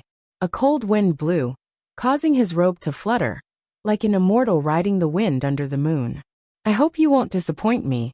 Guchanga's gaze fell on a man in the distance. This young girl's face was brimming with happiness, drinking wine and eating meat with many of her tribe members, looking carefree. For her, after understanding the so-called truth, she no longer needed to feel as uneasy as before, as if she was in a rush. Now she could finally relax. Regarding this, Guchanga did not point it out. After all, a man still needed to be tempered, needed to grow.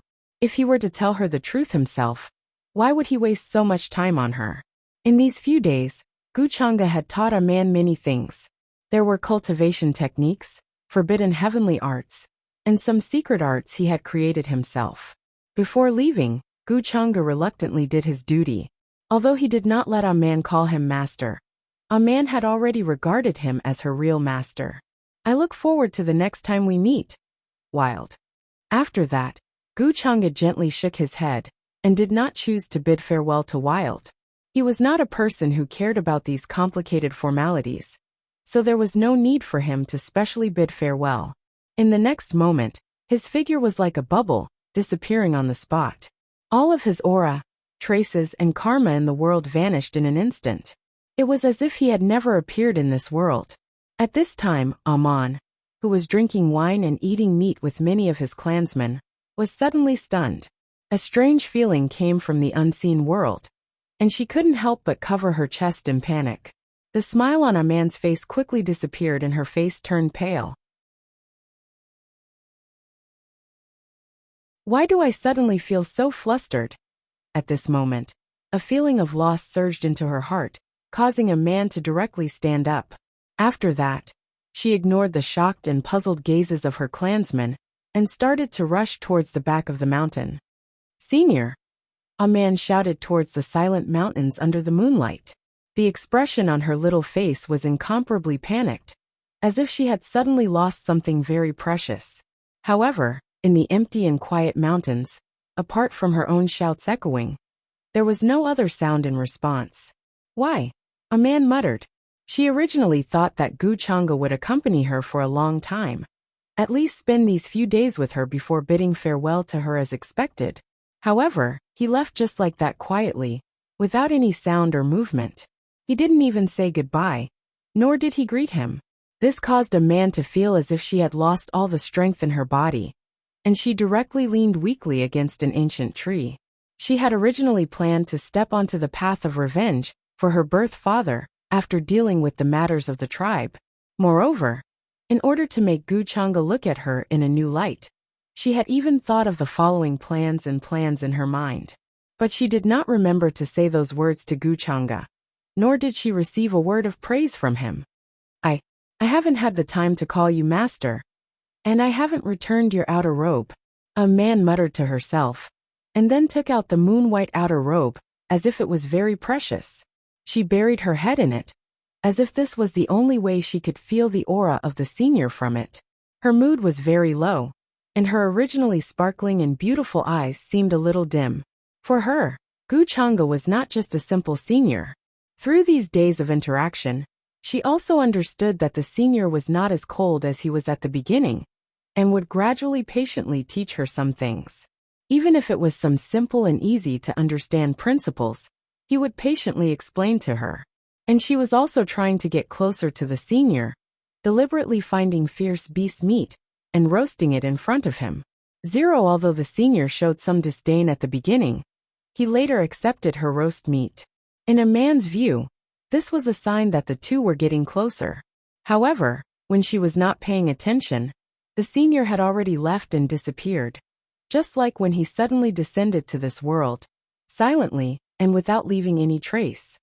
However, I believe that one day, I will definitely be able to see you again. I'll personally call you master. A man was not too immersed in this low mood. She quickly recovered and understood that the road she had to walk next was still very long. Her eyes were burning and incomparably firm. I will find that heavenly God and kill him myself, and then let my name resound in this vast universe. A man respectfully kowtowed a few times to the empty and silent deep forest, then turned and resolutely left. At the same time, in a vast and distant universe, countless planets with life sat there. The river of stars was bright, and many ancient star beasts whose bodies were comparable to the Milky Way were carrying continents as they trekked through this star field. The universe rumbled, and the terrifying momentum was like a monstrous wave that constantly slammed down, causing all the surrounding stars to rustle and tremble, as if they were about to fall from the heavens. There was a grand palace standing on this planet. It was dazzling and resplendent, and divine light shone in all directions. There were two extremely ancient words "Eon Destruction" on the palace, and they sparkled and flowed with dazzling light. A middle-aged man in simple silk robes was handling matters in the palace. He did not look young, and his eyes occasionally revealed the vicissitudes of life. Patriarch, a token in the Hall of Life has shattered. At this moment, a report came from outside the palace, causing the middle-aged man to pause for a moment. Then he asked calmly, "Who could be so fast? Which of my sons does that token belong to?" "Patriarch, that token belongs to the trial taker by Miss A Man's side." The voice outside the palace replied respectfully. "A man?" When he heard this, the middle-aged man's eyes suddenly narrowed, and he completely stopped what he was doing. Then his smile turned cold. "Very good. As long as she can pass the final level of the trial, what's wrong with letting her take over Eon Destruction Manor in the future? In time, it is not impossible for her to become the Tao child of Yin-Yang world."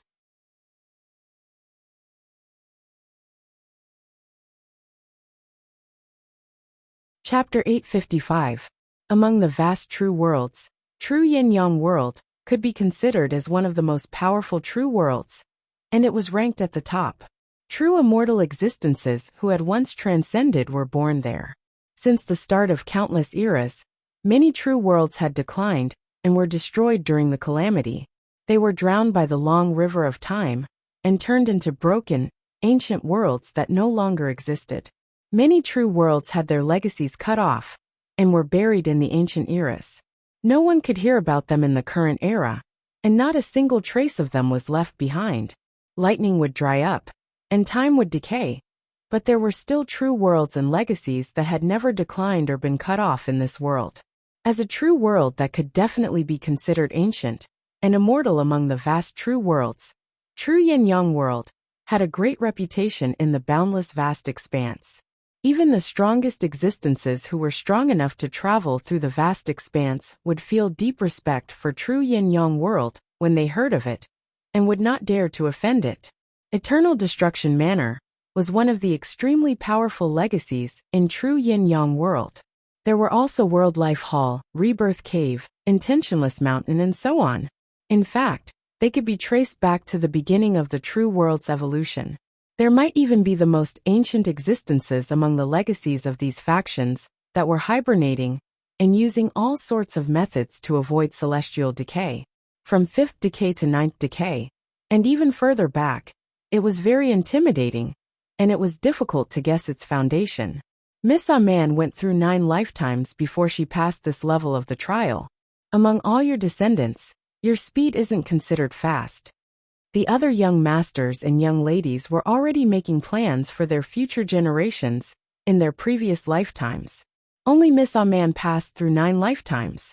In terms of talent, she can only be considered to be below average. I suspect that luck played a large role in her being able to pass the trial so quickly in this life. Or rather, she obtained some sort of serendipity. The old servant at the entrance of the hall answered, and told him all these things to voice his doubts. There is indeed such a possibility. When the middle-aged man heard this, he nodded slightly, but his expression was still cold. But it doesn't matter if it's luck or serendipity. She obtained it herself. This is also part of her strength. As long as she can pass the final level of the trial, what's wrong with letting her take over Eternal Destruction Manor in the future? When the old man heard the domineering and unquestionable tone in the middle-aged man's words, a bitter smile appeared on his face. Actually, this was not what he was worried about. Even if young Miss Man is able to pass the final level of the test, it isn't realistic for her to become the successor of Eternal Destruction Manor. There was basically no possibility of that happening. One had to know that there were simply too many people eyeing this position. As for the rest of the young ladies and young masters, which one of them didn't have a huge amount of resources and family backing them up? But Miss Man was alone, and didn't even know who her birth mother was. This was a huge secret that no one dared to ask about. When the Chu Heavenly Clan's family head had brought her back, he had only said that she was his illegitimate daughter, who had wandered outside. He had not informed anyone of her birth mother. It could be said that Miss Man didn't stand a chance in this cruel competition to become the successor of Eternal Destruction Manor. The calamity is about to descend again. I can sense that the other true worlds are all itching to take action. True In Death World will definitely not let go of the chance to become the only true world. The middle-aged man did not care about the worry in the old servant's heart. His gaze was as profound as the vast galaxy, but he was mumbling about something else. Once the calamity descended, it would not only sweep through the vast expanse of heavens. Even the endless expanse of vast expanse would not be spared. Many of the powerful warriors hiding there would be wiped out. Even the powerful and ancient True Yin-Yang World could not underestimate the calamity this time, because no one knew which race from the origin world would be in charge of this calamity. If they ran into the legendary Divergent, they might even be wiped out, leading to the revival of some of the most terrifying existences in the origin world. This was a terrifying nightmare that every true world would find difficult to face. At that moment, in the true mountain and sea world, the world of origin, which was also the higher world, Gu Chang'e appeared in the depths of divine nation. He might have stayed in a man's small world for quite some time, but to the higher world, only a few hours had passed. The two worlds were on different levels, so the flow of time was naturally different. Looks like I don't need to worry about divine nation anymore. With Mingkong, Chu Chu, and Yin Mei managing it, there's no need to worry. Gu Chang's divine sense enveloped the entire place, and he could hear the sounds of worship, scriptures, prayers, and other things coming from all directions. Some of the power of faith gathered like a vast sea of smoke, allowing him to see the various scenes in the world more clearly. Temples and halls were built everywhere, and his statue was enshrined in them. The incense burned brightly and seemed to flow endlessly. Also, due to divine nation's existence, order was restored in the higher world. The various orthodoxies could no longer do as they pleased, and had to abide by many of divine nation's rules like before. Some races in the distant and remote universe even had to pay tribute on time and obey orders. The existence of the immortal investiture role lit the flames of hope for many cultivators who had lost hope in their lives.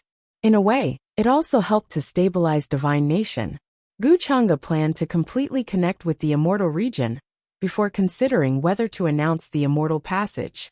Now both the immortal investiture role and the immortal passage were in his hands.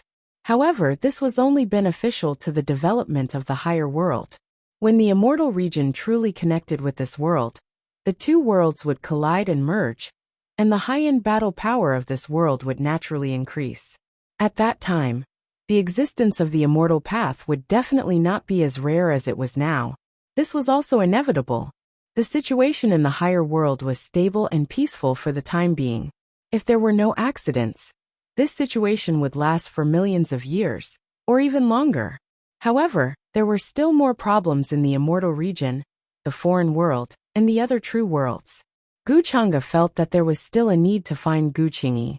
After all, she was the true spirit of the mountain and sea world, and she had once built the immortal palace. Her existence would allow Scandinavia to be legitimate. Before that, Gu Chang'e planned to deal with another matter first. The Shrine of Destiny 3, for was located in the east of Divine Nation, near the vast sea of stars. Many islands floated in the air, surrounded by mist. It was very blurry and hazy, and it was covered in a cold color for many years. No light shone on it. At the center of this place was a large hall called the Shrine of Ancestral Worship. It was grand and solemn, exuding a grand and ancient atmosphere. An extremely beautiful woman was sitting cross-legged in the hall. She was wearing the white robe of the officiator. This place was very cold. There was no one, not even a maid. Her black hair was like a waterfall, and her expression was calm. She exuded an otherworldly aura, like a fairy from the Moon Palace. Of course, she was also the master of this place. The current high priestess of Divine Nation was also known as Lady Ruoyin. Gu Chang'e's figure appeared outside the Destiny Shrine, and then she walked in.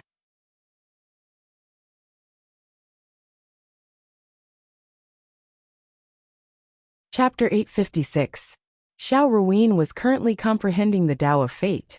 A layer of hazy radiance coiled around her body, making her look like a flawless moon goddess. She was cold and moving, and there was a sparkling luster flowing on her skin.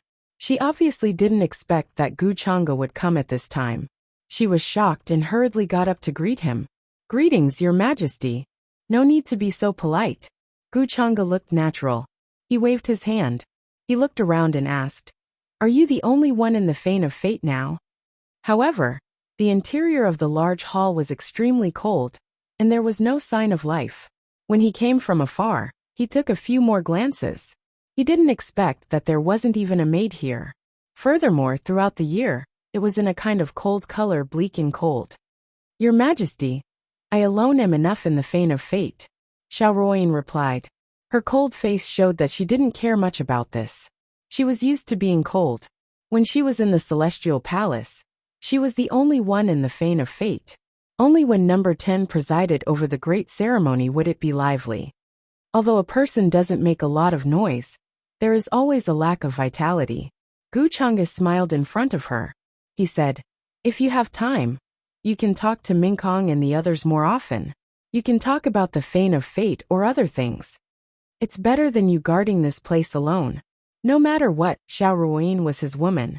When they were together before, there were many schemes between them, but that was all in the past.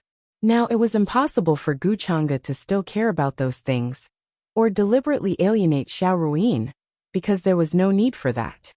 I understand. Xiao Ruoyin's beautiful eyes focused on Gu Chang's face. Then she lowered her eyes and said, "But if your majesty has time, I still hope that your majesty can come here more often." Gu Chang'e did not expect her to make such a request. If it was the former high priest of destiny of the immortal palace, he definitely wouldn't have said such a thing. However, the current Xiao Ruoyin was no longer the Xiao Ruoyin of the past. He didn't reject the offer. "Your Majesty, you must be here because of the creation immortal boat. A few hours ago, the red-robed she-devil and Tao Yao of the Peach Village borrowed the creation immortal boat. I am no match for the two of them. Therefore, after some consideration, I have decided to give them the immortal boat of creation." Xiao Ruoyin spoke. She was extremely intelligent and knew that Gu Chang'e would definitely not come to visit her. Instead, it was Tao Yao and the red-robed female demon who had an inexplicable relationship with Gu Chang'e. Gu Chang'e nodded. Naturally, he wouldn't blame her for anything. "I already know that. They want to use the creation immortal boat to travel the long river of time and return to the ancient times to seek some truth." He shook his head slightly. In fact, Xiao Ruoyin had also guessed that this would be the reason. After all, Gu Chang'e's true identity was the Forbidden Era. He was the demon lord of an even older era, and the red-robed female demon, Chan Hongyi, was his disciple. However, judging from the current situation, there was an inexplicable hatred between the red-robed female demon and Gu Chang'e. They were at each other's throats. On the wedding day of Gu Chang'e and Yu Mingkong, the red-robed female demon had personally delivered an immortal corpse to Gu Chang'e and revealed his identity. At that time, it could be said that it had shocked the entire upper world. In the end, even Xiao Ruoyin did not know why Gu Chang'e would destroy the immortal palace and bury that era during the Forbidden Era. Before this, she even felt that the demon lord and the grand palace master of the immortal palace were extremely close. "You should be able to sense the creation immortal boat, right?" asked Gu Chang'e. He went straight to the point and stated his intentions. He indeed needed the coordinates of the long river of time, where the creation immortal boat was now to determine the location of Chan Hongyi and Tao Yao. "I can indeed sense the creation immortal boat's existence, but I need some time to prepare," replied Xiao Ruoyin. Gu Chang'e nodded. He could afford to wait. He immediately asked Xiao Ruoyin to begin to determine the coordinates of the long river of time where the creation immortal boat was. The Forbidden Era had already collapsed in the long river of time. It was shrouded in endless fog. There were even some indescribable living beings who treated those who strayed into the long river of time as food and devoured them. It was impossible for Chan Hongyi and Tao Yao to truly return to the Forbidden Era. It was most likely that they had come into contact with some broken fragments of time. Time was the greatest and most mysterious power in the world. Even those who had entered the immortal realm could not fully understand it. With Gu Chang'e's current strength, it was naturally no problem for him to traverse the long river of time. However, if he wanted to change and reverse some things, he would have to pay a huge price. It would be easy for him to reshuffle the heavens. It could even be said that he would attract the attention of some supreme existences and affect his subsequent plans. Ancient sacrificial runes were lit in the divine temple. Xiao Ruoyin's beautiful face was solemn. She communicated with the creation immortal boat in the unseen world, trying to determine its location. She sat cross-legged on the ground. Her moon-white robes fluttered in the absence of wind. Splendor sprinkled down, and large amounts of ancient runes were hidden in the void. A hazy brilliance began to appear in front of her. It was like ripples suddenly appearing on the calm surface of the water. Great Tao runes flew out one after another. The rules of time were condensing. An immortal will was faintly discernible. Time node. Gu Chang'e's eyes were deep. Thousands of scenes were evolving in them. Large stars fell, and the universe collapsed. It was terrifying to the extreme. A vast fluctuation came from behind him. A boundless and mysterious long river appeared, letting out splashing sounds. There were fragments of time dancing in it. Chaos Chi was boundless, falling down 633 times. It was as if it fell from the end of the world. It was incomparably vast, and it displayed all the mysteries of the world. This river was incomparably blurry and not very clear. It was just a small branch of the long river of time.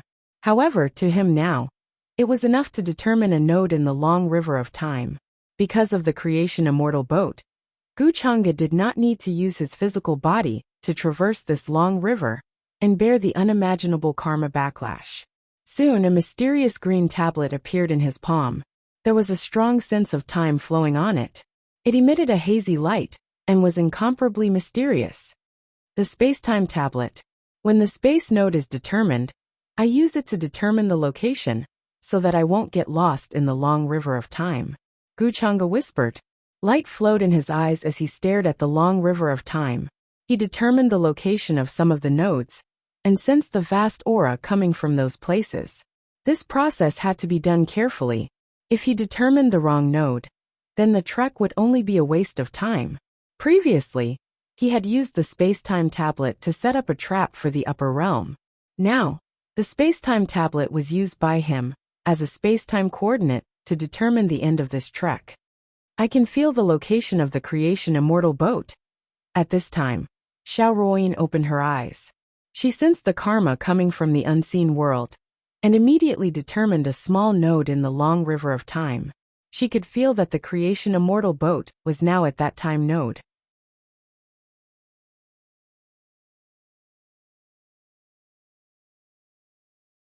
Chapter 857. Hearing this, Guchanga did not hesitate. The space-time steel immediately turned into a ray of light and smashed into the river. Then, with a rumbling sound, it suddenly rose up and smashed into the river.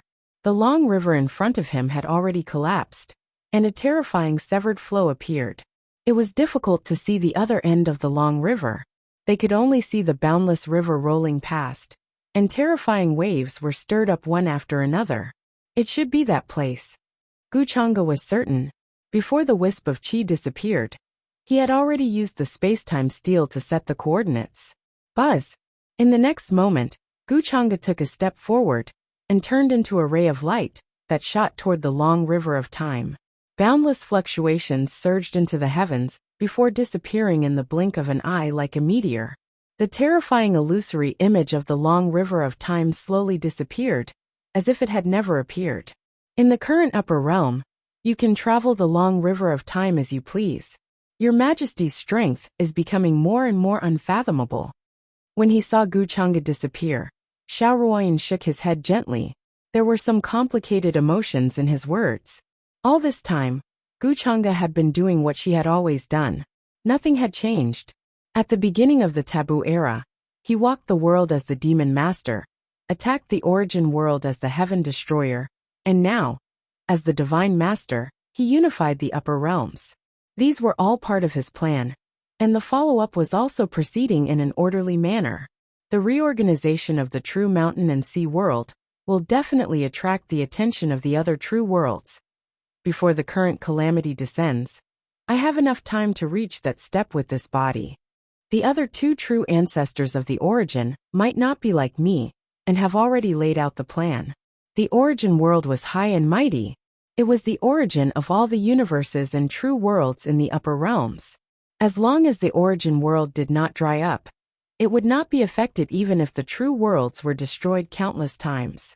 As for the three true ancestors of the origin world, they were the source of everything in the origin world. They were truly indestructible and stood at a latitude and level that no one in the world dared to imagine. Within the long river of time, blue waves rippled. The water surface was calm, appearing extremely vast. It was currently flowing quietly like a large net, covering every corner of the heavens. This place was ancient and everlasting, with boundless primal chaos mist, as well as a deep bright moon that connected the sky and water, suspended high above the long river. Every wave here represented an epoch. The tides rose and fell, the epochs changed, decay and rebirth, destruction and reincarnation. Guchanga stepped into this long river. His entire body was shrouded in fog, so no one could see his true appearance. His past, future, and present were all shrouded in a boundless fog. In the long river of time, It was even more impossible for him to be tainted by karma because of this. This was a power that belonged to the highest level. It was boundless and difficult to describe. From this end of the great river of time, one could see an expanse of deep and deathly still darkness. There was a terrifying fault there, and the world was in chaos. True lightning hacked down, order shattered, and the great Tao crushed down like a guillotine. Various terrifying auras interweaved, capable of easily causing one's soul to scatter, body and soul to be obliterated. After crossing the dark fault, it was the forbidden epoch on the other end. The coordinates of the space node displayed by the space-time steel were within. Boundless primal chaos interweaved in this universe. This was a space-time that had long been buried in ancient times. Even existences that surpassed the immortal king realm would not be able to find any space node here. This was because all traces and auras here had been erased by heaven and earth. It was like a drop of water entering the sea, and all one could see was seawater. Although it was not enough to drown one to death, it was impossible to find one's direction here. Splash! Huge waves surged into the sky, crashing into the dark sky. The rusty ancient bronze boat was trekking in this long river of darkness. To be precise, this was no longer a simple long river of time, but a boundless black sea. There was no light, and it was shrouded in fog. Chan Hongyi and Tao Yao stood on the ancient bronze boat, trying their best to resist the chaotic aura here. But they also felt extremely tired. From their mind to their magic power, they felt exhausted. Crossing the long river of time and returning to the past was something that defied the heavens. The flow of time was completely different. Although the two of them had the protection of the creation immortal boat, they also felt like they had trekked in this boundless black sea for tens of thousands of years. They could not even feel the passage of time. They truly did not know how many years had passed. Every day was spent in the midst of searching. It was a cycle that never stopped. Perhaps the two of us will really be buried in this dark past, unable to find our direction. Tao Yao said with a smile. Her mood was not very heavy, and the peach blossom ornament on her beautiful face made her look particularly charming. She felt like her body had aged tens of thousands of years, and her entire person seemed to be covered by a layer of light, no longer radiant and moving. This was the horror of exile, tormenting one with the exhaustion of searching and being lost.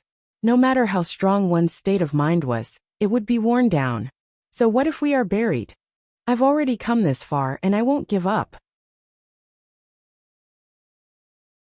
Even if I'm trapped here in the end, beyond redemption, and my body and soul are destroyed, I will find the coordinates of that place, Chan Hongyi said softly. She was also resisting, but it was like a grain of rice falling into the sea, and the resistance was too weak. Around it, there were many broken ancient universes and epic fragments spinning. It was boundless, and it was unknown what era it was. Suddenly, crack, a shocking bolt of lightning struck down, accompanied by the most dazzling light. In the distance, the area shrouded in dark fog was in chaos, and there was a dark light penetrating, as if it was being torn apart. This place was in chaos, and the sea, which was already surging with waves, had monstrous waves that slammed into the sky, enough to drown everything. In front of this terrifying scene, all living beings were as small as ants. The creation immortal boat kept trembling, as if it could not withstand the sudden chaotic aura, and was about to be overturned by the waves. Why is there a change in the long river of time? Could it be that we were noticed by the existence at the other end of time when we were crossing this sea, and they are making a move to correct the chaos? Are they trying to disturb the aura of this place? Are they going to bury us here for eternity? Tao Yao frowned. Her white clothes were like snow, and with a flick of her long sleeves, she tried to stabilize the aura here. However, her move seemed to have suddenly broken the final piece. This place boiled up, all types of fragments flying, and the waves drowned out, completely overturning the bronze boat. Large expanses of the universe were pierced through by the terrifying black lightning. The long river of time surged, and the power of time flew. This place was like a piece of paper, immediately torn apart. Even Tao Yao could not stand still. Her clothes quickly charred black, struck by the densely packed terrifying true lightning, blood coughing out of the corners of her mouth. Perhaps he noticed. Chan Hongyi said faintly. Chan Hongyi said faintly. She looked towards the dark and shattered sea of time. She could see the fragments flying about. There were fragments from ancient eras, and each fragment represented a period of time that was recorded by time. Tao Yao was silent for a moment, and then said, "No matter what the reason is, this is the time to make a choice. I've already come this far, so I won't turn back." Chan Hongyi was extremely decisive.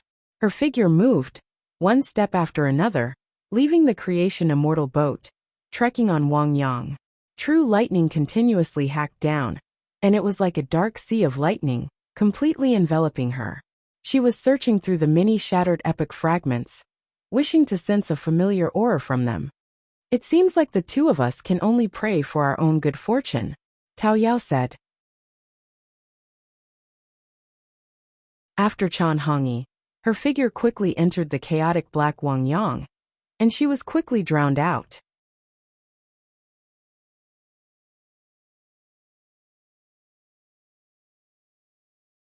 Chapter 858. I heard that the mountain in front is occupied by a peerless demon. Even the perfected immortals of the immortal palace have to carefully take a detour when they pass by here. But senior brother, this time, the blue moon fairy flower that master asked us to find is said to be in the annihilating demon abyss behind that mountain. If we don't go through that mountain, how are we going to pick the blue moon fairy flower? Dense fog surged. This was an ancient and beautiful bamboo forest. Each stalk of bamboo was as thick as a bowl. They were densely packed in green. When the wind blew, the entire bamboo forest rustled. A group of young cultivators were in a pavilion deep in the bamboo forest, looking at the towering mountain range in the distance. They were wearing the same robes, with the pattern of a divine sword on the cuffs. It was very beautiful and flowed with brilliance. The one who spoke was a handsome man in a Taoist robe with dashing eyebrows and bright eyes. He carried a Taoist sword on his back, and looked like a young sword immortal. Hearing the words of the little junior sister beside him, he opened his eyes and looked straight at the mountain in the distance. "We can take a detour and go through the Netherland on the other side. But there is a dirty river in the Netherland that is shrouded in miasma and fog all year round. And there are many big demons. Everyone has to be careful. Otherwise, if you are attacked by the demons there, I may not be able to protect you," he said. But during this time, I heard that the demons in the Netherland are much quieter. In the past, at this time, many senior brothers and senior sisters would come here to exterminate the demons and help the surrounding villages and cities. This bamboo forest was very big, accompanied by the breeze from afar. There was a fragrance that made people feel refreshed. They were all inner sect disciples of the immortal Sword Dao sect, and were extremely talented. The young man in the lead was a powerful true disciple. His master was a supreme expert, who was expected to enter the ranks of the immortal path in this life. The little junior sister, who just asked, looked to be only 16 or 17 years old. She was beautiful with bright eyes and white teeth. Her skin was white and shone with a charming luster. When she smiled, there were two shallow dimples at the corners of her mouth. She said with a smile, "Senior brother, then let's take a detour from the netherworld. In any case, I'd rather encounter a great fiendish demon than go through that mountain. I heard that the peerless demon on that mountain has 9 heads, 18 arms, and 3 eyes on each head. Every day, it eats a lot of young boys and girls. But for such a heinous and peerless demon, even those ancient great demons are filled with fear when they mention it." I also heard from Master that there was a true immortal in the immortal palace, who kowtowed respectfully outside the mountain, before daring to pass through here. When she mentioned this topic, the other disciples of the Divine Sword Dao sect also became interested, and began to talk about the rumors they had heard. That's right. Not only that, I've also heard that even those immortal officials of the immortal palace don't dare to meddle in this place.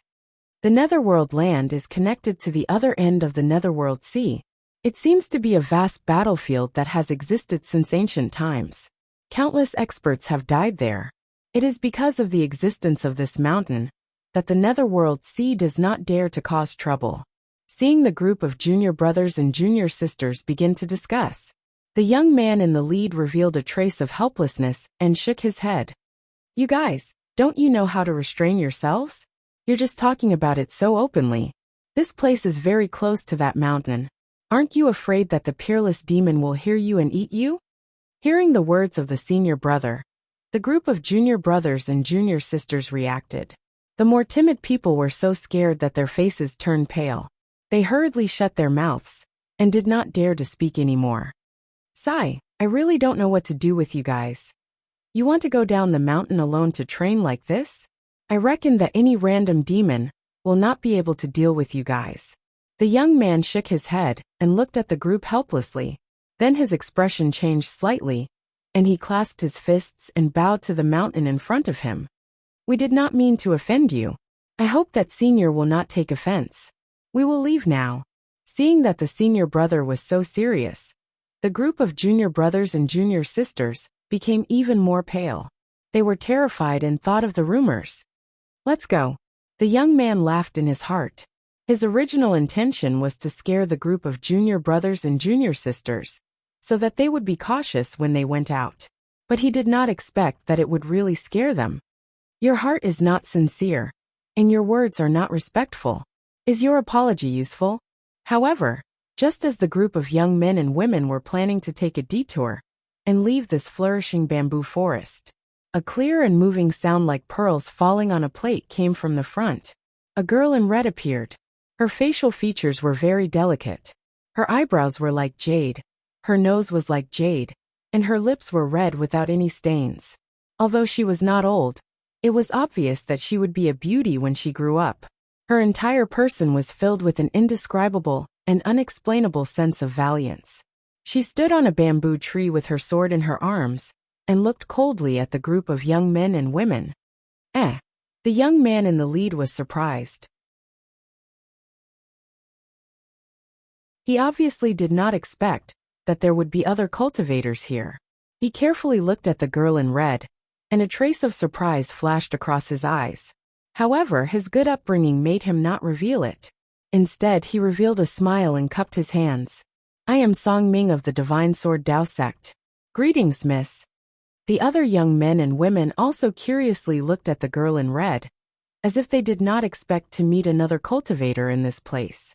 If it was not for the fact that they needed to pick the Jasper Moon Celestial Flower and had to pass by this place, they would not be willing to set foot here, even if they were beaten to death. The girl in red clearly did not have the intention to pay attention to them. After saying these words, she looked coldly at Song Ming, as if she was somewhat dissatisfied with his words just now. Since it is fate that we meet, what I said just now was indeed unreliable. I hope you don't take offense. Song Ming knew that the words he used to threaten his junior brothers and junior sisters had been heard by the girl in red. He immediately laughed and said, May I know why you are here? There are gods 3 feet above your head.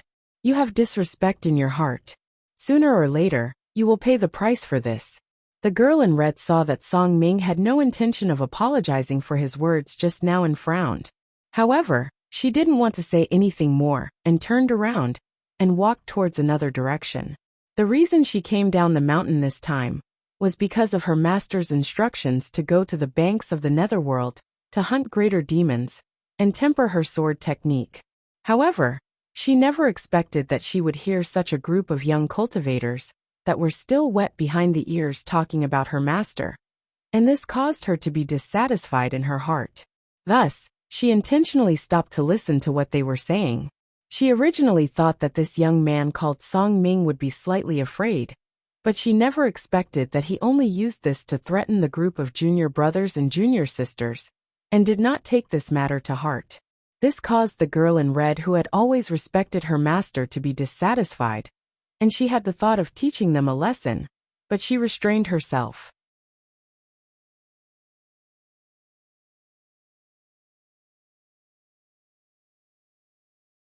Chapter 859. There's always a deity watching over us, but that's just a rumor from the past. Why take it so seriously? Could it be that you've really been to the mountain in front and seen that peerless demon? Song Ming saw that the girl in red was heading in the same direction as them. He smiled and chased after her with his junior brothers and sisters. However, the girl in red didn't reply. She was still very cold, as if saying those words was already her limit. It seems that you're also heading to the netherworld. We're going the same way. The netherworld is filled with demons and dangers. If you're going alone and encounter any danger, there's nothing we can do. We have many people here, so we can look after each other. Miss. The bamboo forest rustled as fog surged. It was like a fairyland. Every bamboo had purple veins. Some of the bamboos that were more than 1,000,000 years old were even used by some cultivators as good materials for refining flying swords. Cloud Sea Purple Bamboo Forest.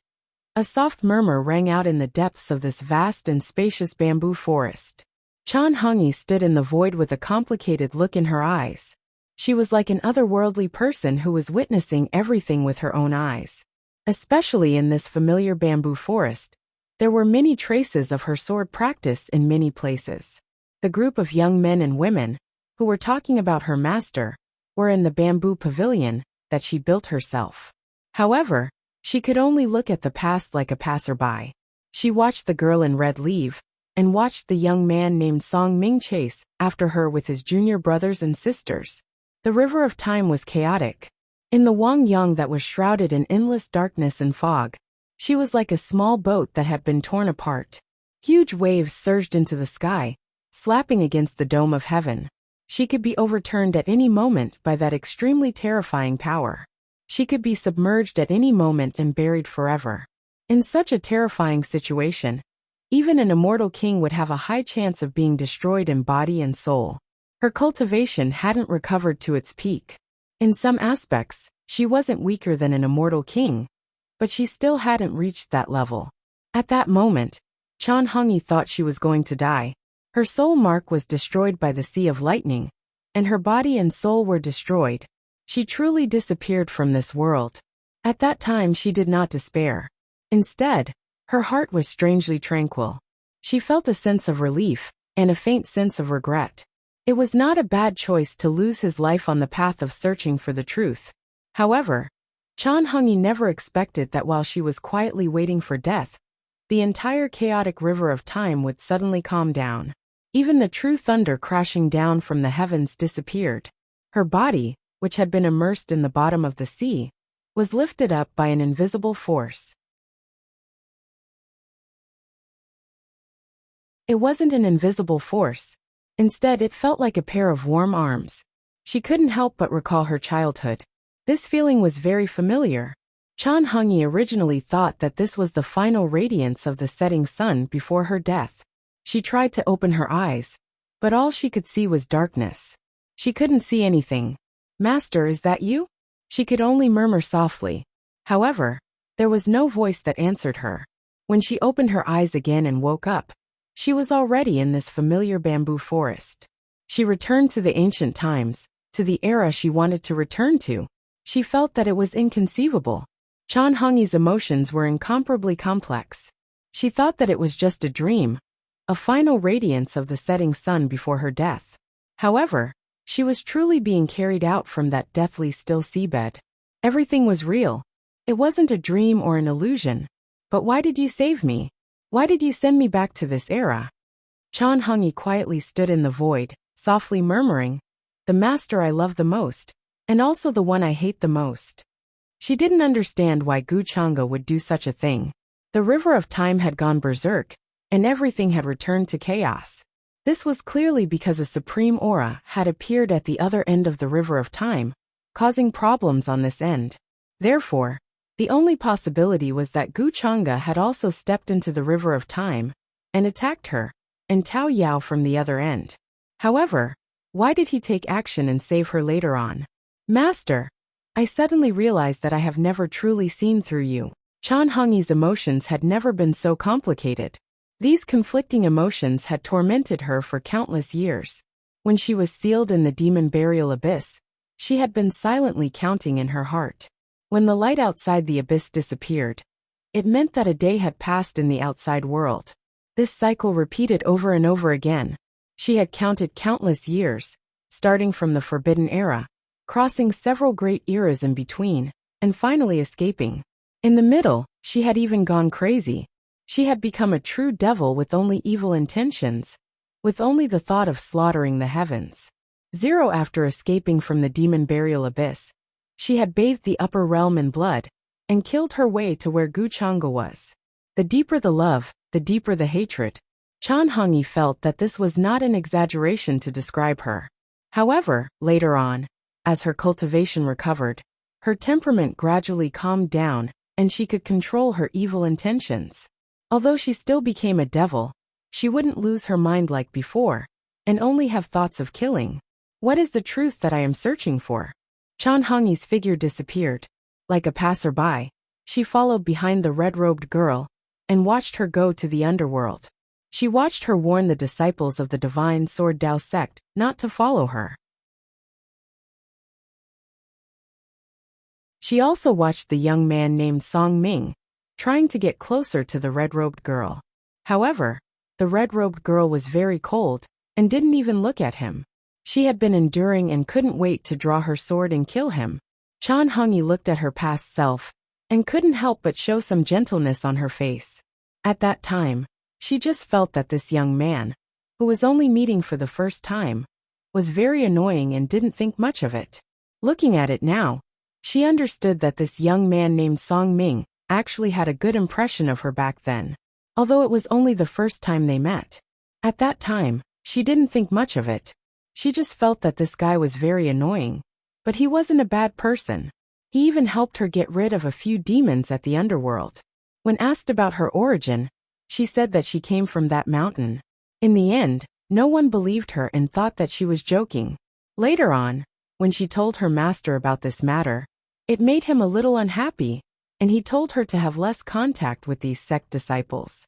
The next day, she saw a patriarch-level figure from Song Ming's sect come to the foot of the mountain and kneel there with Song Ming. Chan Hongyi originally thought that these memories were blurry, but now she realized that she just chose to forget them. Now that she returned to this era, they were incomparably clear. Her figure passed through the sea of trees and continued to move forward along the timeline. In the vast river of time, the space-time she was in was just a small fragment. However, to the people of this space-time, it was thousands of years, tens of thousands of years, or even longer.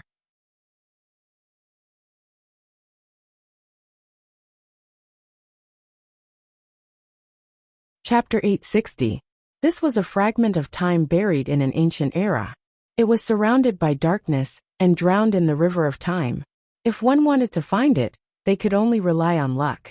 Even Chan Hongyi was not sure if she could safely leave and return to the present world that belonged to her. For her, the most important thing was to follow the river of time upstream and find the truth that she wanted.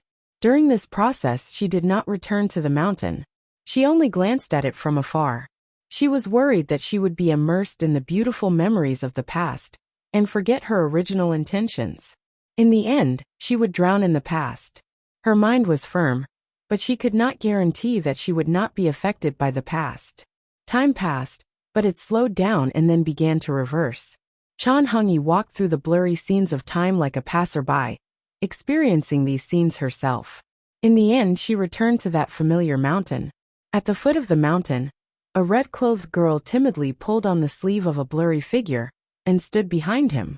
In front of this red-clothed girl, many bandits were kneeling in fear and begging for mercy. They destroyed your village and burned down your home. Don't you want revenge? The gentle voice of a man sounded. It seemed to carry some strange magic that made the red-clothed girl, who was originally uneasy, angry, and filled with hatred, gradually calm down. I do, she replied. Her voice was clear and contained a strong will. Then take your revenge now. They are all in front of you. You can do whatever you want to them. The man's voice was still gentle, as if he would not be affected by the things of this world. Chan Hongyi watched this scene from afar. She watched as the little girl in red wielded her padao and killed the bandits one by one with a pop. She did not care about the blood that sprayed on her face and body. Her clear eyes were filled with hatred for revenge. At that time, in her heart, it was indeed this group of bandits who had massacred her village, her parents, and many other innocent villagers. From that day onwards, she began to rely on her master and saw him as the closest person in the world. Back then, she had never thought that one day in the future, she would discover the cruel truth. The bandits that had massacred the village were actually arranged by her master. In other words, the master she had always respected and admired was her greatest enemy. When she understood all of this, she felt as if a knife was being twisted in her heart. She simply didn't dare to believe all of this, nor was she willing to accept it. It wasn't until she ran to her master in tears and questioned him, only to receive a nonchalant yes, that she suddenly realized. It turned out that her master's indifference had always been deeply rooted in his bones. He had never cared about her heart-wrenching pain at that time. It was also from that day onwards that Chan Hongyi discovered that the world she had always believed in had collapsed. She had never been able to see the true face of the master she thought she was incomparably familiar with. Seeing this scene again, Chan Hongyi couldn't hide the sadness in her heart and couldn't bear to watch. Does the so-called truth still matter? She asked herself. She had seen a lot along the way, but she had never gotten the answer she wanted. Coming to the foot of the mountain again, and seeing the past that he didn't want to recall, it was like tearing open a long scar. Chan Hongyi stopped in the distance, but in the end, she still chose to leave. She didn't know what the truth was that she wanted to know, and whether the truth existed or not. Or is it to say that this is just something that I think exists, but in reality, this thing doesn't exist? Chan Hongyi was like a lonely wandering soul, trekking through this ancient era. No one could see her. She was lonely, like the little girl in red who had no one to rely on. Later on, she came to the shore of the netherworld and saw Tao Yao, who was just a little monster. At this time, Tao Yao was still being bullied by many older monsters. Tao Yao used to be a very gentle and weak person, but now even she has changed. I'm the one who's changing, Chan Hongyi muttered to herself as she traversed through the years. Ripples spread, and she unknowingly arrived at a familiar small village. This was the place where she was born. It was surrounded by mountains and rivers, crisscrossing roads and houses. It was a peaceful and quiet scene. The villagers worked at sunrise and rested at sunset. Some of the originally blurry faces became clear at this moment. They were villagers that she couldn't name, but were very familiar with. Back then, she was carefree and didn't know what cultivation was. She only learned from her parents that there were immortals who could fly in the sky and burrow into the earth. However, all of this was completely destroyed on a certain night. Suddenly, bandits came and massacred the village. A huge fire burned everything to ashes. She only wanted to know why her master did this back then. What was his reason? Even if he gave her a suitable explanation, it would be fine. She could accept it herself. However, it was just a simple explanation, and there wasn't even a lie. Chan Hongyi sighed softly and quietly watched all of this.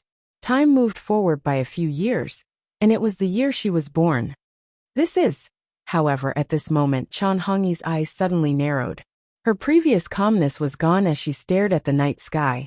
A red light flashed past, dazzling like a meteor. Under the dark night sky, it was incomparably obvious. And this red light was heading straight for the village where she was born. Is this red light me? In this red light, she felt a familiar aura. It was her own. The moment the red light fell, she was accompanied by a baby's cry. She was born. Why don't I have any memories of this before? Chan Hongyi frowned tightly. She carefully searched through her memories, but she couldn't remember anything about this. She had never heard her parents mention that there was such a scene when she was born. Such a shocking red light illuminated half of the village. Dogs barked everywhere. Many villagers rushed over after hearing the news. No one would have thought that a newborn baby would bring about such a terrifying phenomenon.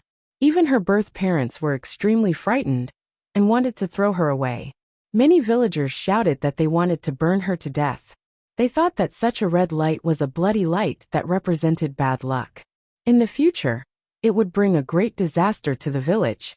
Some of the villagers began to pick up some stones and threw them at the infant girl. Her parents even went to find torches. Their faces were filled with resentment and anger. They wanted to burn their newborn daughter to death. A red light descending from the sky, an ominous sign. It was clearly the first time Chan Hongyi had seen such a scene. Her eyes were filled with shock and shock. If she hadn't seen it with her own eyes, she wouldn't have believed it. In her memories, her parents were honest and hardworking people. Why would they show such resentment and anger? The kind and peaceful villagers were actually so ruthless. They wanted to kill a newborn baby? Was it because she had a shocking red light when she was born? This was completely different from the village and villagers in her memories. Is there a problem with my memories? Or is there a problem during this period of time? Chan Hongyi's brows furrowed tightly as she pondered what had gone wrong. Why was there such a large discrepancy between her memories and what she was seeing now? No, there's nothing wrong with my memories. There's also nothing wrong with what I'm seeing now. It's just that there's something wrong with the village I grew up in. Soon she figured out the crux of the problem. The problem didn't lie with her memories or what she was seeing now. These are my real parents and the villagers I got along with? Chan Hongyi's lips curled into a mocking smile. It was unknown whether she was mocking herself or mocking these people. Flames soared into the sky, illuminating everyone's faces. They were distorted, angry, and malevolent. One by one, lit torches were held up high.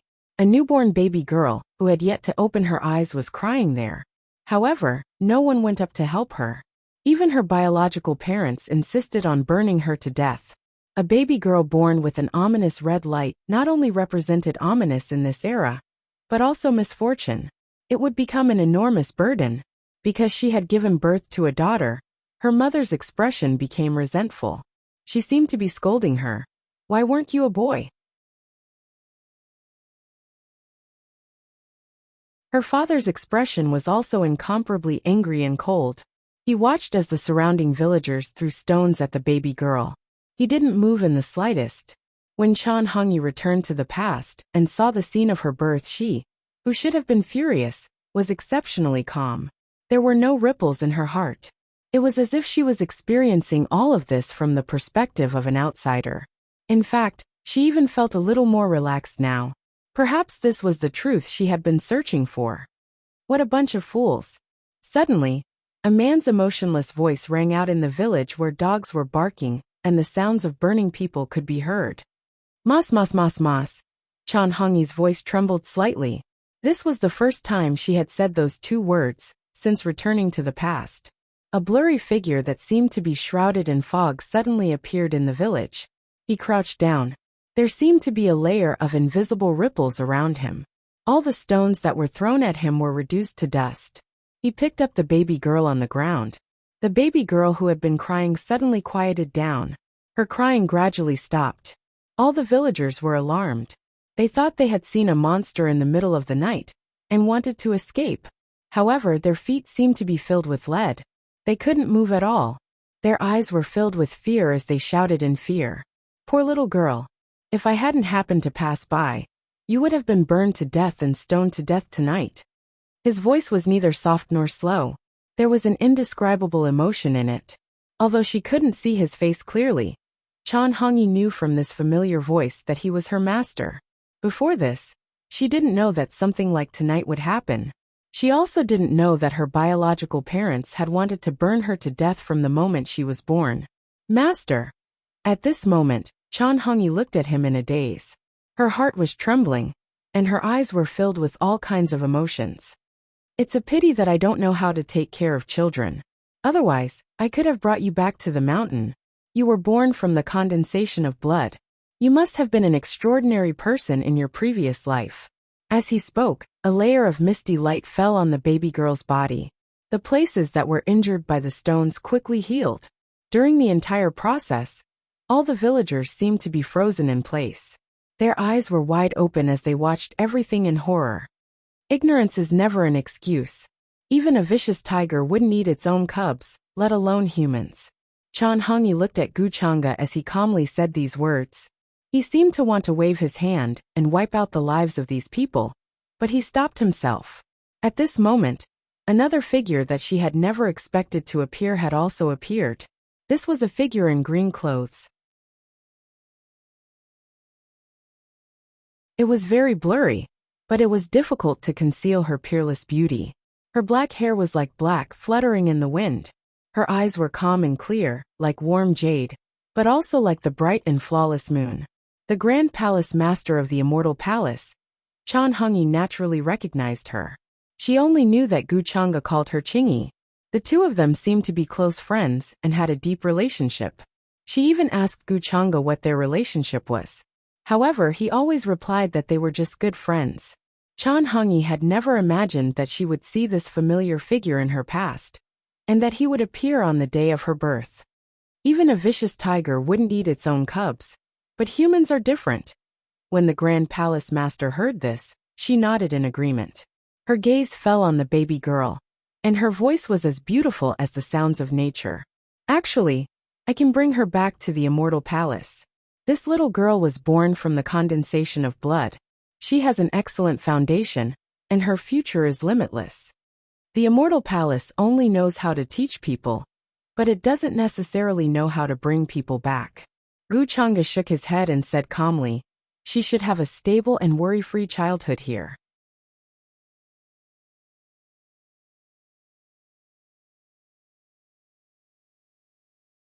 Chapter 861.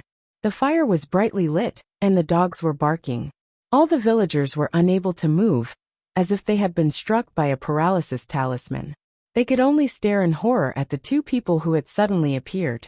To them, such a scene was tantamount to a legend of ghosts and gods descending from the sky and stopping them with a wave of their hand.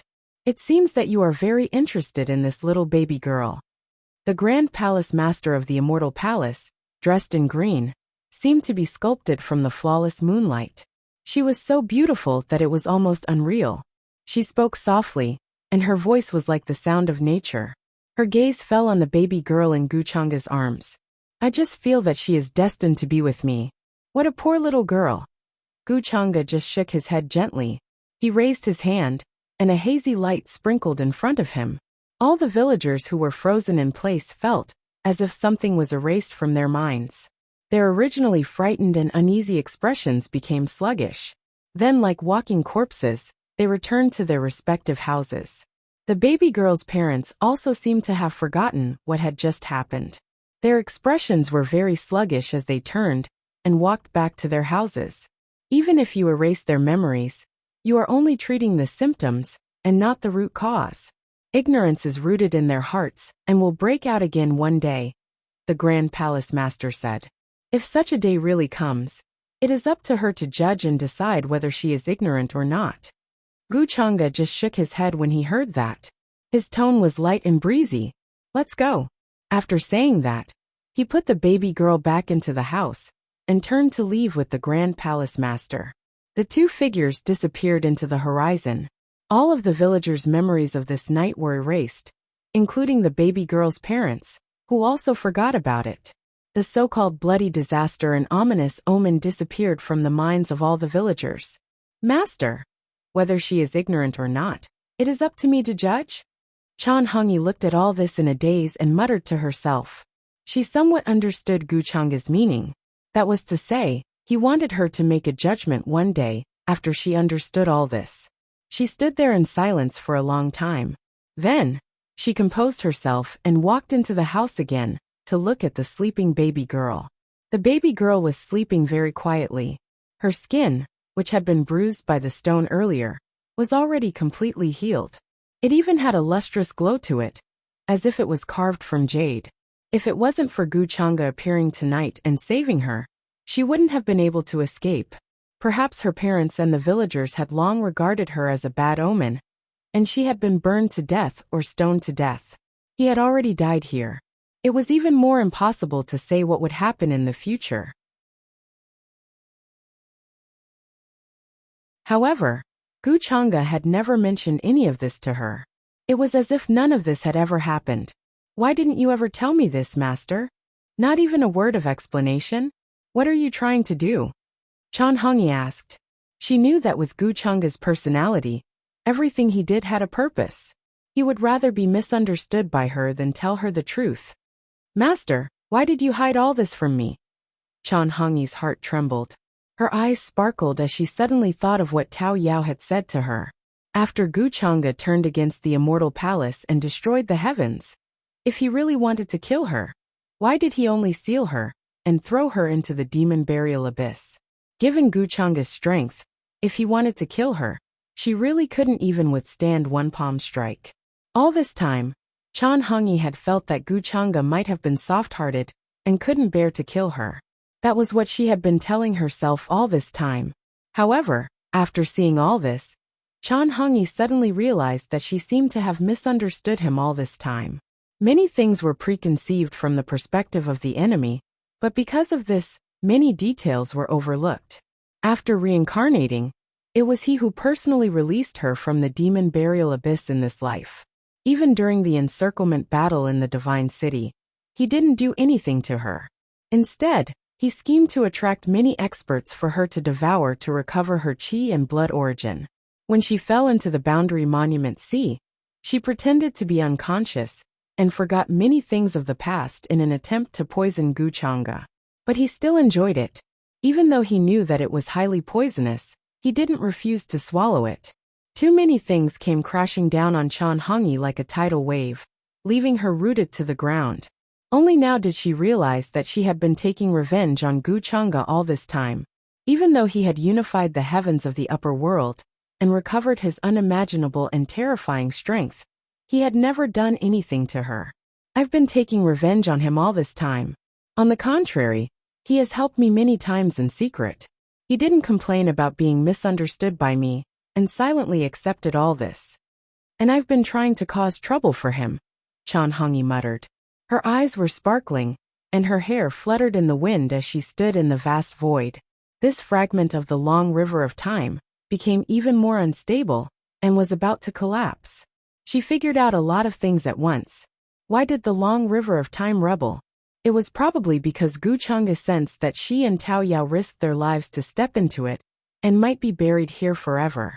That was why he came all the way here in an attempt to stop them. And after she sank to the bottom of the sea, it was Guchanga who appeared and brought her back. As for why Guchanga never explained these things, allowing her to misunderstand and hate him to the core, Chan Hongyi guessed that this was probably a grand scheme of his own. He had his own considerations and calculations. If those bandits were really arranged by Master, then it would make sense. But my intuition tells me that Master wouldn't do such a thing. Chan Hongyi was certain, especially since Guchanga and the Grand Palace Master of the Immortal Palace, Xing Yi, had an extremely good relationship, as if they were bosom friends. Why would the two of them suddenly turn against each other?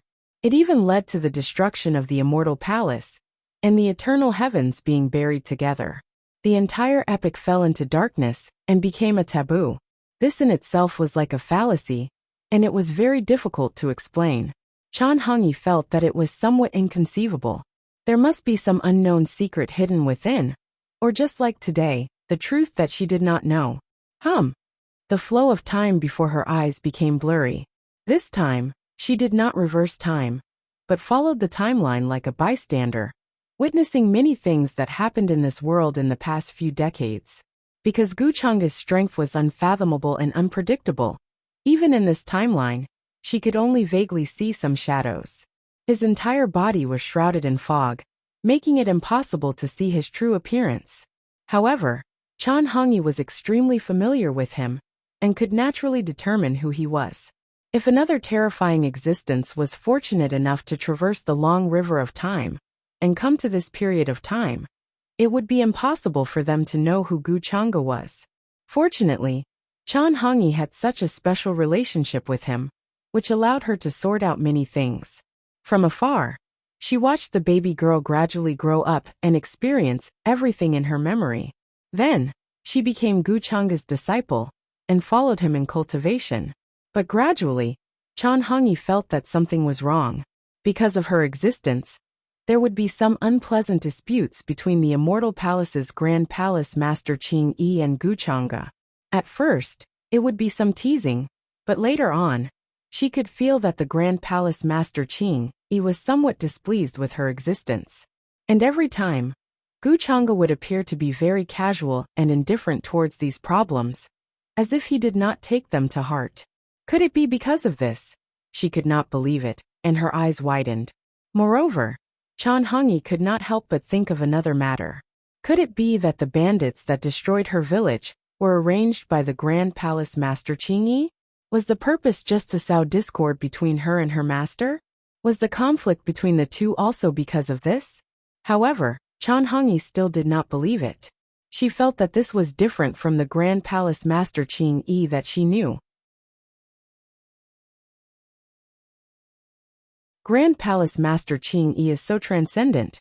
She can't be so narrow-minded. There must be a reason for doing this. She did this on purpose.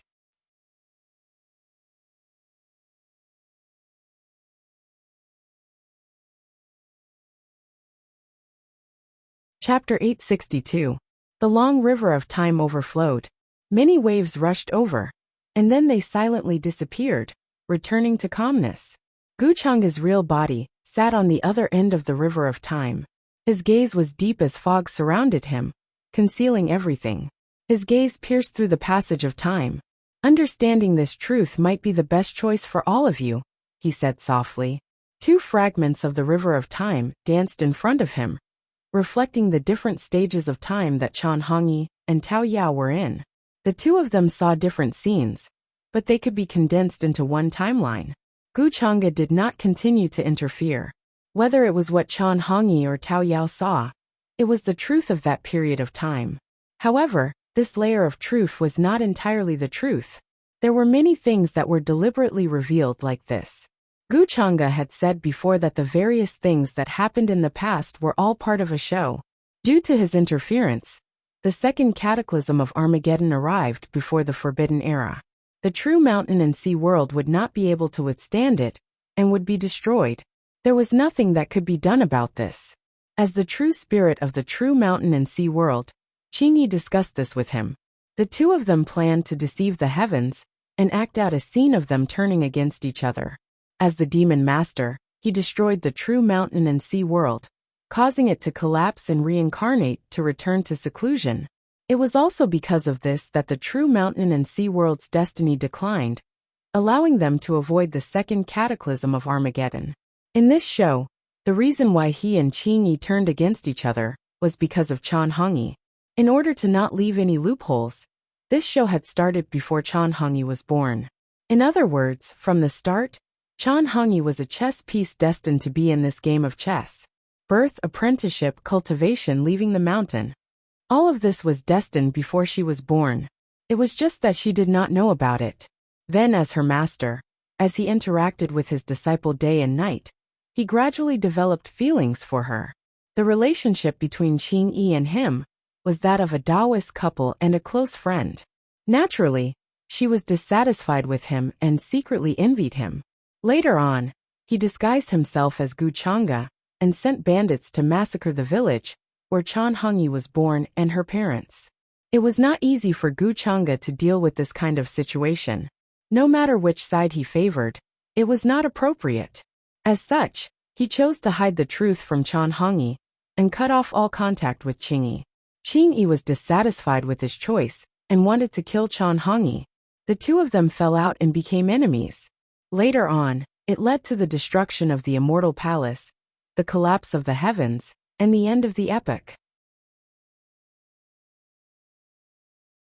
This so-called truth was forever buried in the Forbidden Era. Perhaps none of the countless lives in the true mountain and sea world would be able to guess that this was the truth. They would be shocked and in disbelief. Of course, this was only the overall situation that Xingyi and Guchanga had discussed beforehand.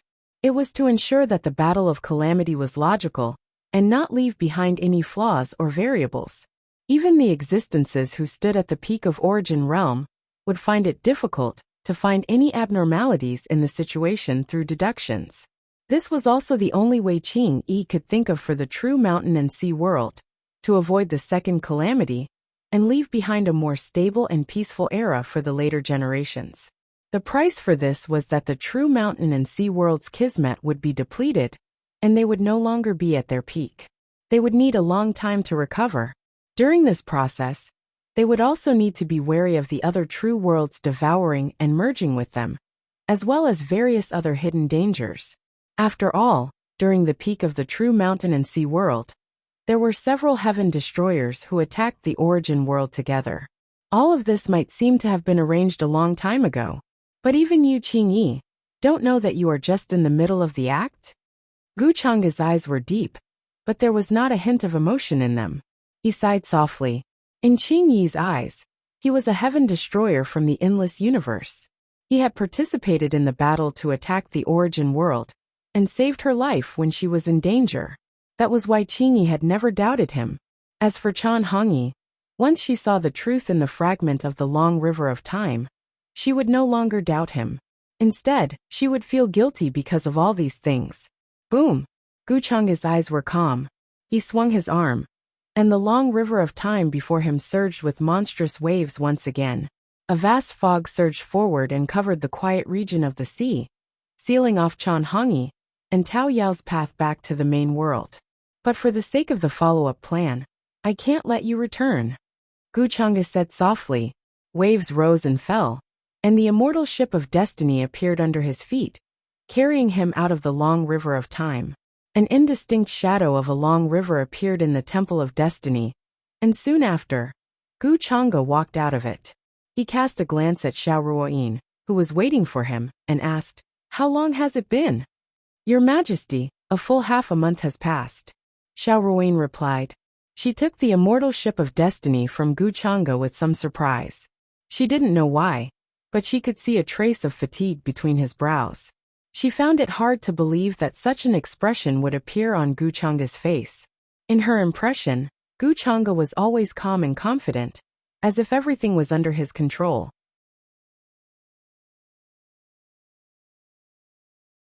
It was as if there was nothing in this world that he couldn't do. Even if the sky collapsed and the earth caved in, or the ages turned to dust, she wouldn't be able to see a trace of change in his expression. But what had he encountered in this long river of time that made him show a trace of fatigue? Was it because of mental fatigue? Xiao Ruoyin didn't see the figures of Tao Yao and Chan Hongyi. She guessed that they might have encountered something and disappeared into the river of time. She remained silent. She didn't know what to say at this time. Only half a month has passed. Gu Chang'e thought that this long river of time was several years away from the present world. Because of many things that happened during this time, the long river was blurred. Even he couldn't tell how much time had passed. In the process of returning to the present world, he saw thousands of light spots flying up from the long river of time, floating and sprinkling into various river regions. Some of them were even guided by a blurry path of light, and disappeared within. "Your Majesty, are you returning to the Divine Palace?" Seeing Gu Chang'e looking at the sky outside the palace with an expression that Xiao Ruoyin couldn't see clearly, she couldn't help but ask softly. The sky was already dark, but in the Divine Palace of Destiny, near the vast sea of stars, it was impossible to distinguish between day and night. "I won't be returning to the Divine Palace tonight." Gu Chang'e came back to his senses and rubbed his forehead. He wanted to go to Peach Village and see Gu Xiener, but after thinking about it, he decided against it. Although Gu Xiener had 3 lives, she probably hadn't awakened the memories of her first life yet. And for her, she might not be willing to accept the memories of her first life. Just like when she gave up the memories of her second life called Dao Xian. After the upper realm and the immortal region gradually connected, the environment of heaven and earth changed faster. Gu Chang'e had a premonition that some of the arrangements made by Qingyi would appear again. Some people who died in the first war of the heavens and fell into the reincarnation cycle would probably choose to return in this life. Ancient heroic spirits, those powerhouses who reincarnated into the cycle of reincarnation. Maybe some people around him would awaken related memories. The path of reincarnation that had been hidden in the past moved again. "Then I will serve your Majesty to bed." Xiao Ruoyin's face turned rosy. She reached out and took off Gu Chang'e's coat. Gu Chang'e retracted his thoughts and looked at the beauty beside him. His eyes were unclear. The night was sad, the spring scenery was endless, the clouds dispersed and the rain cleared. In the following years, as Gu Chang'e had predicted, the upper realm's fate gushed out and surged like a vast ocean. Outstanding talents were born in every large world and ancient universe. After the rules of heaven and earth became more complete, some outstanding figures of the past also seemed to have a second spring. Their cultivation that was originally shackled and limited rose. Those heaven's pridelings of the same generation as Gu Chang'e, such as the heavenly phoenix maiden, six-crowned King Jun Yao, and others, had already entered the ranks of supreme beings. Some people even began to break through to the quasi-emperor realm and stepped onto the original emperor's road. Gu Chang'e was in the divine palace, watching Gu Xian'er leave the Peach Village and set foot on the road. He also saw some of his old acquaintances. For example, the young master of the ancient Yi clan, Yi Langtian, who should now be called the head of the Yi clan, and his sister, Yi Liuli.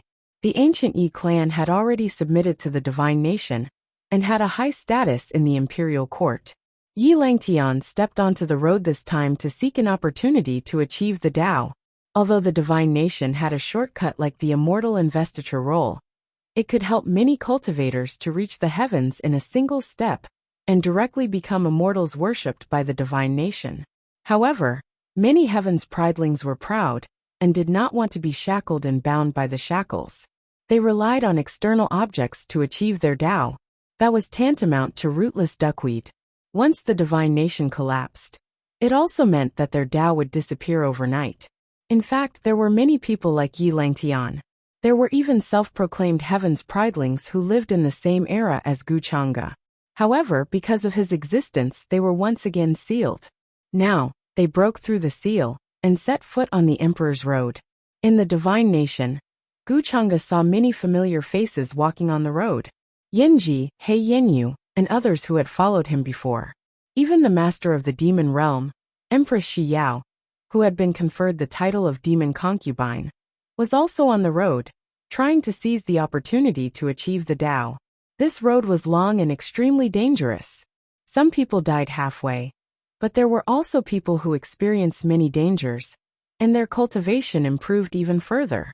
Gu Chang'e just watched, quietly observing the changes in the fate of the thousands of worlds. He completely refined the source and true blood that he had devoured when he went to the celestial realm. Above the immortal Tao, there were true immortals, immortal kings and immortal emperors. Above them was the threshold of transcendence. The gap between true immortals and immortal kings was like the gap between an ant and a true dragon. The gap between immortal emperors and immortal kings was even more terrifying. It could not be described with words. The immortal king realm could be accumulated with Tao techniques, time, and talent. However, the immortal emperor realm was unreachable. It was impossible to touch it with these. Even if one was peerlessly talented and looked down on the past and present, they would be stopped by that threshold. One immortal king could be born in 100 epochs. However, among the 100 immortal kings, only 1 in 100 had the qualifications to touch that road. It was clear how dangerous and terrifying it was.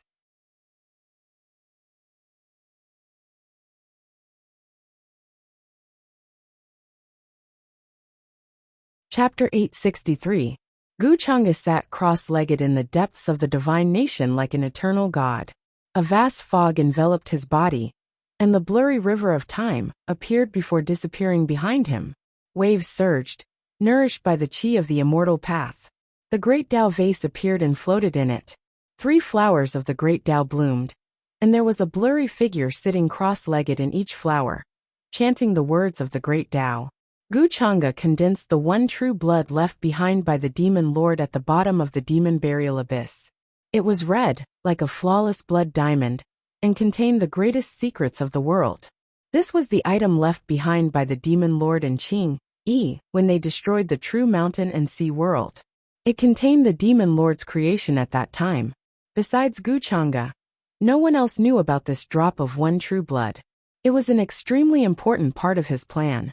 After the Forbidden Era, the demon lord was destroyed by the will of Gu Chang'e's true body, because he angered the master of the origin world. This was also the reason why he was able to reincarnate in the future. With the identity of a transmigrator, he was able to escape from karma. At that time, the demon lord had the power of transcendence. He was a true immortal existence. In the vast true heavens world, There was no living thing that could kill a transcendent. That was why Guchanga planned to first merge the three flowers of time, and merge the past, future, and present into one. Then he would walk out of the realm of eternity. Then, he would refine the one true blood, and take the step of transcendence. With his current level of cultivation, he still couldn't control the timeline, make the universe eternal, and make calamities indestructible. However, in the realm of immortality, even if he met a true immortal emperor, he still had the means to fight back. However, even if the current true mountain and sea world included the foreign realm, it was unlikely that there would be any immortal emperors guarding it. Guchanga first tried to observe the fruits of Tao in the true mountain and sea world. He tried to copy the complete great Tao of this world, and then derived the 3,000 Taos. Right now the laws of the immortal region and the upper realm were in contact. It could be said that all the worlds in the heavens could sense that the barrier of the upper realm was changing. This was also the reason why there were living beings from various races and orthodoxies who attempted to embark on the primordial emperor's path in search of an opportunity to attain Tao. This single drop of true blood was sparkling and translucent. It floated in the air like a dense bloody mist. Guchanga refined it, and then stored it between his brows. Not only did it contain the good fortune left behind by the demon lord, who stood at the transcendent level, but it also contained the enormous transcendent origin. After Guchanga broke through the immortal Tao realm, he would be able to reach that level faster. Apart from the single drop of true blood, the same was true for the system formed from the essences of the worlds. However, to Guchanga, the existence of the system was only to better match his identity as a transmigrator. It was only a tool in the early stages. Of course, to him now, the system was actually more like a key. When the time was right, it would unlock the shackles and allow him to recover his past memories.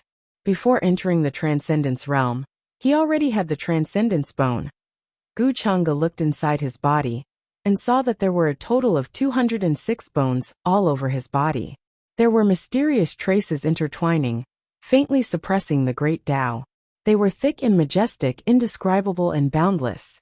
The transcendence bone was far superior to the immortal bone. It could go through thousands of tribulations and become immortal. Even if the worlds were destroyed, it would not decay. In this vast world, there was no level or substance that could destroy the existence related to transcendence.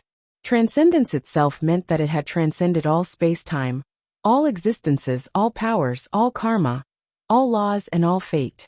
It possessed inconceivable power above all worlds. Its latitude was completely different from that of the immortal Tao. In the eyes of transcendence, the so-called true world was actually a toy that could be casually played with. It could confine everything into a point or a line. It could freeze time within the true world, reverse it, or even go to the future. It could be casually trampled on without the slightest trace of karma. Even powerful immortal emperors were no different from ordinary mortals in the eyes of transcendence. The two did not exist in the same latitude. However, it was incomparably difficult to give birth to transcendence. It required an inconceivable amount of luck and coincidence. Even if one comprehended all the mysteries of the world, without that kind of luck, it was impossible for them to transcend. In this vast world of true worlds, the number of worlds that had given birth to transcendence could be counted on one hand. And each of these true worlds was an overlord. Their foundation was so deep that it was difficult to imagine. When the calamity was settled, they had the power to protect themselves and hide the cycle of reincarnation. They would not be destroyed. Transcendence had already understood the truth of the world. They understood karma and knew the cause of the calamity, which was why they had a plan to deal with it. Guchanga was currently in the true mountain and sea world. Even when it was at its peak, it had never given birth to a true transcendent. Even Qing Yi, who was a true spirit, was only on that path and lacked that inconceivable chance. Many of the strongest powerhouses in the true world felt that this chance might be related to karmic luck.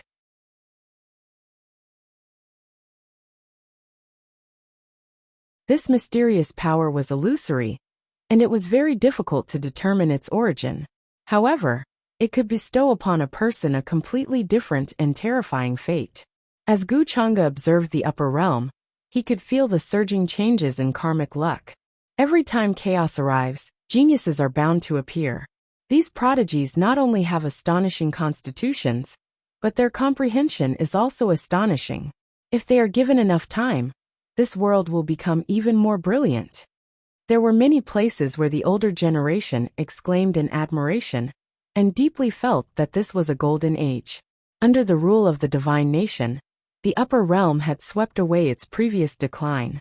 Karmic luck was overflowing, and prodigies appeared in large numbers like bamboo shoots after the rain. During these years, good seedlings appeared in various ancient worlds and great cosmoses, and they could be called immortal seeds. Some of them resonated with the heavenly Tao before they were even born. Some of them broke through some extreme boundary when they were young and left their names on the heavenly Tao tablet. Their names spread throughout all regions. On this day, Gu Chang'e suddenly felt something. He cast his gaze in the direction of the Saintess Palace, and a hint of surprise appeared on his face. Chuchu has achieved Tao. He was surprised, but when he thought about it carefully, he felt that it was not surprising. Jiang Chuchu's aptitude was excellent, and she had the 9 apertures celestial soul. When she was born, her cultivation level was at the level of a sage-to-be, and she was the best among her peers. All these years, she had been cultivating in the human ancestors' hall, and did not know about the affairs of the world. Naturally, her cultivation level was very fast. Moreover, due to the uniqueness of her cultivation method, when she comprehended the heavenly Tao imprint and touched the opportunity of achieving Tao, she was like a fish in water. Gu Chang'e could not forget that Jiang Chuchu had risked her life to visit him in the Gu family, in an attempt to see through his true identity. Back then, the forbidden palace in her sea of consciousness had brought him a lot of trouble, and he was afraid of taking action. Retracting his thoughts, Gu Chang'e got up and stepped forward. The next moment, he appeared in the Saintess Palace. Now Jiang Chuchu had reached the critical moment of achieving Tao, and she was only one step away. Due to the contact between the immortal region and the upper realm, the thunder tribulation that had disappeared for countless eras reappeared. However, because Gu Chang'e was in the divine bone, the heavenly tribulation could not descend. Jiang Chuchu had been waiting for the Tao tribulation.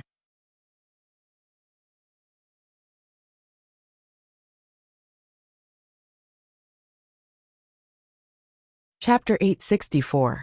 There was silence in the Saintess Palace. If Gu Chang'e had not suddenly sensed something, he would not have known that Jiang Chuchu had reached the peak of Quasi-Emperor and was about to break through to the Nirvana Tao Gate. Her talent was indeed terrifying. Many of her peers had only embarked on the original Emperor's path and sought the opportunity to attain the Tao. However, she had only cultivated quietly in the Saintess Palace and had far surpassed her peers. Even Yu Mingkong and the Demon Realm Empress, Xiao had not progressed as fast as Jiang Chuchu. Of course, it was also because Gu Chang'e had given her the golden cauldron of destiny, so that she could gather the destiny of the human ancestor palace for cultivation. Over the years, Gu Chang'e had personally guided her many times, and found many precious ancient scriptures for her to help her cultivate. My husband, Jiang Chuchu, who was immersed in comprehending the mark of the heavenly way with the light of the great Tao lingering around her, frowned. She felt that the rules of heaven and earth of this realm seemed to be lacking, causing her to be unable to take that step. However, when she sensed the arrival of Gu Chang'e's aura, she could not help but open her beautiful eyes, revealing gentleness and joy. She restrained the fluctuations in her body and stood up to welcome him. The rules of heaven and earth of this realm are still missing the most important part. Perhaps ordinary people cannot sense it, but you should be able to sense that these differences are indeed a big hindrance to your breakthrough. Gu Chang'e said with a smile. Yes, the cultivators who had broken through before did not have this concern. However, over the years, the environment of heaven and earth has changed dramatically, and many hidden rules have reappeared. I feel that if I want to become a flawless Tao body, I still need to receive the baptism of the heavenly tribulation. But I can't sense the arrival of the heavenly tribulation. A trace of distress appeared on Jiang Chuchu's face. In front of Gu Chang'e, she did not hide her true emotions. "My husband, you're here to help me, right?" She blinked and stared at him intently. In her heart, as long as she was in trouble, Gu Chang'e would appear, no matter when. It had always been like this. Gu Chang'e shook his head and laughed. He reached out and hugged her. The void in front of him suddenly blurred, and then a boundless passage appeared. The Milky Way was magnificent. In the distance there was a vast and deep expanse. It was like an azure sea. There was a vast and mighty aura that blew over from a distant land. "Husband, what is this place?" Jiang Chuchu felt that the precepts of heaven and earth in this place were very dense. It was definitely not comparable to the upper realm. This is the edge of the higher world. The barriers in the distance are the world barriers of the other true worlds, as well as the ancient broken universes from the ancient eons. Those who are not at the peak of Paramount Realm cannot break through, Gu Chang'e casually explained. The other true worlds? Jiang Chuchu was slightly surprised. He did not know much about the secrets of the true mountain and sea world. He only knew that only those who had achieved Tao would have a chance to become immortals and head to the celestial domain. You will know this in the future. Now focus on your Tao Ascension tribulation. Gu Chang'e smiled and did not explain anything. He had brought Jiang Chuchu here because he wanted her to achieve Tao Ascension realm in a complete environment. He had only told Yu Mingkong, Yin Mei, and a few others about the celestial domain and the true mountain and sea world. Gu Chang'e planned to wait until the time was right before telling Jiang Chuchu, Gu Xian'er, and the others. Their current realms were still too low. They had not broken through to the immortal realm. When the upper realm and the celestial domain merged, their current level of cultivation would be far from enough. That was why Gu Chang'e did not make the upper realm and the celestial domain completely merge at the first moment. He had considered this. The cultivation levels of the people around him were too low. There were even fewer people he could use.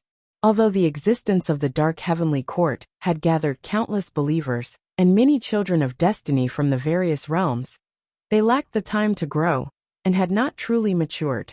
The immortal investiture role could only be used to mass-produce death soldiers comparable to perfected immortals. It could not be used to create true perfected immortals.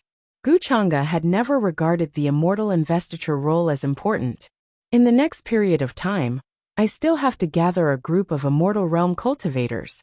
Gu Chang'e shook his head. While he was thinking, Jiang Chuchu had already flown forward and appeared in the vast galaxy in front of him. She sat there cross-legged. The expression on her beautiful face gradually calmed down. Soon she entered a meditative state. The aura of Tao lingered around her. Chuchu's talent is indeed extraordinary. Gu Chang'e was surprised. This speed of entering a meditative state far surpassed that of many of the top geniuses in the world. Before this, he had not noticed this. And while Jiang Chuchu sat cross-legged and cultivated, there were faint changes in the sky. The rules intertwined. The sea of thunder disappeared, and there was a terrifying rumbling aura condensing. It was like a roaring true dragon that was about to pounce down and destroy the world. In between her eyebrows, there was a brilliant light like a divine lamp. A blurry palace floated up and down. It was grand and solemn, making Jiang Chuchu's face look somewhat solemn and holy. It was flawless and blasphemous. This palace seems to be Chuchu's companion item. Where did she come from? Is it related to the past era? Gu Chang'e's gaze fell, but he did not probe further. He was not worried about any accidents. A few months later, the Tao here was so dense that it was about to melt. A blurry nirvana Tao door appeared in the void. Jiang Chuchu's Tao Ascension tribulation had arrived. She stood up and looked up at the sea of thunder. Her eyes were extremely calm. In the terrifying thunder, all kinds of lights were shining, carrying a terrifying destructive aura. The eternal light seemed to penetrate everything. The moment the Tao Ascension tribulation descended, the entire upper realm sensed it. That kind of mighty aura had not appeared for countless years. Shocked voices sounded everywhere. There were sounds of shock in the various orthodoxies and sections. Many of the geniuses who had stepped onto the primordial emperor's road were even more shocked. Who has attained the Tao before us? They are actually already undergoing tribulation? Many of the geniuses were a little unwilling, feeling that they were one step behind others. However, the appearance of the Tao Ascension tribulation still made many people excited. They felt that this was a sign of prosperity in the ancient era.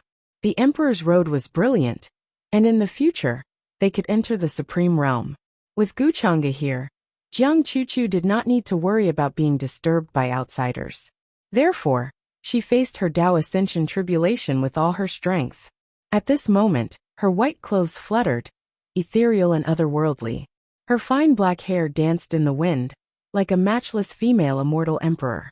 The sea of thunder was vast and mighty. There was void immortal light surging within, filling this part of the universe, causing the upper realm to be in turmoil. She was coughing out blood, but her eyes were extremely resplendent, carrying divine will. She was resisting with all of her strength.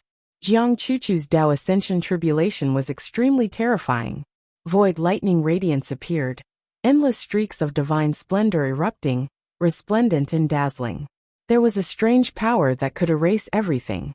This was her great emperor tribulation, something only she could cross herself. Even though the heavenly mysteries here were chaotic, the great Tao laws indistinct, it still allowed Jiang Chuchu to see hope of achieving a perfect emperor body.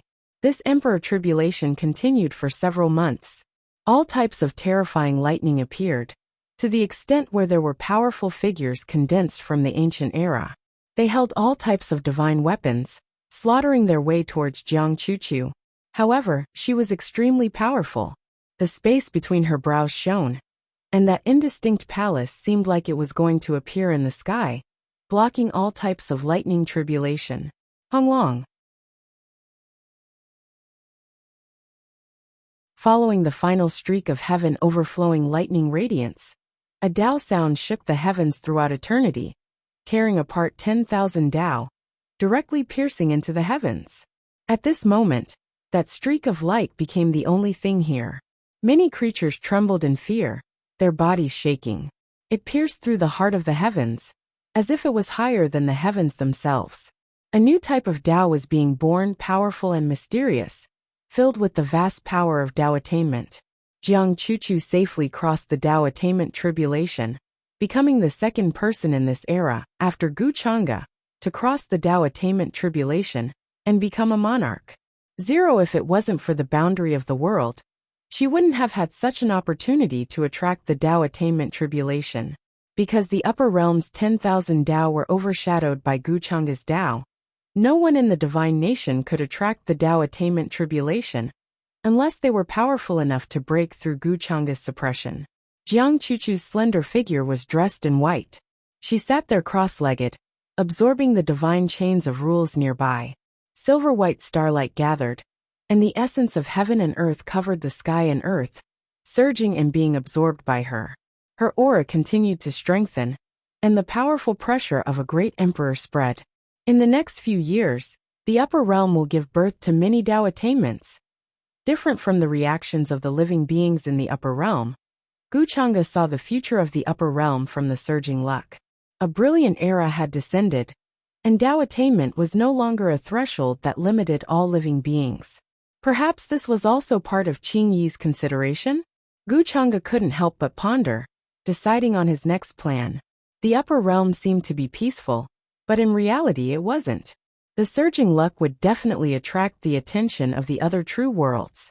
If the true mountain and sea world wanted to return to its peak, it would have to wait for many eras. Now, even the number of immortal kings was very small, let alone the immortal emperors who determined the situation of the true worlds. Some true worlds had given birth to transcendent existences, and their foundation was unimaginable. They had already walked a long way on the path of annexing the other true worlds. After bringing Jiang Chuchu back to the divine nation, Guchanga entered seclusion for several years. During this time, he woke up once, because Heavenly Deer City's Heavenly Deer Empyrean Maiden had already reached the threshold of the immortal realm. In the past, her strength had already far surpassed ordinary people, and now, after accumulating strength, she had already touched the threshold of the immortal realm in just a few years, which really surprised Guchanga. It just so happened that he was planning to test the immortal ascension passage, so he brought her along to bathe in the laws of the immortal path. This immortal ascension passage was connected to the western immortal region's sky-penetrating ancient city, but due to Guchanga's existence, this ancient city had already become a forbidden city. There were no signs of life within a radius of several million li, and it was incomparably desolate. The 4 foreign kings had died here, and their blood had spilled everywhere, turning this place into a dangerous land.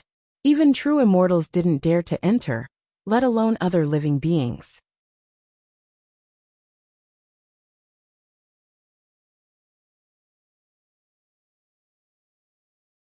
Chapter 865. The ancient city of Heaven Pass stood majestically. It was modeled and majestic.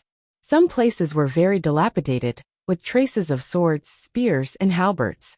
Many places were stained with blood, telling of the desolation of the past. At this moment, the ancient city gate was slowly pushed open like a box that had been sealed for a long time. It carried a murderous aura that swept through the clouds. Guchanga appeared here with the Empyrean Deer Mystic Fairy. Dense immortal Tao elements filled the air, making it difficult for her to hide her surprise. Is this the deity region? The Empyrean Deer Mystic Fairy murmured, her eyes full of disbelief. Especially when she sensed the laws of heaven and earth here. It was more suitable for cultivators to comprehend Tao. The shackles of her cultivation level that had been stuck at began to loosen. A large amount of immortal Tao Qi surged in her meridians and lungs, and some kind of transformation was about to happen. However, she couldn't help but be stunned when she swept her gaze across the desolate ravine before her. What happened here? She was very surprised. She thought that what she saw would be a prosperous place with ancient divine mountains, immortal islands, and spirit veins. She didn't expect that it would be so dilapidated and lifeless. Guchanga didn't explain much. He stepped into the deity region again. He didn't want the Empyrean Deer Mystic Fairy to undergo the immortal tribulation. He brought her here just because it was convenient. The deity region today is no longer the transcendent world that everyone envies in the past. The past is gone, and everyone is in danger. The former immortal land has long become a barren land without any signs of life. No one will disturb you if you break through to the immortal realm here. Shaking his head, he told the heavenly deer immortal to stay here and transcend her tribulation. No one would disturb her. Then, he left the city and headed off into the distance. Rumble. Husband. The Empyrean Deer Mystic Fairy watched Guchanga leave. She had many questions and wanted to say something, but she didn't have time to care about them now. Her cultivation had already reached a bottleneck. When she was in the upper world, she lacked an opportunity.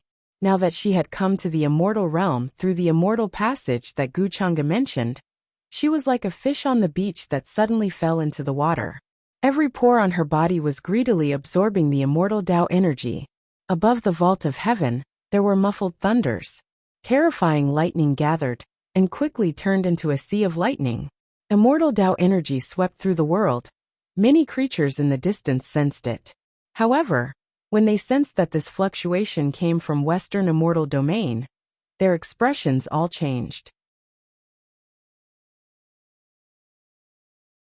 No one dared to investigate, even if they knew that there might be someone who achieved the Tao here, undergoing tribulation to become an immortal. In front of this ancient city, there were many immortal kings who died in carnage. There were Western immortal domains kings, as well as the 4 foreign kings who died here several years ago. The current heaven-penetrating ancient city had already turned into a land of death. It was filled with terrifying dangers, and there were no living beings. Within a range of 10 million li, everything turned into a barren land. Great stars fell from many places, covering all types of terrifying ravines and great rifts. There were previously foreign creatures who offered sacrifices in distant lands, hoping that the foreign king's resentment could be quelled sooner. Back then, the 4 kings descended here, but they were all killed by a taboo figure, turned into nourishment and devoured. This news shook up the entire foreign realm. Many ancient king clans shivered in fear because of this. There were some who even headed into the very depths, paying a visit to the emperor clan ancestors who had been sleeping since the ancient times, wishing to inform them of this matter. The sole survivor of that time, the foreign realm's Ming king, after fleeing back to the foreign realm, even more so immediately tried to find a way to reconstruct the scene of that time, inform them of the truth. However, he suffered a backlash, continuously coughing out blood, becoming extremely alarmed. Many people learned from his mouth that the taboo existence who walked out from behind heaven-penetrating ancient city was that person. Perhaps it was precisely the one who caused immortal domains collapse countless great eras ago. Origin realm's destruction, immortal palace's destruction. Just how horrifying and terrifying was this type of news? It made the entire foreign realm enter a state of panic. At first, many people felt like that was an ancient figure who walked out from reincarnation, a past supreme being from a mortal domain. However, they never expected it to be that taboo existence.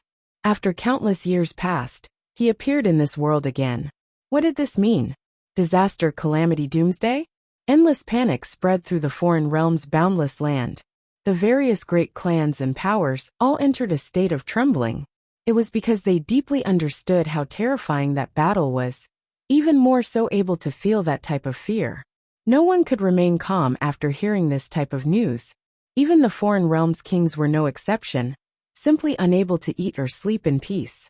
This was a holy land that had existed for all of eternity. Boundless gray mist surrounded this place, ancient cities, majestic life, ancient stars.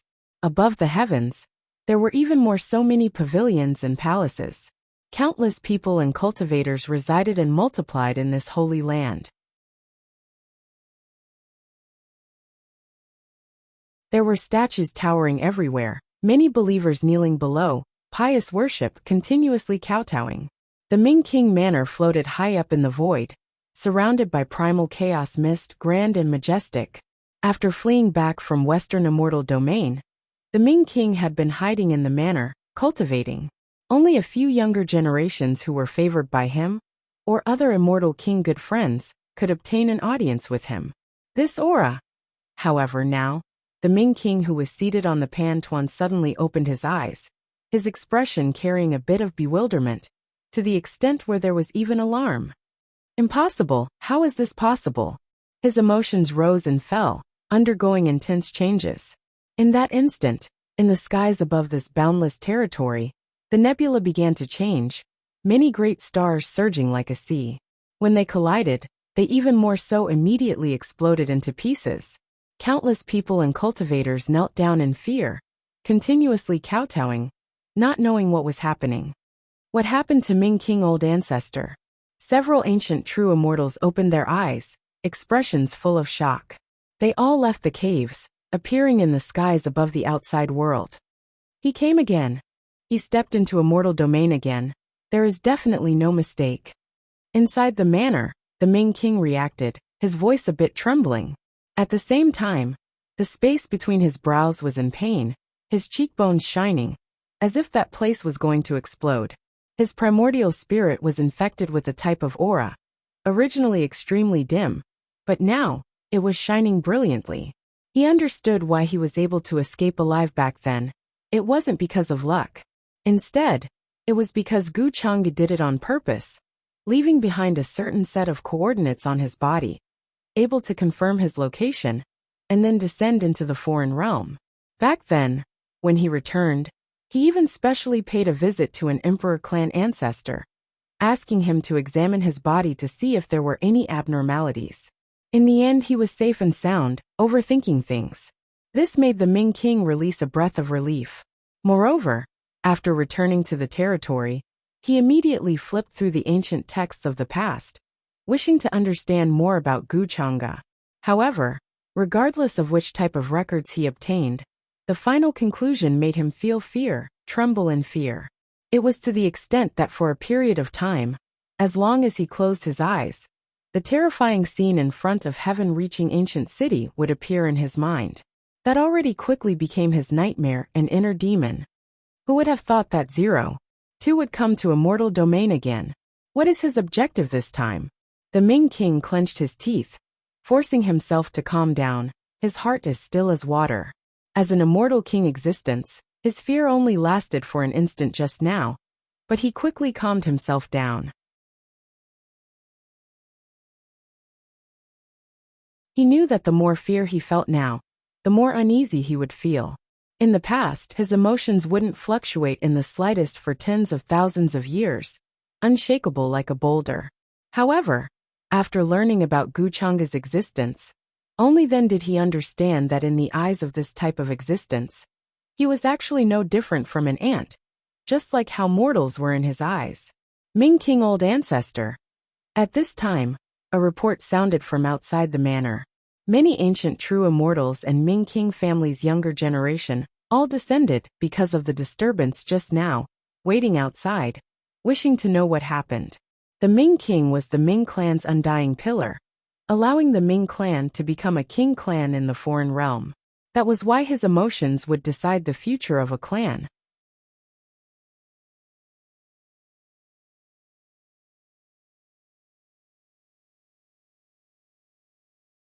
Chapter 866.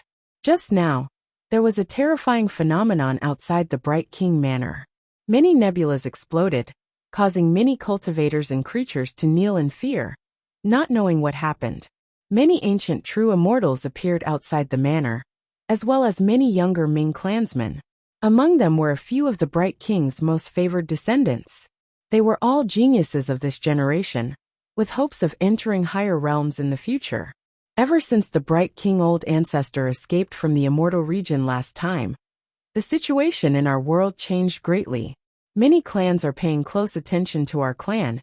Even the Emperor clan ancestor has revived because of this. Now, many things are happening in our world. Many people from the immortal region will return from the immortal region. Soon, there will be a great battle between our two worlds. At that time, it will be difficult for all of the king clans to escape. They will be dispatched. The Bright King Old Ancestor must have been greatly affected because of this. Outside the manor, many true immortals of the Bright King clan were discussing, their expressions serious. They could be considered core figures of the Bright King clan, so they knew what the Bright King had encountered in the immortal region. Even immortal kings would tremble in fear, let alone true immortals like them. Come in. At this time, a cold voice came from the depths of the manor. The Bright King sat high on a praying mat. His figure was shrouded in a layer of blurry chaotic fog. His eyes were like two unmoving divine lamps, brilliant and dazzling. In front of outsiders, even if they were clansmen, he was still so high and mighty, not revealing any emotion. The great change in emotion, just now was completely because of the trembling and disbelief, as well as the fear in his heart that was left behind by Guchanga, as the coordinates to descend to the immortal region. That was why he was like this. Greetings, King. The true immortals and descendants of the Bright King Manor all knelt outside the manor, not daring to raise their heads to look at the Bright King. That person came to the immortal region again. The Bright King's words were concise, his eyes deep like the boundless universe. But at this moment, there was the scene of all life disappearing, and even the sound of the river of time surging could be heard. In the next few months, I will go to the Emperor clan to discuss this matter with the 10 ancestors. Although his expression was cold, he knew that the time was very urgent. No one knew why Guchanga suddenly came to the immortal domain.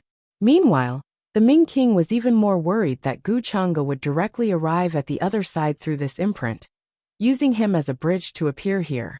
That was why he planned to pay a visit to the Emperor clan ancestor and seek a countermeasure. After all, for the entire foreign realm and immortal domain, Guchanga's existence could be said to be an unimaginable calamity. No one dared to underestimate or be careless.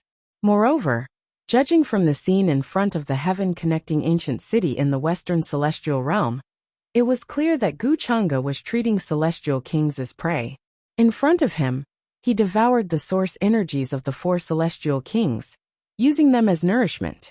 Immortal Domain and the other side fought endlessly all year round, continuing for countless years, endless great eras. However, before this taboo figure, all of these grudges could be temporarily set aside. No one can guarantee that the other side won't make the same mistake as Immortal Domain. The Ming King's eyes were extremely deep. Back then, the other side had personally witnessed immortal domain's terrifying calamity. Immortals died, heavenly Tao collapsing, the entire great era entering darkness. Existences as powerful as celestial kings, even those far above celestial kings, in that calamity, were like weeds that fell one after another. When they heard this, the Ming King Manor's true immortals were all horrified.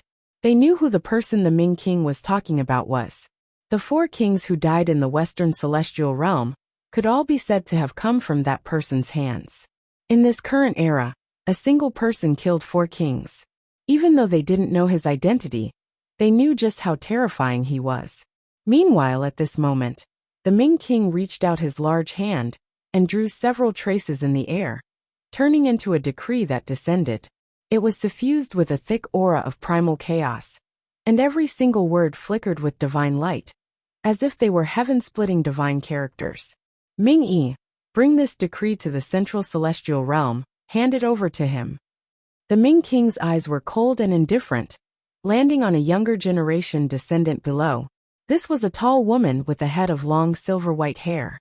Her entire body seemed to have been sculpted from ice, her skin snow-white, but her expression seemed to have an ancient arrogance. Yes, Ming-Yi obeys. She reached out and received the decree, her brows lowered as she stood there respectfully. Ming-Yi was a heaven-warping figure of this generation in the Ming King manor, greatly favored by the Ming King. She had only cultivated for a few hundred years, yet she had already broken through the supreme realm, and had a chance of reaching the celestial king realm in the future. During this period of time, the Luo King was holding a birthday banquet, inviting ancient existences from all over the celestial realm. Even though the Ming King manor was far away in the other side, they still heard about this matter. Moreover, the most important thing was that the Ming King had interacted with the Luo King before. Even though the two weren't friends, there wasn't any enmity that couldn't be resolved. This time, the Ming King planned to contact the celestial realm through the Luo King, discussing how to deal with Gu Chang'e's arrival in the celestial realm. This time, the clan will send 3 true immortals to follow you to the central celestial realm. I will also have Ming Yang secretly protect you. The Ming King spoke again, his words still very simple. The Ming Yang he spoke of was a half-step immortal king existence from the Ming King manor. Normally, only when something extremely important happened, would the Ming King send Ming Yang out. Ming-Yi won't disappoint the Ming King old ancestor. I will definitely complete this matter. Ming-Yi's expression became slightly serious, understanding that this matter was extremely important. Otherwise, there was no way the Ming King old ancestor would look like he was facing a great enemy like this. Even though she didn't experience the Forbidden Great Era, she still learned quite a bit about that great era from the ancient records. In that great era, celestial realm was incomparably prosperous, immortal palaces ruling the heavens. Even the other side's emperor clan ancestors had to avoid them, ceding large amounts of foreign territories. However, it was precisely this type of prosperous and resplendent era that, because of a single taboo figure, was completely destroyed. The world became ruins, the long river of time collapsing, becoming a taboo topic that later generations spoke of. The Ming King was expressionless, trying to deduce Gu Chang'e's whereabouts, and then erase that trace.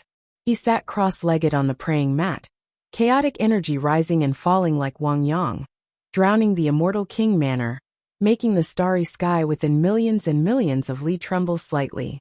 It could be said that his magical power was matchless, incomparable. His eyes were terrifyingly deep, gradually becoming like 2 black holes, absorbing the fragments of the great Tao of the heavens. Natural laws descended, wrapping around him. However, his figure that was sitting cross-legged on the praying mat soon trembled, as if it was unstable, about to fall from the sky. This scene made the expressions of Ming-Yi and the other Ming King manor clansmen change greatly. What a pity! However, the Ming King wasn't surprised. Even though he felt helpless, he recognized reality. In front of that kind of existence, this so-called imprint was simply engraved into the deepest part of the soul, impossible to break free from. He could only accept his fate. Then, with a wave of his sleeve, a crack appeared outside the void. The Ming king stepped into it, quickly disappearing. Ming-yi, since the old ancestor has ordered, then you can set off for the central celestial realm to visit Luo Wang. With the old ancestor's order, no one in the current celestial realm dares make things difficult for you. After the Ming king left, a true immortal here spoke, his expression extremely grave, having Ming-yi hurry over. Even though there were quite a few conflicts between celestial realm and the other side, in reality, the immortal kings all had a tacit understanding. Otherwise, with the current backing of the other side, it wouldn't be difficult for them to break through celestial realm's gates. The silver-haired woman named Ming-yi nodded, not wasting any time. With the Ming king's order, she indeed didn't fear celestial realm's powers causing trouble for her. During these years, the other side's creatures had long found ways to hide their heavenly mysteries and auras. Entering celestial realm's side, Ming-yi hadn't reached the immortal realm yet, so she didn't have too many misgivings. Southern Celestial Realm, Moon King Manor. This was a manor that towered in the depths of the starry sky, grand and majestic, suspended high above the void. Chaotic energy, all life source energy, and immortal energy swirled about indistinct and indistinct. As the one who truly wielded authority in the Southern Celestial Realm, not only did the Moon King have astonishing means, his own cultivation talent was also extremely terrifying. He was the Moon clan's most dazzling pride of heaven after countless years. He had previously suppressed an era, becoming an immortal king. Her figure was like a moon deity, dressed in fine muslin, fine black hair falling like a waterfall, facial features as if carved from immortal jade, noble and elegant. However, the depths of her eyes carried aloof coldness, overlooking all creatures in this world. There was previously an immortal realm king who pursued her, wishing to become Tao companions with her, but he was always heartlessly rejected. He felt like that immortal king was inferior to him, not worthy of her. The two of them fought around because of this victory and defeat unknown, no one understanding the process of that battle. However, afterwards, that immortal king never came looking for her again. The Moon King was proud and arrogant, looking down on celestial realm's many immortal kings. This naturally had her confidence and qualifications. Who dares to barge into my territory? Right now she was currently sitting on a Tao platform. Her eyes suddenly opened, her surroundings blurry, hazy, impossible to see clearly, as if all of the heavens' moonlight scattered down, surrounding this place. The Moon King immediately stood up, walking out from the Moon King Manor. In the blink of an eye, she appeared millions of li away. Her senses were extremely accurate. Outside her territory, there was currently an aura that made her feel uneasy, descending here. It was neither fast nor slow, nor did it conceal itself, incredibly natural and casual. Could it be that person? The Moon King did not show herself, her beautiful face becoming uncertain. Her heart was beating a bit nervously, recalling what Jin Yuan had said before. That forbidden existence really wanted her to hand over the Southern Celestial Realm? After managing the Southern Celestial Realm for so many years, if she just handed everything over, how could she be willing? However, the Moon King knew that if it really was that forbidden existence that descended, if she dared to refuse, she felt like only death would await her. There was no other possibility. She still had this bit of self-awareness.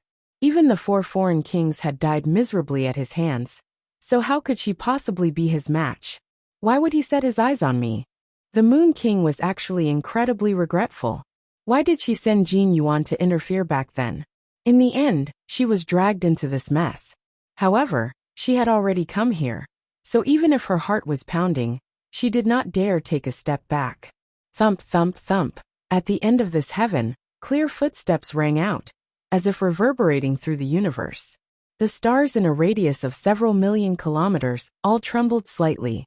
This was not done on purpose, but because the regulations of heaven and earth had come into contact with each other, caused by the aftermath of some terrifying power spreading out. In the distance, the Moon King saw a young man walking over.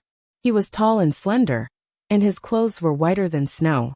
His divine features were otherworldly, and his expression was very calm. His steps were not fast, but it was as if millions of stars were shifting beneath his feet as he walked. This is that forbidden existence's true appearance. The Moon King's heart trembled. Previously, she had only understood how young he was from Jin Yuan's description.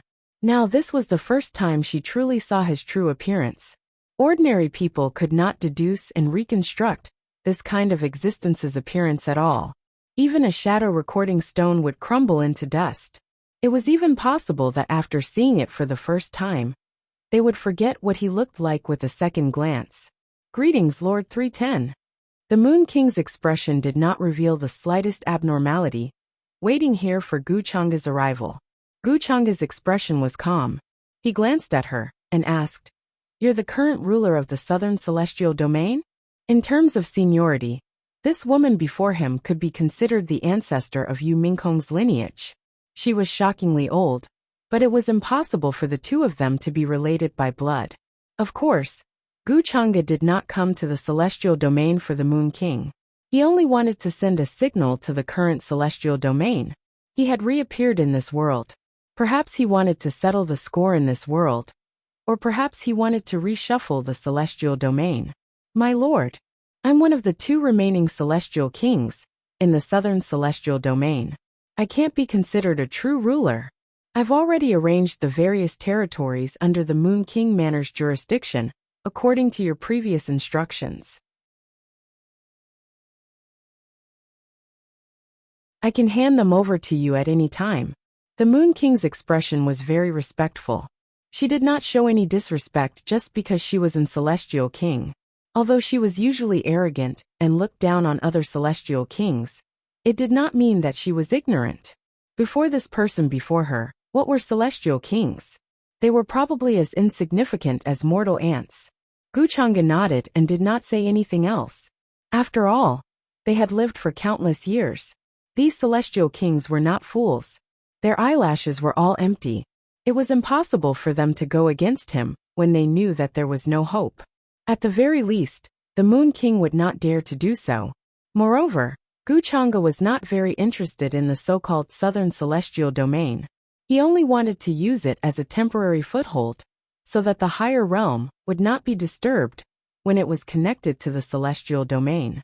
Although there were realm barriers and chaotic turbulence between the various celestial domains that prevented powerful beings from other worlds from entering, they could not stop him.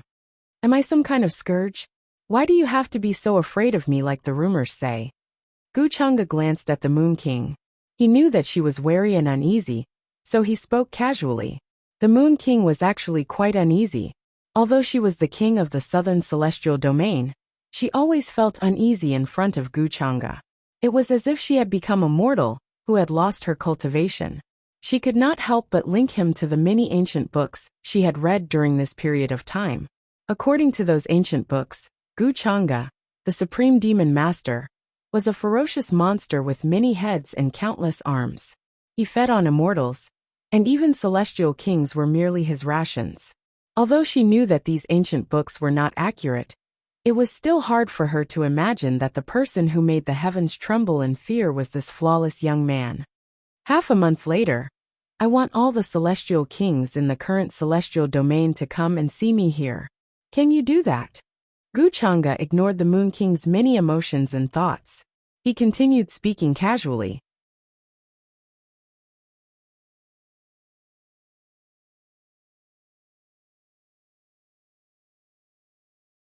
Chapter 867. Gu Chang'e's words were not heavy. He seemed to be explaining the matter simply, but it made the Moon Queen break out in cold sweat. Get all the immortal kings of the immortal domain to see him half a month later? Did this mean that she had to inform the entire immortal domain that Gu Chang'e had appeared in the southern immortal domain, and get all the immortal kings to pay their respects? The current immortal domain was no longer the ancient times. The various immortal domains were independent and did not interfere with each other. Even when the western immortal domain was invaded and all its territories fell, no one cared about it. Even if she told the other immortal domains that the southern immortal domain had fallen at this time, no one would care. At this moment, She had already predicted that something incredible would happen half a month later. The Moon Queen felt her scalp go numb. However, she still restrained her emotions and replied respectfully, "I'll do my best to spread the news to the current immortal kings of the immortal domain." Wuxia did not say much. He followed her out of this star region and returned to the Moon Prince Manor. Only the Moon Queen lived in the majestic palace. She usually sat here comprehending the great Tao. Only when she needed to give orders would she inform the servants of the Moon Prince Manor.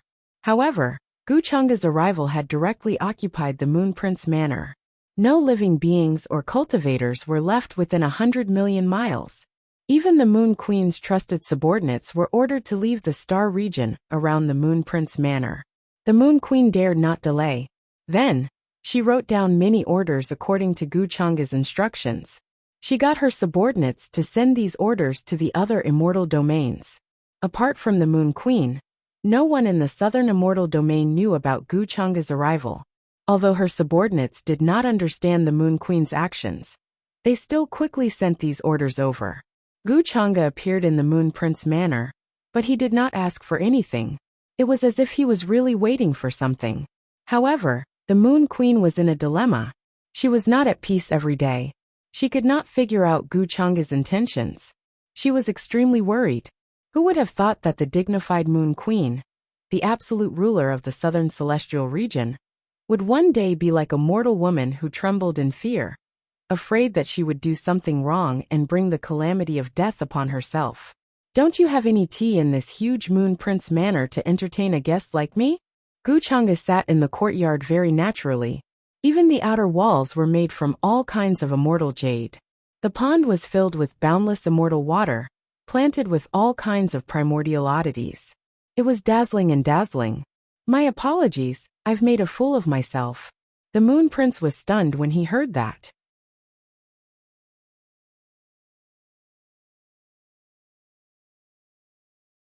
Then a smile appeared on his face.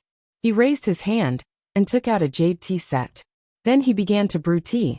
Whether it was the tea leaves or the tea water, they were all rare divine items that ordinary cultivators would not be able to see in their lifetime. She was actually not as calm as she appeared to be. Instead, she had been carefully observing Wuxia's actions and expressions, worried that she would make a mistake and cause trouble. Immortal kings couldn't be humiliated lightly, because no one in this world would dare to humiliate an immortal king. Doing so would result in terrifying consequences. However, in front of this person, celestial kings were no different from ordinary people. "The tea is a little hot." After receiving the tea from the Moon Prince, Wuxia blew on it gently and took a sip. However, his brows furrowed slightly. After that, he said slowly, "I never thought that as an immortal king, you can't even brew a cup of tea properly." When the Moon Prince heard that, her hand that was about to continue pouring tea for him suddenly stopped. Then her heart tightened, and some nervousness appeared on her flawless face. She had cultivated for tens of millions of years, including the years before she became an immortal king. It was even longer. She had long forgotten how to brew tea. Moreover, it had always been others who brewed tea for her. She had never thought that there would be a day when she would personally brew tea for someone else. "I've made a fool of myself, my lord." A layer of sweat appeared on the Moon Prince's fair forehead. She tried her best to keep her voice calm and not trembling. "I'll do it myself." Wuxia did not say much about the Moon Prince. He had only said that casually. Then he took the tea set from the Moon Prince, who was in a daze, and started brewing tea on his own. He appeared very casual and natural, as if he did not treat himself as an outsider at all. On the other hand, the Moon Prince was more like a transparent person who did not know what to do in front of him. The Moon Prince was almost stunned by the scene before her eyes. From what she knew, Wuxia was the main culprit behind the Forbidden Era. He had caused the once incomparably glorious and prosperous immortal palace to be destroyed. He was the greatest terror of all living beings in this world. A while ago, he had appeared in the Western immortal realm, and even killed 4 foreign immortal kings, devouring them completely as nourishment. In his eyes, all living beings in this world, even immortal kings who already stood at the peak of the immortal Tao, were merely nourishment. However, such a terrifying existence was actually leisurely brewing tea in front of her today. If the Moon Prince did not know Gu Chang's true identity, she would probably think that the scene before her eyes was rather tranquil and natural, transcendent, and even a little beautiful.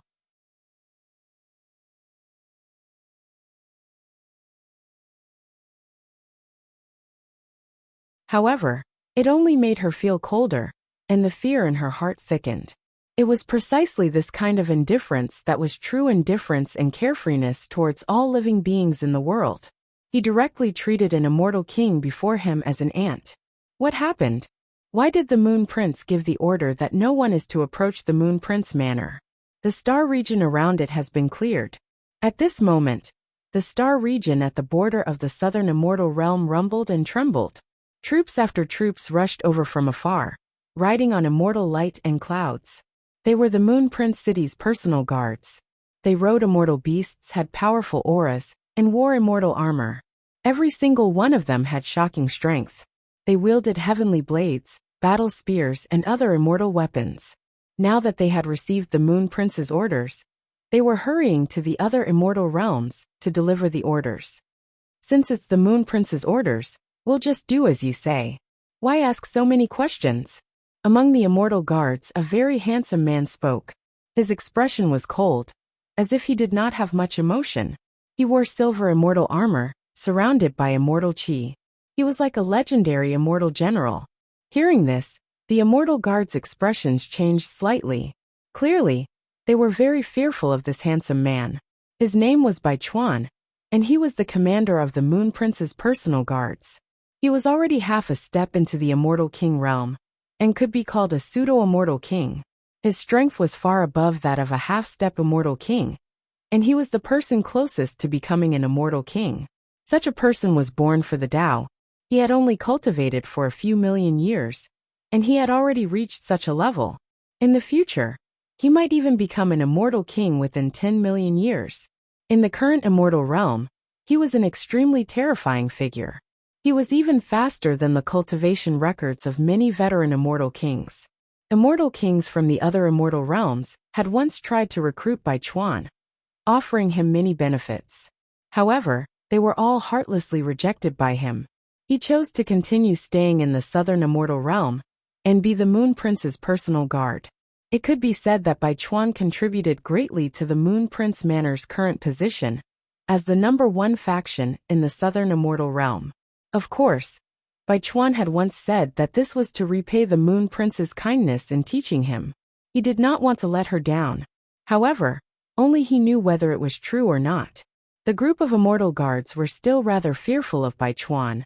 Normally, he had accumulated his might for a long time, and his temperament was extremely cold. It could be said that very few people could deal with him. If I hear you talking about the Moon Prince behind his back again, don't blame me for following the rules. Bai Chuan glanced at the group of immortal guards coldly, urging them to continue on their way and not stop. Time was of the essence. He actually knew the Moon King quite well. No matter what, the two of them had known each other for millions of years. From a certain perspective, the Moon King was more like his master. That was why Bai Chuan knew that the Moon Prince's order this time was to forbid anyone from approaching the Moon Prince Manor. The area within a circumference of 100 million kilometers had been sealed off. It was very sudden, and no one had been notified beforehand. However, the urgency of the situation did not allow her to say anything more. He thought about what had happened in the Western Immortal Domain. The bad premonition in Bai Chuan's heart grew denser and denser. Later on, he'd gone to look for Jin Yuan, that half-step immortal king, who'd been dispatched to the Western Immortal region at that time, and he'd found out a great deal from Jin Yuan. If it's really as Jin Yuan said, then the Moon Prince's life might be in danger right now. She's already been taken hostage, which is why she had no choice but to order everyone to leave the Moon Prince Manor. There's probably something hidden in these orders. Bai Chuan's heart was extremely heavy. As a quasi-immortal king, he was naturally not an idiot. He could already deduce from the many minute details. Currently, there might be a terrifying existence by the Moon Prince's side that threatened her life. Otherwise, with her personality, she wouldn't have suddenly made such a decision at a time like this. Huff. Although it's an order, the Moon Prince might be asking for help. Bai Chuan did not dare to stay for long. He was worried that he'd miss the best opportunity to rescue the Moon Prince. Although he'd once said that he was staying by the Moon Prince's side to repay her kindness in guiding him, he knew that the Moon Prince understood his intentions. However, he knew in his heart that the Moon Prince had definitely understood his intentions long ago. It was just that the two of them had yet to reveal the truth. The Moon Prince is in danger this time. Perhaps it's the key to getting closer to her. Bai Chuan thought to himself. He looked at the ancient altar in the distance. Through the ancient altar, he could reach the border of the central celestial domain. He only needed to pass through the boundary space and chaotic windstorms to reach the central celestial domain. He was a quasi-immortal king. Even the ancestors of the immortal king clans in the central celestial domain would treat him with respect. No one dared to stop him outside the heaven's gate of the central celestial domain. The central celestial domain was extremely far away. It was originally at the center of the original central celestial domain, but after it was split apart, the various supreme immortal kings worked together to push it to the depths of the distant universe. It was very far away from the other celestial domains. Even true immortals who could traverse large swathes of the celestial domain would need several hundred years, or even longer to reach the central celestial domain. Of course, Bai Chuan and the others had directly descended through the ancient altar, crossing countless galaxies. And at this moment, at the boundary space outside the central celestial domain, a majestic ancient city stood. The pale blue walls exuded a desolate atmosphere. Many runes flickered, revealing a terrifying aura. In this ancient city, there were many elites of the central celestial domain standing guard, strictly preventing the elites of the other celestial domains, or great worlds, from entering the central celestial domain after crossing the boundary space. Celestial chi lingered, various kinds of multicolored light enshrouding the place. In the distance, one could even see divine mist rising, like a paradise. At the top of the tower, several elites surrounded by chaotic chi sat cross-legged. Their chi and blood were astonishing, and all kinds of terrifying phenomena appeared in their eyes. A few million miles away from this ancient city, boundless chaotic storms shrouded, completely isolating the two places. There were many ancient planets that had fallen to the ground between them. At this moment, on an ancient planet, the earth collapsed, and a grand and ancient altar emerged from the ground. At this moment, groups after groups of people were currently disembarking from the altar. There were both men and women in these groups.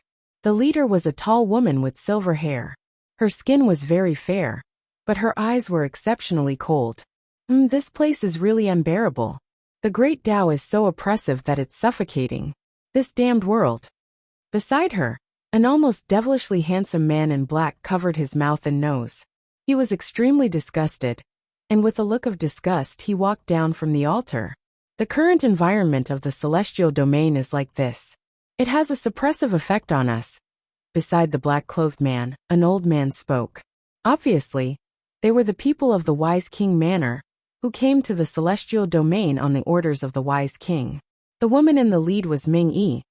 In front of us is the central celestial domain's ancient city suppressing domain. Only through this city can we enter the central celestial domain, Ming Yi said. Looking at the blurry outline of the chaotic storms in the distance, she could see a majestic ancient city standing there. They continued forward. The chaotic storms here could not stop them, because there were 3 true immortal realm patriarchs who were specially ordered to protect Ming Yi.